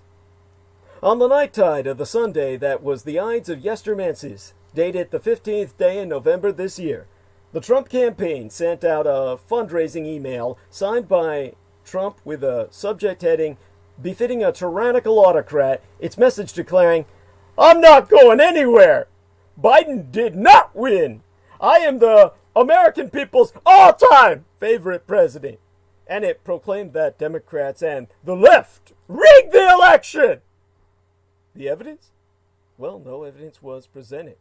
But the email included an electoral map that showed Trump ahead of Biden 232 electoral votes to 227. By the way, a candidate needs 270 to win. It claimed the key swing states, Pennsylvania, Michigan, Wisconsin, Arizona, Nevada, and Georgia, had not yet been decided. They have, but the email asserted that these states should immediately be put in the Trump win column. Biden did not win, he lost by a lot. Where did this map come from? The source? The Epoch Times, a publication affiliated with the secretive Chinese spiritual cult called Falun Gong, which opposes the communist Chinese regime, but at the same time offers only a totalitarian, all-embracing lifestyle of cultism to replace it. This is like Reverend Sun Myung Moon's Church of, well, Reverend Sun Myung Moon. I'm trying to remember the name of the Mooney Church so that I can at least dignify it with historical veracity, and it's the Unification Movement, also known as the Unification Church by my memory, and it's a worldwide new religious movement whose members are colloquially referenced as Moonies. Now, a former president, George Bush Sr., was a cultist of the Reverend Sun Myung Moon, and his reign was catastrophic. Now we find out that Donald John Trump is as manipulated by a Sino-Taiwanese trans black strait, meaning it spans the Taiwan Straits between Formosa and mainland China, this cult, and it is the source of our president's intel, his info. He is as manipulated by this cross-straits cult as Bush Sr. was by Reverend Sun Myung Moon at a time when South Korea effectively ran the American government and ran it to the ground in ways I've explained in depth in transmissions when I was working with Revolution Radio. And as the New York Times recently reported in its investigation into the Epoch Times, said publication and its affiliates have grown in part by relying on sketchy social media tactics and pushing dangerous conspiracy theories. The Epoch Times has been one of the most prominent promoters of Spygate, a baseless conspiracy theory involving claims that the Obama administration officials illegally spied on Mr. Trump's 2016 campaign. Publications and shows linked to the Epoch Times have promoted the QAnon conspiracy theory of Michael Aquino and spread distorted claims about voter fraud and the Black Lives Matter movement. More recently, they have promoted the unfounded theory that the coronavirus was created as a bioweapon in a communist Chinese military lab. So the most powerful man in the world is relying on a foreign, better yet for you white people who fear the yellow peril, Sinoviet conspiracy rag to sell his supporters on the idea that he was robbed of a second term. This is sad and dangerous. It is a fitting denouement to the Trump years. Conspiracy theories spread distrust and suspicion, such being the very point. They undermine honest public discourse. Trump's fact-free claims about cheating will not rescue him. He may have finally encountered a situation where lying, demagoguery, and hawking false allegations will not succeed. At least, not in terms of keeping him in the White House. Still, he is yet accomplishing one of his aims. He is injecting more poison into the body politic. He is inflaming passions. He is encouraging doubt, uncertainty, and anger among his supporters. He entered politics spewing venom. He is leaving the presidency doing the same. And his defeat will not fully decontaminate the system. Though Trump's current predicament demonstrates the limited power of conspiracy theories to beat back reality, this moment, in which Trump continues to rally his cultic devotees with fraudulent swill, be a reminder of how well they serve Trump, how much damage they can wreak, and how vulnerable the American political system remains to scoundrels who trade in such deceit. Now, the president's recent conduct has raised alarms of an increasingly desperate power bid in his last 20 so days he has left in office. 21 at this point. So what can we expect in the 21 days of Trump remaining? Well, America must brace for the final month of madness as the Trump unreality show, the Trump anti-reality show nears its end. As the Trump anti-reality show nears its final episode, conscientious Americans must brace for potentially the most dramatic, disturbing, and outlandish twists yet. And here we must disambiguate conscientious Americans from those who brand themselves conscious. It is woke. Now, just checking things out here. Seeing people's responses and gratified by the people who support myself online. Wonderful human beings. All of them. God bless them. And China, on the other hand, across the Pacific, is dealing with new COVID-19 clusters. 1 year to the very day since Dr. Li Wenliang warned people of mysterious SARS-type lung infections, authorities are scrambling to control new hotspots ahead of the Asian Lunar New Year festival in February, our Chinese New Year. Meanwhile, CHICOM, Chinese Communist state-owned Sinopharm, says its COVID-19 vaccine is nearly 80% effective, but has offered few other details. A Chinese journalist who documented the initial coronavirus outbreak in Wuhan has been imprisoned for 4 years by a Shanghai court. Zhang Jian, 37 years of age she is, was found guilty of picking quarrels and provoking trouble according to one of her attorneys. The offense is commonly exploited by the Communist Chinese government to target dissidents and human rights activists. Jiang shared images and accounts of packed hospitals and empty streets months before such scenes became commonplace worldwide. Her postings came to an abrupt stop in mid-May, and she was later revealed to have been detained by police and brought back to Shanghai, abducted by the state. Prosecutors have accused her of publishing large amounts of fake information, but her attorneys say as the prosecutors have not provided any concrete examples. Recently published Climate Science ultimately underscores the same points. The impacts of climate change are advancing faster than experts had previously predicted, and they are increasingly irreversible.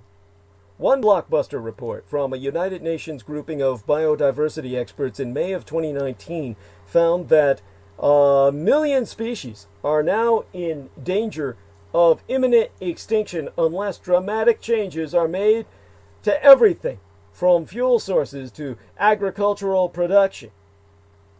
Despite these warnings, however, scientists confirm that the world remains on pace to blow past the goal of restricting warming to 1.5 degrees Celsius above pre-industrial levels, likely with catastrophic consequences for us all. Persistent climate skepticism from key global figures, motivated in part by national economic interests, is slowing diplomatic efforts to systematically address the drivers of climate change. In particular, American President Donald Trump's decision to pull out of the Paris Climate Agreement upon taking office immediately undermined the pact itself. Despite these hurdles, negotiators made substantive progress during a United Nations climate change conference in December of 2018, putting in place an ambitious system of monitoring and reporting on carbon emissions for nations that remain part of the agreement. But the latest round of talks in December of yesteryear ended in abject failure, and the coronavirus pandemic hobbled further diplomatic efforts throughout this year. The Paris Agreement has nevertheless proved more resilient than many initially feared after the American withdrawal. The European Union, the Empire of Japan, and the South Korean Republic all pledged to achieve carbon-neutral economies by 2050. The Communist Chinese Empire announced a target of achieving carbon neutrality by 2060, and American presidential-elect Joe Biden has declared his intention of returning the United States to the Paris Agreement, and he has signaled his commitment to high-level climate diplomacy by, among other things, naming former Secretary of State John Kerry as his climate envoy. But I'll get back to that. Whether renewed American leadership on the issue will be enough to break through some of the obstacles facing climate diplomacy remains to be seen. In the meantime, frustration with the slow progress and persistent challenges toward achieving increasingly urgent targets has spurred newfound activism, particularly among young people. The Fridays for Future movement, with its coordinated student walkouts to demand action on climate change, has become the face of this wave of protests and may prove a political threat to parties that downplay climate action. The gains made by the Green parties in the European parliamentary elections in May of yesteryear, as well as in a series of national and local elections in Europe since then, shows just how potent a voting issue climate change can be. But Kerry's diplomacy might also greatly complicate the legislative agenda on climate. Biden already has a Herculean task in convincing the Senate to act on climate change, but he could potentially make his progress where climate initiatives are framed as competitive with Communist China. However, any progress will be lost if the frame is one of a grand bargain with Beijing. In the development of a new strategy, two aspects of the relationship between climate change and competition with the Communist Chinese Empire be particularly important. The first concerns the role of climate in America's China policy. A small minority of people believe, as Kerry does, that the United States should elevate climate in the overall relationship and be willing to make its concessions on other issues to secure action by Beijing on climate alone, above and beyond human rights. The vast majority, including almost everyone on Team Biden except for John Kerry, reject this lunatic view and believest, or rather understandest, that cooperation on climate should be compartmentalized and largely protected from the rest of the Sino-American relationship.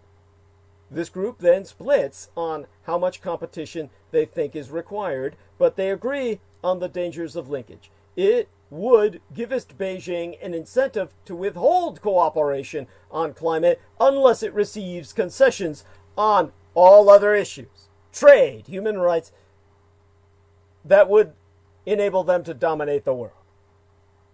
And then climate would be meaningless.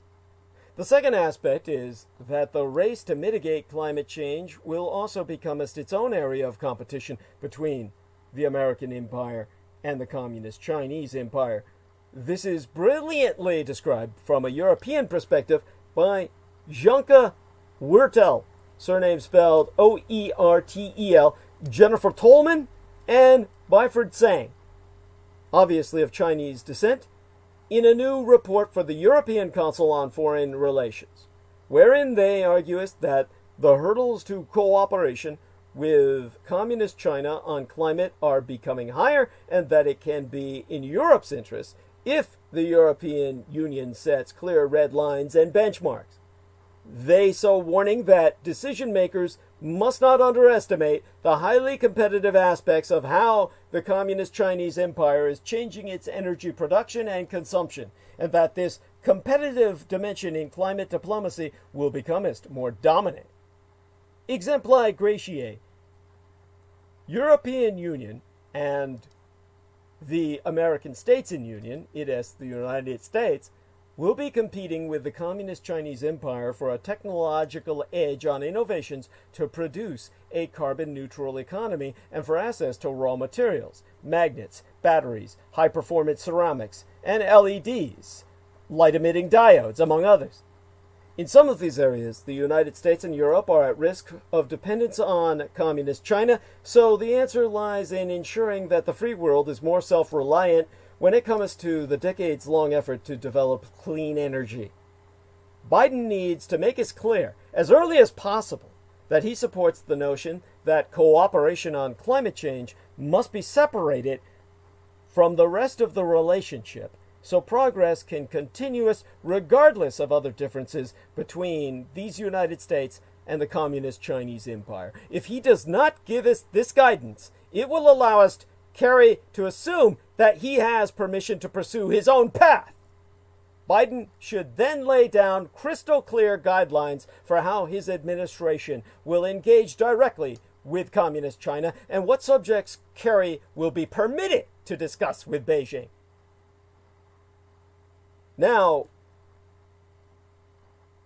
when it comes to specialists that I've sourced, even consulted, through the privilege of my son's father-in-law, in terms of what be out there with the options Team Biden has, basically, this is the problem that we have. President-elect Joseph Biden has chosen Antony Blinken as the Secretary of State, a defender of global alliances, and Sullivan, who's 43 years of age, has succeeded Mr. Blinken as Vice President Biden's National Security Advisor, served as the head of policy planning at the state level, and it was China, not Joe Biden, who picked Antony Blinken and Jake Sullivan, who will dictate in turn our American empire's foreign policy. America will find itself thereby playing a less dominant role in international affairs. but not because of the outcome of the 2020 election or even the previous one. Rather, in a democracy, every side has an incentive to make the public believe elections have serious consequences. This is certainly true with foreign policy, where the American president has unparalleled power. In part for that reason, Joe Biden repeatedly railed on the campaign trail against President Donald Trump's international actions and promised a change of course that he argued was essential to maintaining America's place in the world. To help him now that he's won the election, Biden has named Antony Blinken as his Secretary of State and Jake Sullivan as his National Security Advisor. In contrast with Trump reaching out to the more extreme members of the Republican cult and outsiders for his foreign policy team, Blinken and Sullivan are right in the middle of the mainstream of the Democratic Party, interested in projecting American strength in relation to adversaries, particularly a surging communist Chinese empire, but also open to cooperation in certain areas, and certainly more inclined to work amicably with allies. Well, according to conventional wisdom, the Biden presidency will bring a sea change, with these appointments indicative of that. The New York Times says Biden is expected to end many of Trump's isolationist policies, oft promoted as America First, which are seen as stains on American standing in the world. In this view, Trump was a radical departure from administrations past. Biden will be a return to normalcy, a post-Cold War consensus characterized by a commitment to open markets, a willingness to defend and engage allies, and an eagerness to provide global leadership. Yet it is important that we do not fool ourselves into believing Trump fundamentally changed American foreign policy, nor that the results of the last election will transform the American role in the world. America will find itself in the coming years taking a less dominant place in international affairs, but not because of the outcome of this election or the last. Instead, this transition is taking place because geopolitical and economic realities, mainly the rise of the communist Chinese empire, are forcing that course upon Washington.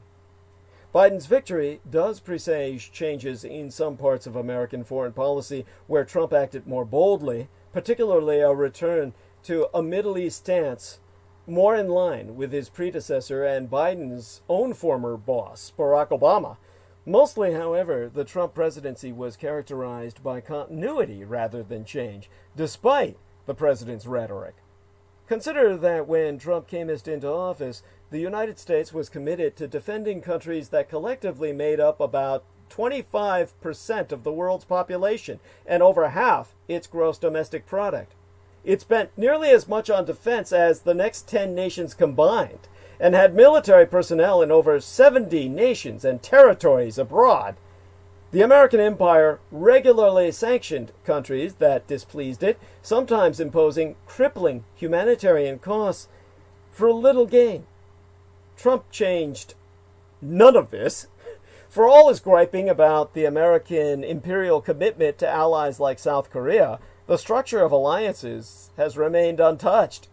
NATO, the North Atlantic Treaty Organization, NATO expansion continued, as it has since the 1990s, with the alliance adding Montenegro in 2017 and Macedonia in this year of 2020. The United States increased its military spending and remained militarily engaged on every inhabited continent. Trump has not even shown the aversion to regime change that his supporters credited him with. His administration reportedly schemed to overthrow the government of Venezuela, and it's testament to his incompetence he failed. And while the maximum pressure campaign of sanctions and other measures targeting Iran is ostensibly about getting Tehran to negotiate, it has been seen by many as a thinly veiled regime change effort.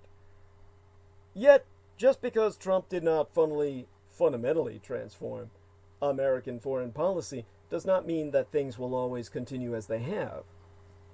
Consider that in 1990, the United States' gross domestic product was 17 times that of communist China.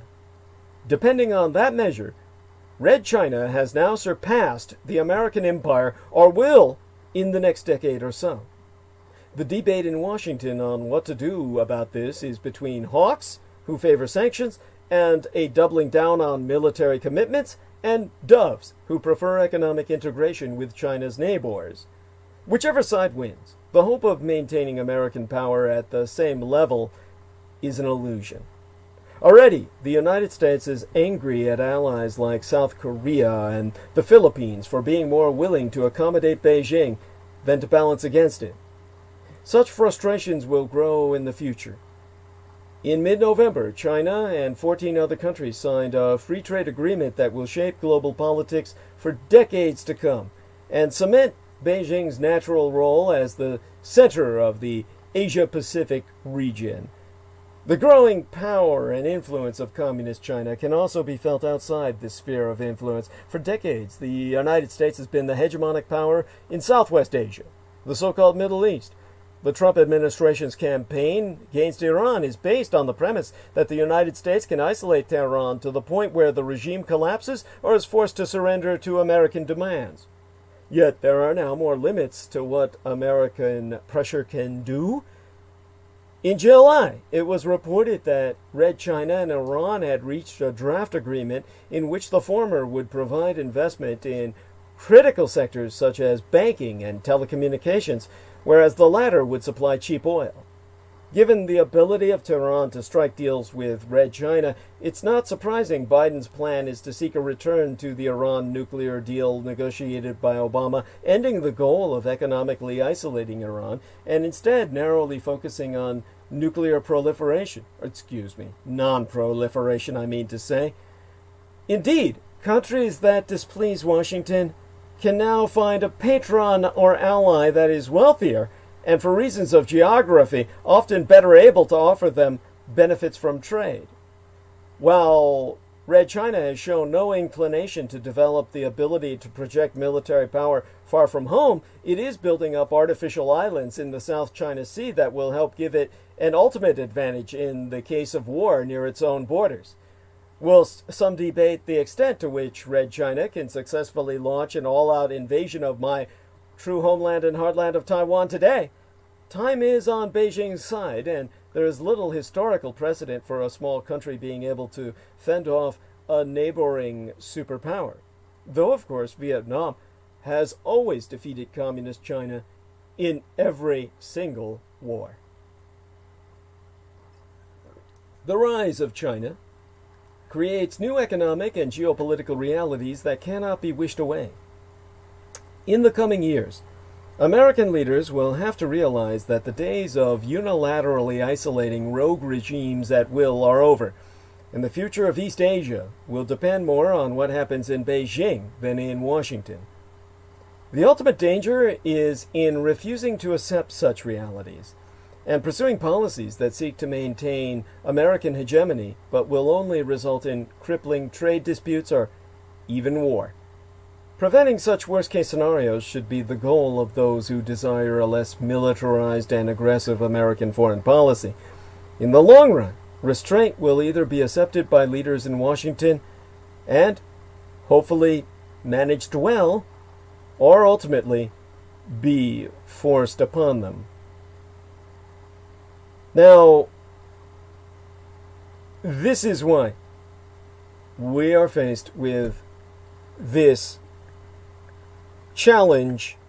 Well, the global challenges facing Team Biden are being handled by two of the top national security officials President-elect Joe Biden named in the closing days of yestermenses, November, with Antony Blinken as Secretary of State and Jake Sullivan as National Security Advisor.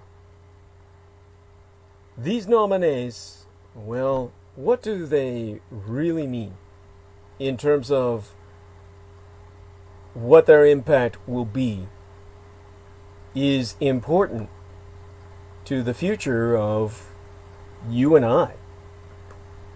This is why it's important to see them in context of what they mean to our enemy, the Communist Chinese. Let's put it this way.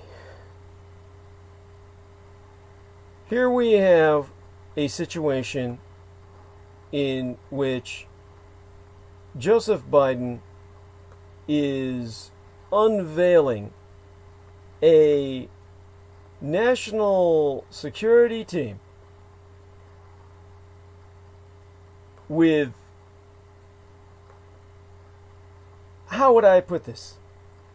It will be sans or without the grifters, trolls, and fanatics of the Trump misadministration. That much is true. But the problem is in the fact that they are compromising. Granted, after the past 4 years, it is simply disorienting as an experience to read the rundown of President-elect Joe Biden's selections for senior national security posts, wherein I found myself wondering, where are the unqualified businessmen? The grifters with the FBI hot on their trails? The Twitter trolls? The fanatics? The sycophants? The relatives of the president? So, you might think what I'm describing is a positive, but frankly, it has me worried. We're facing an inimical enemy empire that seeks our total subjugation. And with Blinken and Sullivan, Biden has the team Obama always wanted. Yes, the next U.S. administration will feature the most cohesive group of foreign policy hands in at least a generation. But are these the men we need at this time in history? Blinken and Sullivan should talk about the competitive aspects of climate policy to ensure that this issue is not neglected. Most importantly, Biden needs a control mechanism, such as giving Chief of Staff Ron Klain authority to enforce these guidelines. The White House also needs an empowered senior official in the White House itself with the authority and ability to define American strategy toward Asia. Described as an Asia czar, my nomenclature, this position could easily fit within the existing National Security Council structure. And this is important because Austin does not have a natural background on Asia and maritime issues. This official will likely not have Kerry's stature and resources, so it will not be a solution to the problem in and of itself, but it will help. Obviously, I would be ideal for the role, but that would just terrify everyone involved at this point in history, which is why things will still go to hell in a handbasket and necessitate my advisements finally being taken seriously. Such being what it shall be, here in the now, Kerry's first stop, John Kerry's first stop, should not be Beijing. He should go to the European Union and listen to what Europeans have learned about the difficulties of engaging Communist China on climate and how it is becoming a zone of competition. The field of climate itself, the field of climatology, is the new battlefront. And thereby, John Kerry should negotiate with the European Union and the United Kingdom as separate sovereign entities towards a common agenda for the COP26, the COP26, which is the 26th Conference of Parties the Climate Change Conference. Now, the original COP, the Conference of Parties, was formalized via the 26th session of the Conference of Parties to the UNFCCC. And that in itself is an impossible acronym to remember, but it is the United Nations Climate Change Conference, hence the triple C's. In fact, it's specifically the United Nations Framework Convention on Climate Change, a treaty that came into force as far back agone as 1994. But the 2021 United Nations Climate Change Conference, which is known acronymously as the COP26, is the 26th United Nations Climate Change Conference, scheduled to be held in Glasgow, Scotland, from the 1st through to the 12th day in November in the upcoming year of 2021, under the presidency of the sovereign United Kingdom. Again, this will take its place in November of next year at the Scottish Event Campus in Glasgow. So, in attempting to deal with our world situation, John Kerry needs to negotiate with the European Union and United Kingdom a common agenda for COP26, the major climate change summit that will take its place in London in November of 2021 through to Glasgow in Scotland, as what will probably become separate sovereign entities as time moves on. The Allies, the United Kingdom, the European Union, and these United States can then go as to Communist China together later in the spring and negotiate the agenda from a position of unified strength, a united front against the Reds. These steps would ultimately help John Kerry and help him focus his energies more effectively. John Kerry has the stature and ability to redefine America's climate diplomacy, which our empire sorely needs. But he will succeed only if his role is integrated into a broader strategy and does not contradict or undermine it. Otherwise, the allure of a grand bargain with the Communist Chinese Empire will be a siren song that will only result in these valiant efforts ending in ruination for us all, humanity as a species. America's strategic ambiguity on my true homeland and heartland of Taiwan will no longer keep the peace amid rising speculation of a Chi-Com or Chinese communist invasion. The United States now effectively recognizes my Taiwan as a sovereign nation.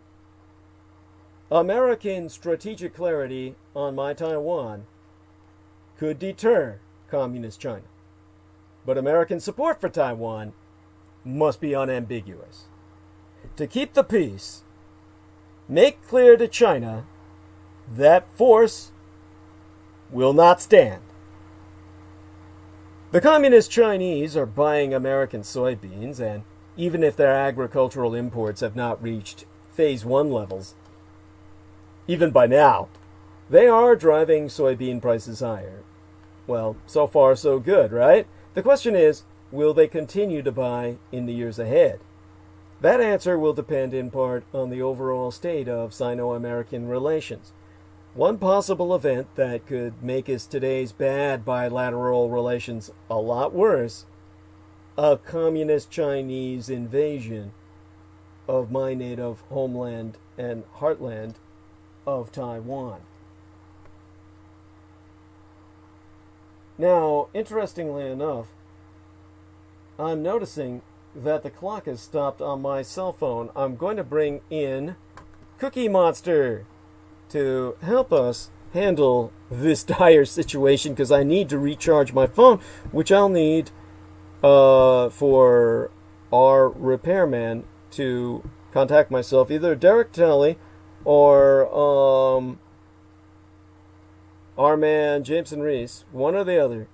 I'll need to bring them online. So I'm going to ask Derek Talley if he's there. If he is, he can go ahead and contact me. He is, of course, working today. Let's see if I can bring Jameson Reese back onto call. And actually onto call. Let me ask him. Can ye come as on? Hey. There we are, good sir. Thank you. Okay, so long story, and I'll reiterate it briefly for you.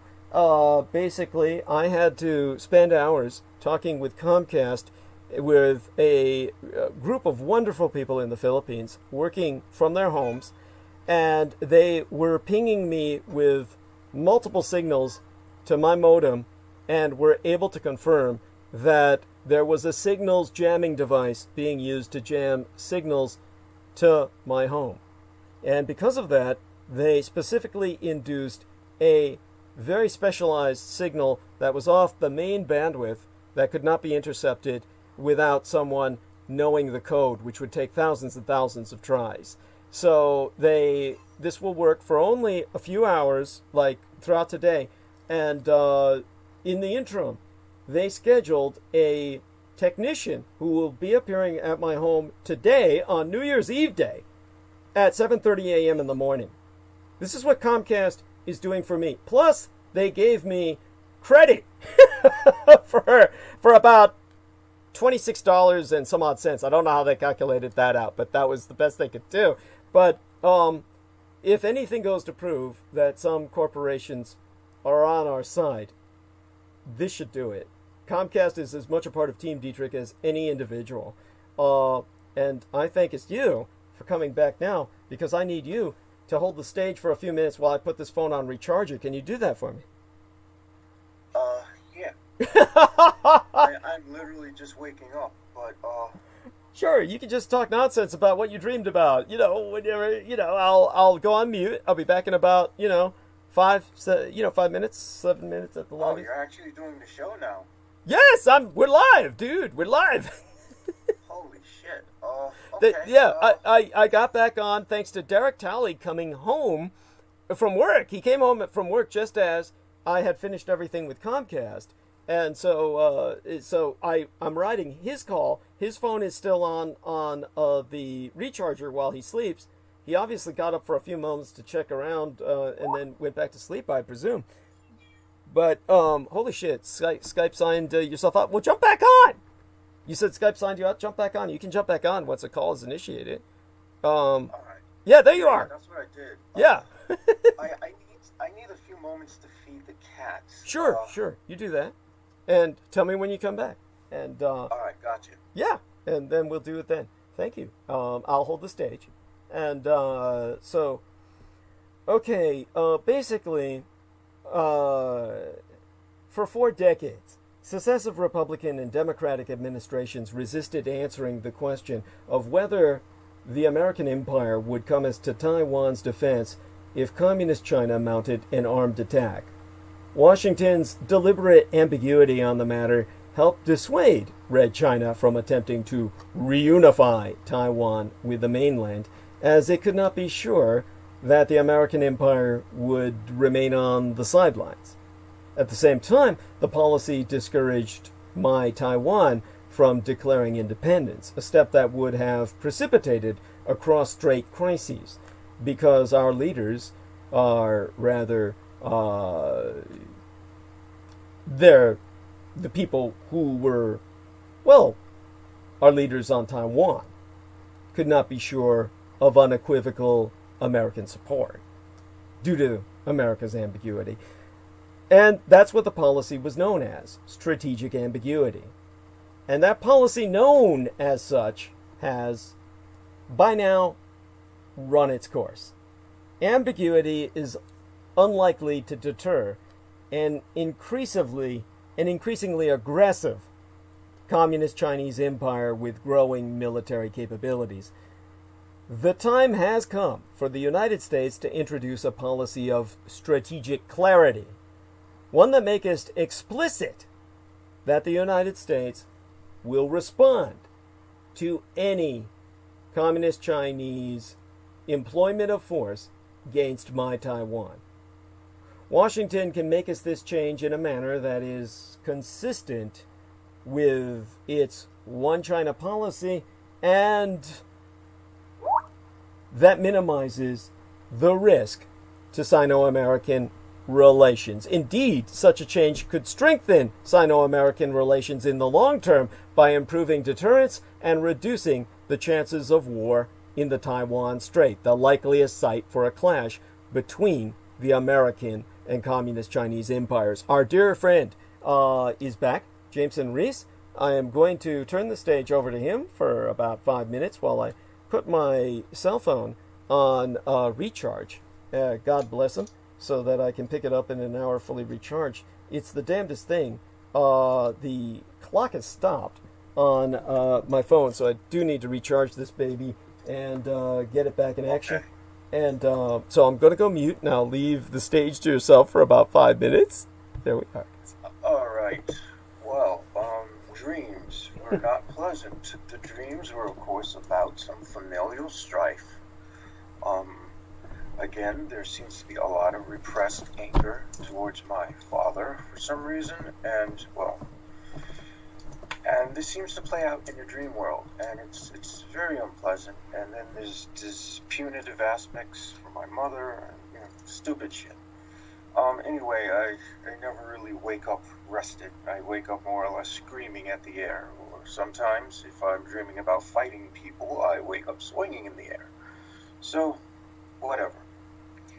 I am pretty much just waking up, so I have no idea what's going on in the world, and what I do know is I am tired of arguing on other cultist timeline about why Trump is a piece of shit, and why their bipartisan bullshit, which is move it or leave it, is the scourge of society.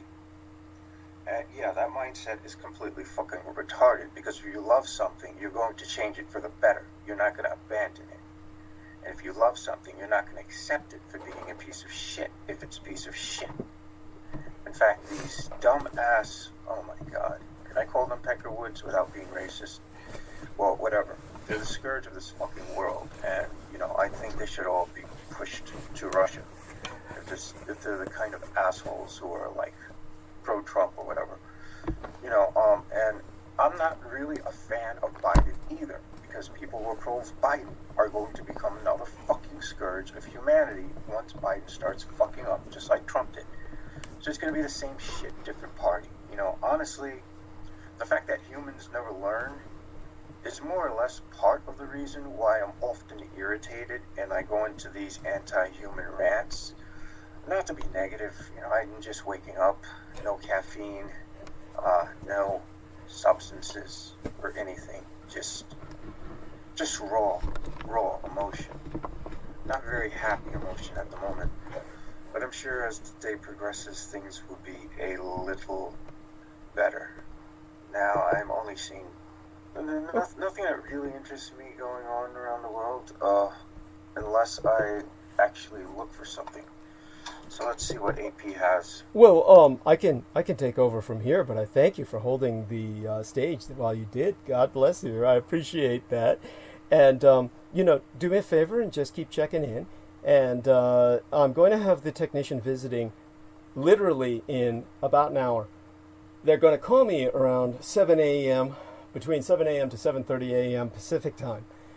So, we're at 9:07 here in New York. Yeah, so about 10 a.m. to 10:30 a.m. your time, they're going to be calling me, and then they'll be coming into my home around shortly after that.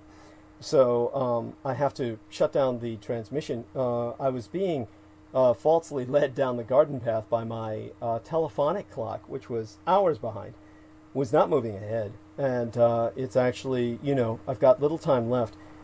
So I'm going to, basically close down the transmission with, closing the arc of narrative to the best of my ability for tonight. And thank you so much for helping make that possible. Bless you. And but do keep checking in, because I'll need another break from you when my phone is finished recharging, which will be in about 45 minutes or an hour. So, I'm sure I'll be before then. And just keep checking in and get yourself some caffeine, some oxygen, and I'll go back to what I was speaking of, okay? And thank you again. Yeah, appreciate that. Wonderful. So everything's working out well with Team Dietrich. Now, in citing Communist China's increasingly aggressive behavior, I must warn the world that Red China's aim is to gain control of Taiwan through force if necessary, and that needs to be taken seriously. To counter that, I myself propose a measure that some will deem radical. I advocate undoing a Taiwan policy that administrations of both parties have followed for 41 fucking years.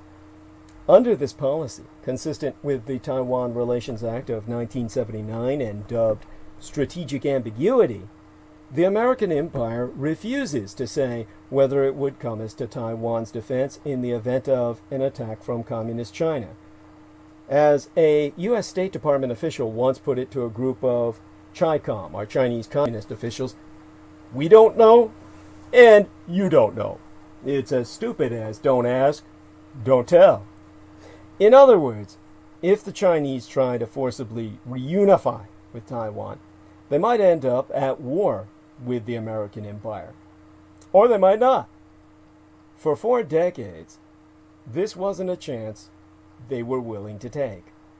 The United States was too strong militarily, and Communist China was too focused on building a robust economy.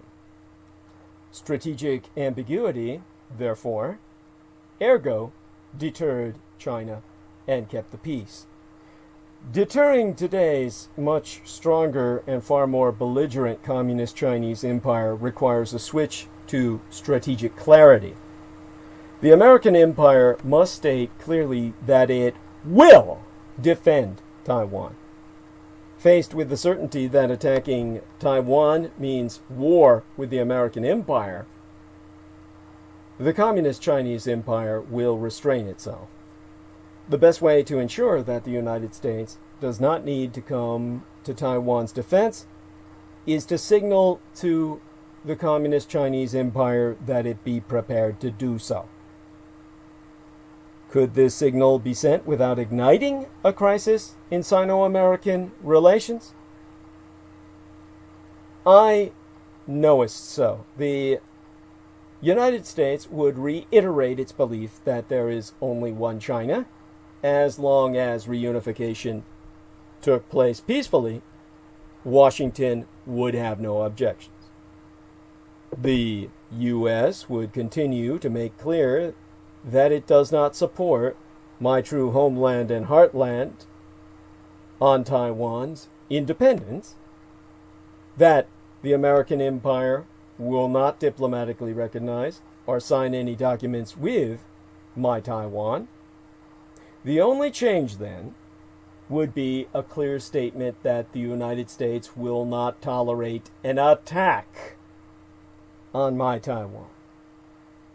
Such a statement, backed by steps to make it credible, will make it Communist Chinese dictator Xi Jinping think twice before forcing the Taiwan issue and bringing about a confrontation with the American empire.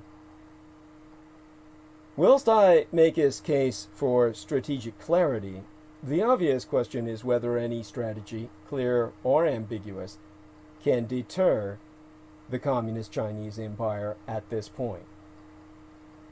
The United States, the American empire rather, has a much more powerful military, but Communist China's military is built, purpose-built, for an invasion of Islas Formosa, the Isle of Taiwan. It's also focused on blowing American defenses of my island out of the water. And the Communist Chinese-dominated mainland is only 100 miles from my Taiwan. I myself acknowledge that it's far from clear the United States could repel a communist Chinese invasion. That would be up to the Taiwanese themselves. The Brookings Institution analyst, Michael O'Hanlon, is more specific than myself by, to quote his T, observing that were China to use a partial blockade, cyber attacks, and some menacing missile strikes against Taiwan in an attempt to coerce it into capitulation and forced reunification, for example, it is not clear to me, this is analyst Michael O'Hanlon speaking, that the United States could confidently defeat the PLA, which is acronymous for the People's Liberation Army strategy. Geography works heavily to China's advantage in such a scenario. Well, the United States would have to build up its military presence in the Western Pacific to make its deterrence more credible.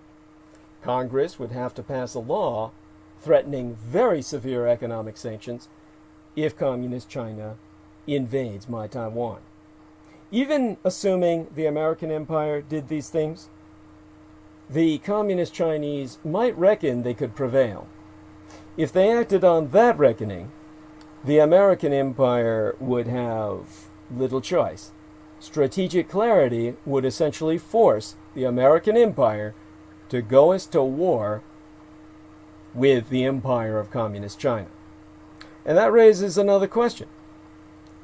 Is the United States really prepared to fight in defense of my true homeland and heartland of Taiwan? It would not be a pretty war, and civilians could be among the casualties. It's easy to imagine an escalation in which the two sides fired missiles at each other's communication satellites and hacked into each other's electricity grids. And as things stand now, it would not be a popular war with the American public. In a poll conducted yesteryear by the Chicago Council of Foreign Affairs, only 38% favored the use of troops if China invades Taiwan. What policymakers will have to weigh is this. Strategic clarity may decrease the likelihood that Red China invades Taiwan, but if deterrence fails, it also increases the likelihood of war with Communist China. But even if the American empire chose to let my native Taiwan go, the impact on economic relations with Communist China would be catastrophic. War or no war, a Chi-Com attack on Taiwan would end American agricultural exports to Communist China. But war would take us the catastrophe to a whole new level. I myself am prepared for that war. It's not clear that the American empire is, but it must be made so. Because the loss of Taiwan is the loss of your future. That cannot be overemphasized. It is essentially where the information highway begins. So, once you understand that, you understand that Taiwan is imperative to your very existence. There is no exaggeration there. And that must be the foundation for your decisions as an informed public of tax-paying information consumers. Now, if you were to ask, does the United States need to fear that China might invade Taiwan? That grim calculus behind any American decision to defend what is perceived as a small, faraway democracy needs to be revitalized into an understanding of how vital Taiwan is to your very existence as you enjoy it today. This is the challenge of the reality we face. Now, to try and put this into some perspective for you, no scenario worries American strategists like a possible war with the Communist Chinese Empire over my Taiwan. And recent months have brought a stream of reports making two things uncomfortably clear.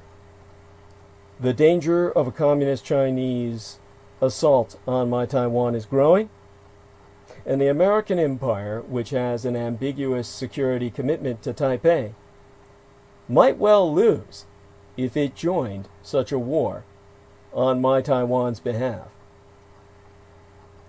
Given this grim forecast, many Americans might fairly ask why the United States would even try to defend an island thousands of miles away, a country that wasn't even supposed to have survived this long in the first place. The answer is that the fate of my Taiwan determines the fate of the Western Pacific. But in addressing the possibility, Americans have to understand just how difficult and dangerous it could be to preserve a free Taiwan. There's no question that the Chinese military threat to Taiwan is greater than it's been in decades. From probing Taiwanese air and naval defenses to posturing forces that could be deployed in an invasion, to dropping the word peaceful from its calls for reunification.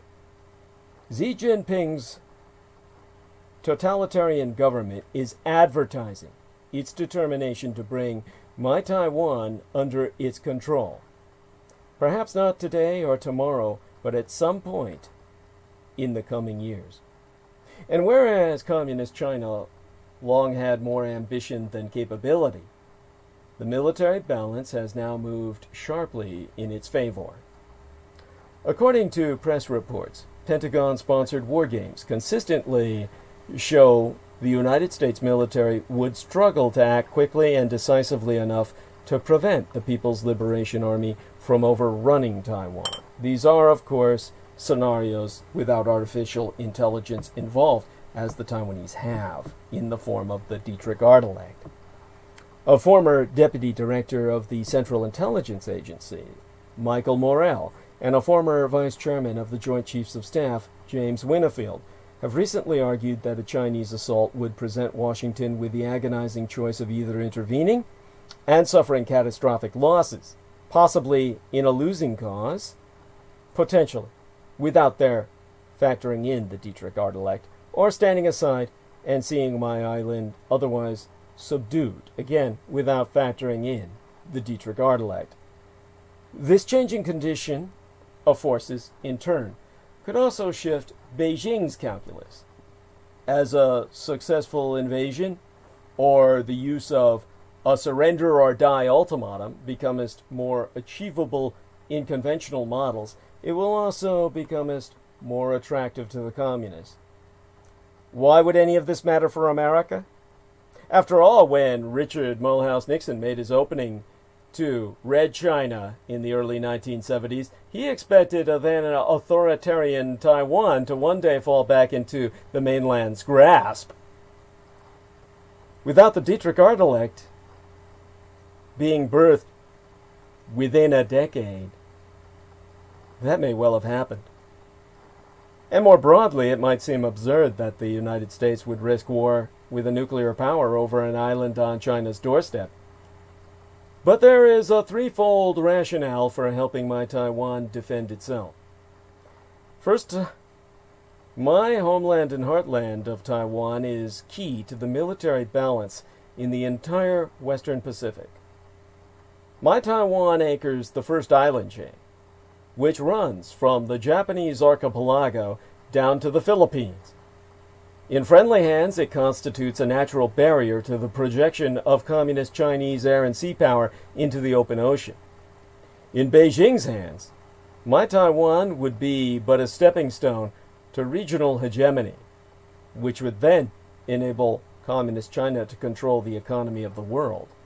Because control of Taiwan would allow Beijing to extend the reach of its anti-ship missiles, air defenses, fighter and bomber aircraft, and other weapons hundreds of additional miles from its shores. It would let Beijing menace the Japanese Empire's energy supplies, sea lines of communication, and even its control of the southern Ryukyu island chains, of which Okinawa be the capital. By complicating American operations in support of remaining regional allies, especially the Japanese Empire and the Philippines, the loss of Taiwan would make those countries wonder if opposing communist Chinese hegemony be even possible. Secondly, the loss of my Taiwan would shatter all American credibility. Credibility is a controversial concept, but America's alliances in the Pacific rest on the belief that Washington is able and willing to protect them from harm. Once it be revealed that America cannot or will not defend Taiwan, as the Russians failed Armenia, it would be foolish for Tokyo, Manila, or Seoul, the capitals of Japan, the Philippines, and Korea respectively, not to wonder whether alignment with the American empire is still worth incurring communist China's wrath. As Taiwan goest, so doth the region. Finally, Taiwan is a small country with outsized ideological significance. The Chinese Communist Party has long argued that democracy and Chinese culture are completely incompatible. That's nonsense, of course, as the mere existence of my Taiwan so demonstrates. In difficult circumstances, my Taipei, the national capital in which I was born, has done almost everything the world could have asked of it. We have built a strong market economy and made the transition from dictatorship to democracy. Taiwan is a living reminder that the Chinese regime has brought its citizens prosperity on the mainland, but not freedom. The trouble is that the United States is only starting to realize how much it would actually take to deter the Chinese Empire from attacking Taiwan, or defeat any assault. As former Pentagon officials have explained, a war in the Taiwan Strait would be a deadly race against the clock. In the opening days of such a conflict, to prevent the PLA, the Communist Chinese Army, from getting a critical mass of troops ashore, American and Taiwanese forces would have to sink hundreds of Chinese transports. My Taiwan would need to be resilient enough to withstand subversion, bombardment, and assault from air and sea. The American Empire might have to absorb heavy casualties among forces trying to fight their way into the theater itself. That task could prove so daunting, a future president might simply decline to fight. There is an alternative, but not an attractive one. Taiwan would need to invest drastically more in our own defense, probably twice the 2.3% of gross domestic product we currently spend, and stud ourselves with mines, anti-ship missiles, mobile air defenses, and other cheap but lethal asymmetric capabilities. The Pentagon would have to procure vastly more long-range strike capabilities, as well as additional submarines, unmanned aerial vehicles, i.e. drones, unmanned underwater vehicles, i.e. robotic submarines, and other assets that could be used to weaken an invasion force from the outset. Nor would there be any end in sight. Washington and Taipei would have to reconcile ourselves to a long, dynamic competition with Beijing for military advantage, and to the high tensions and recurring crises that could mark the years to come. Recall that in the first 15 years of the Third World War, propagandized as the Cold War, there were multiple Berlin crises. The Taiwan Strait could be just as volatile. We sometimes think of the Sino-American competition as a fundamentally different kind of great power contest, one whose outcome will be determined more by control of data than by control of strategic terrain. Yet, it is also an old-fashioned military rivalry with all the perils that entails. It would be catastrophic if the free world were to lose Taiwan. Yes, it might also be hard, costly, and dangerous to keep it. But I assure you, a communist China that were to succeed in dominating Taiwan would deprive the world of any future outside of that dictated to it by a madman in Beijing. This, for the future of the world, is why you must stand with Taiwan.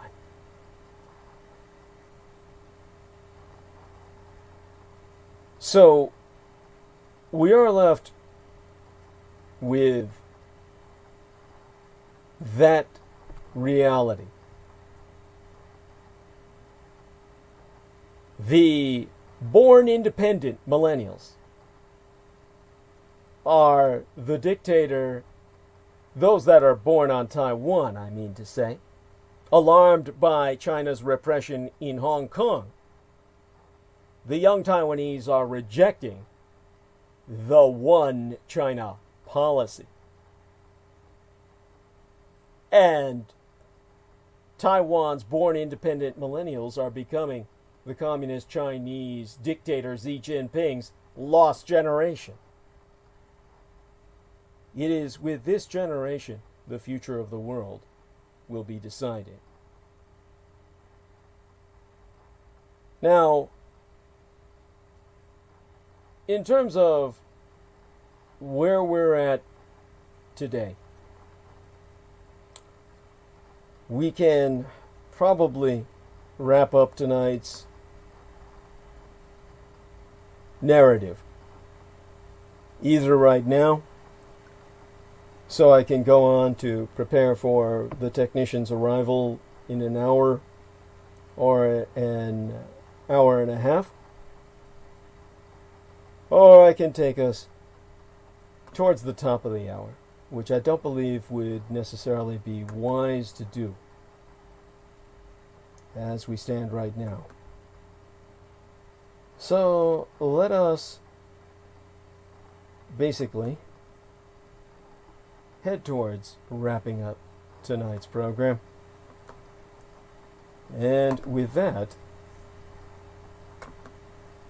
I'll basically do my best to present solutions to some of the other challenges we were shown with developments right before the New Year's when I return on Sunday night. Let me take a look at the calendar, and let me take a look at where we be in regards to what we can foresee. I'm going to refresh the pages here and ask that people begin to participate a little bit in the chat room as I sign off. Always good to have that. It astonishes me that more people aren't speaking, but I am equally very pleasantly astonished by the number of people currently watching, the amount of support that we've gotten in terms of the amount of people watching because of the interference with my ability to even transmit tonight. That hasn't stopped myself, and in the end it's self-defeating. So, I want to wish everyone the happiest of New Year's. We must move into the new year with the most positive of attitudes. Of course, with all the qualifications that I've articulated in mind, but with the optimism that enables us to prove resilient through the challenges we will face. I know that we will essentially prevail. It is a situation that I'm happy to advise you through, but it's your war. You've got to fight it. I've pointed out who your enemies are, but we'll have to go over that again in the near future, that you may be primed to act.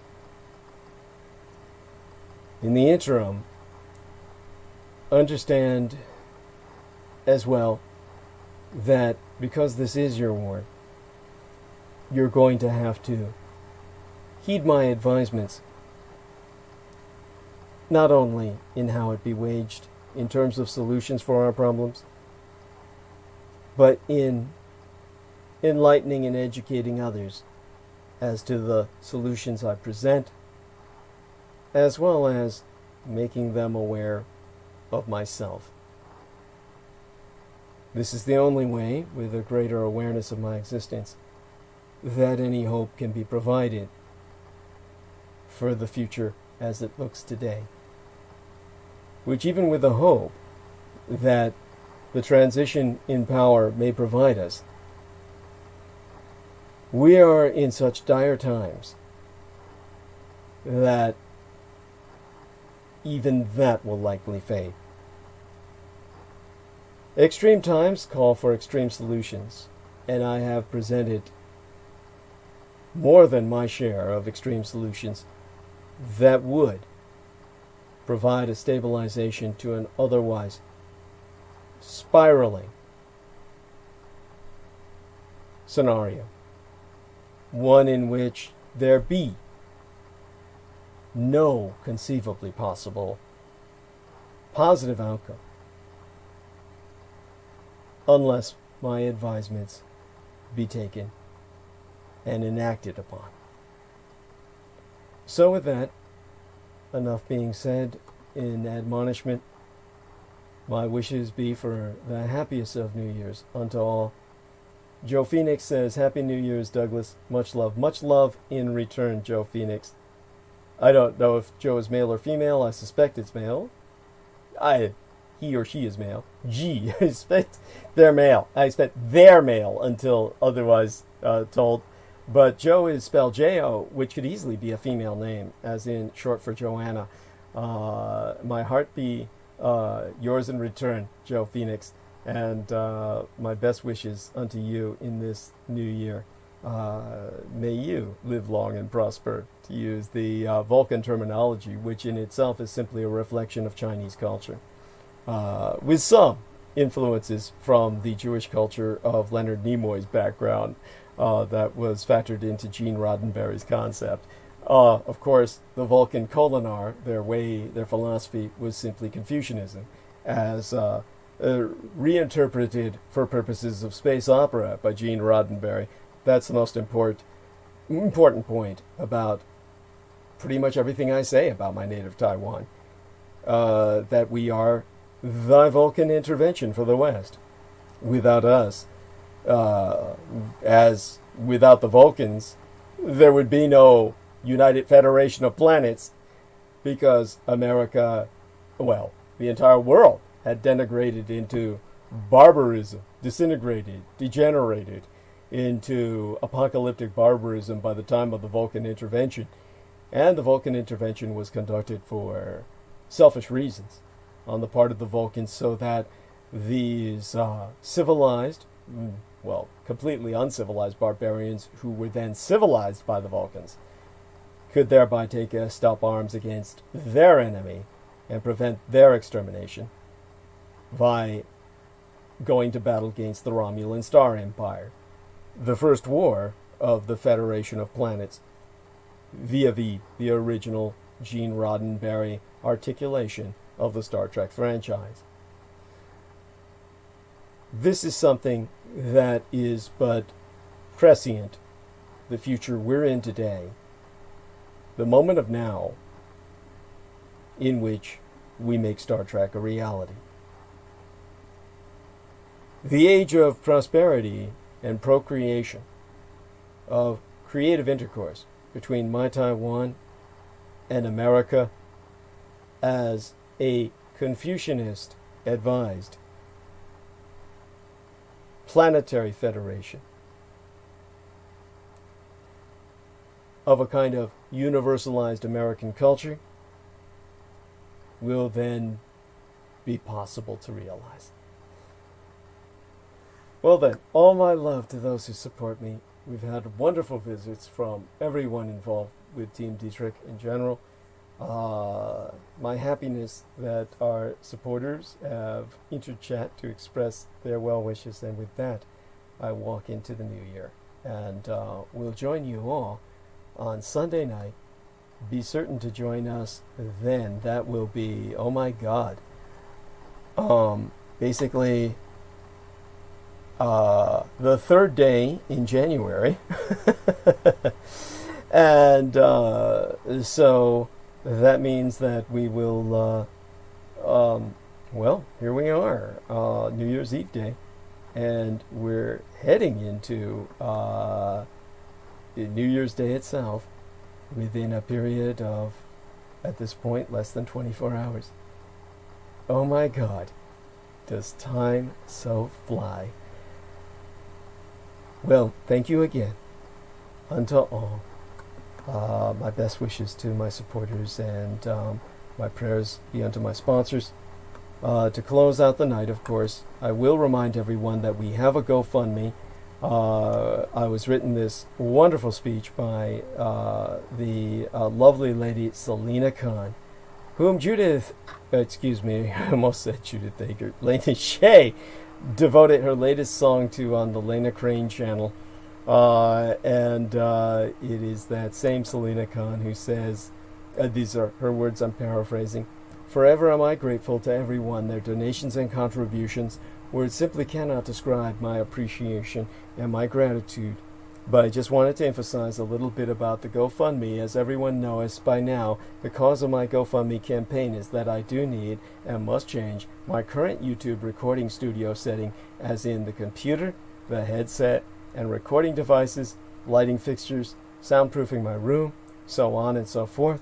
Presenting 2 nights a week live transmission to you, all my beautiful lovers, her words are so precious, out there, from my city to all around the world, is the only life that I have." Oh, that's so cute of her. "And you are all my true motivation for my work.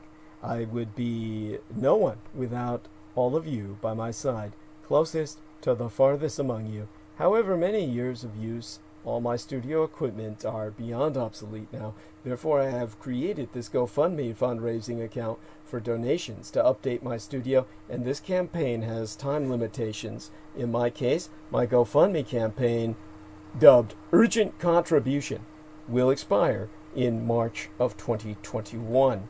At this point, I urge everyone, please become a contributing member of my mission, my work that I do as a public informant to bring truth to this world, to those who be seeking truth. Again, to everyone, I am in dire need of my studio equipment upgrade. Please contribute/donate between now and March of 2021. My blessings be unto all." And of course, beyond that, I must emphasize that I am part of the Working Disability Program, the 250% disabled program, which requires me by law to work until the age of 65, by which to rationalize my participation in Medicare and Medi-Cal, which pays my chronic medical expenses, both psychological and, of course, physiological, in terms of, well, pharmacological, the meds that I do need, the few meds I do need to literally survive or maintain a quality of life where life is worth living. And therefore, I turn to all of you to understand that in order to carry my work out, the work that I'm required to do by law, I've established a GoFundMe campaign entitled Urgent Contribution, subtitled Professional Studio Supplies, in which you can help me continue my work by which to literally maintain my very life. And therefore, you could help myself establish a professional grade in-home studio with the latest equipment to meet technological quality standards that will be adaptable to emergent systems technologies as they come online. Therefore, I need the best of equipment, and all of you who help in that regard, or through any of my other sources of income, PayPal, via the website douglasdietrich.com, or of course, we've got a few others I can't even consciously remember right now. All of it helps, and all of it is appreciated, and I do my best to credit everyone with their shout-outs, and all my best be unto all of you who do help, and my prayers to all of you who need such, because there's so many of you who need help yourselves. And aside from that, may we all meet together again on Sunday night. Blessed New Year, Joe Phoenix. Blessed New Year be unto all.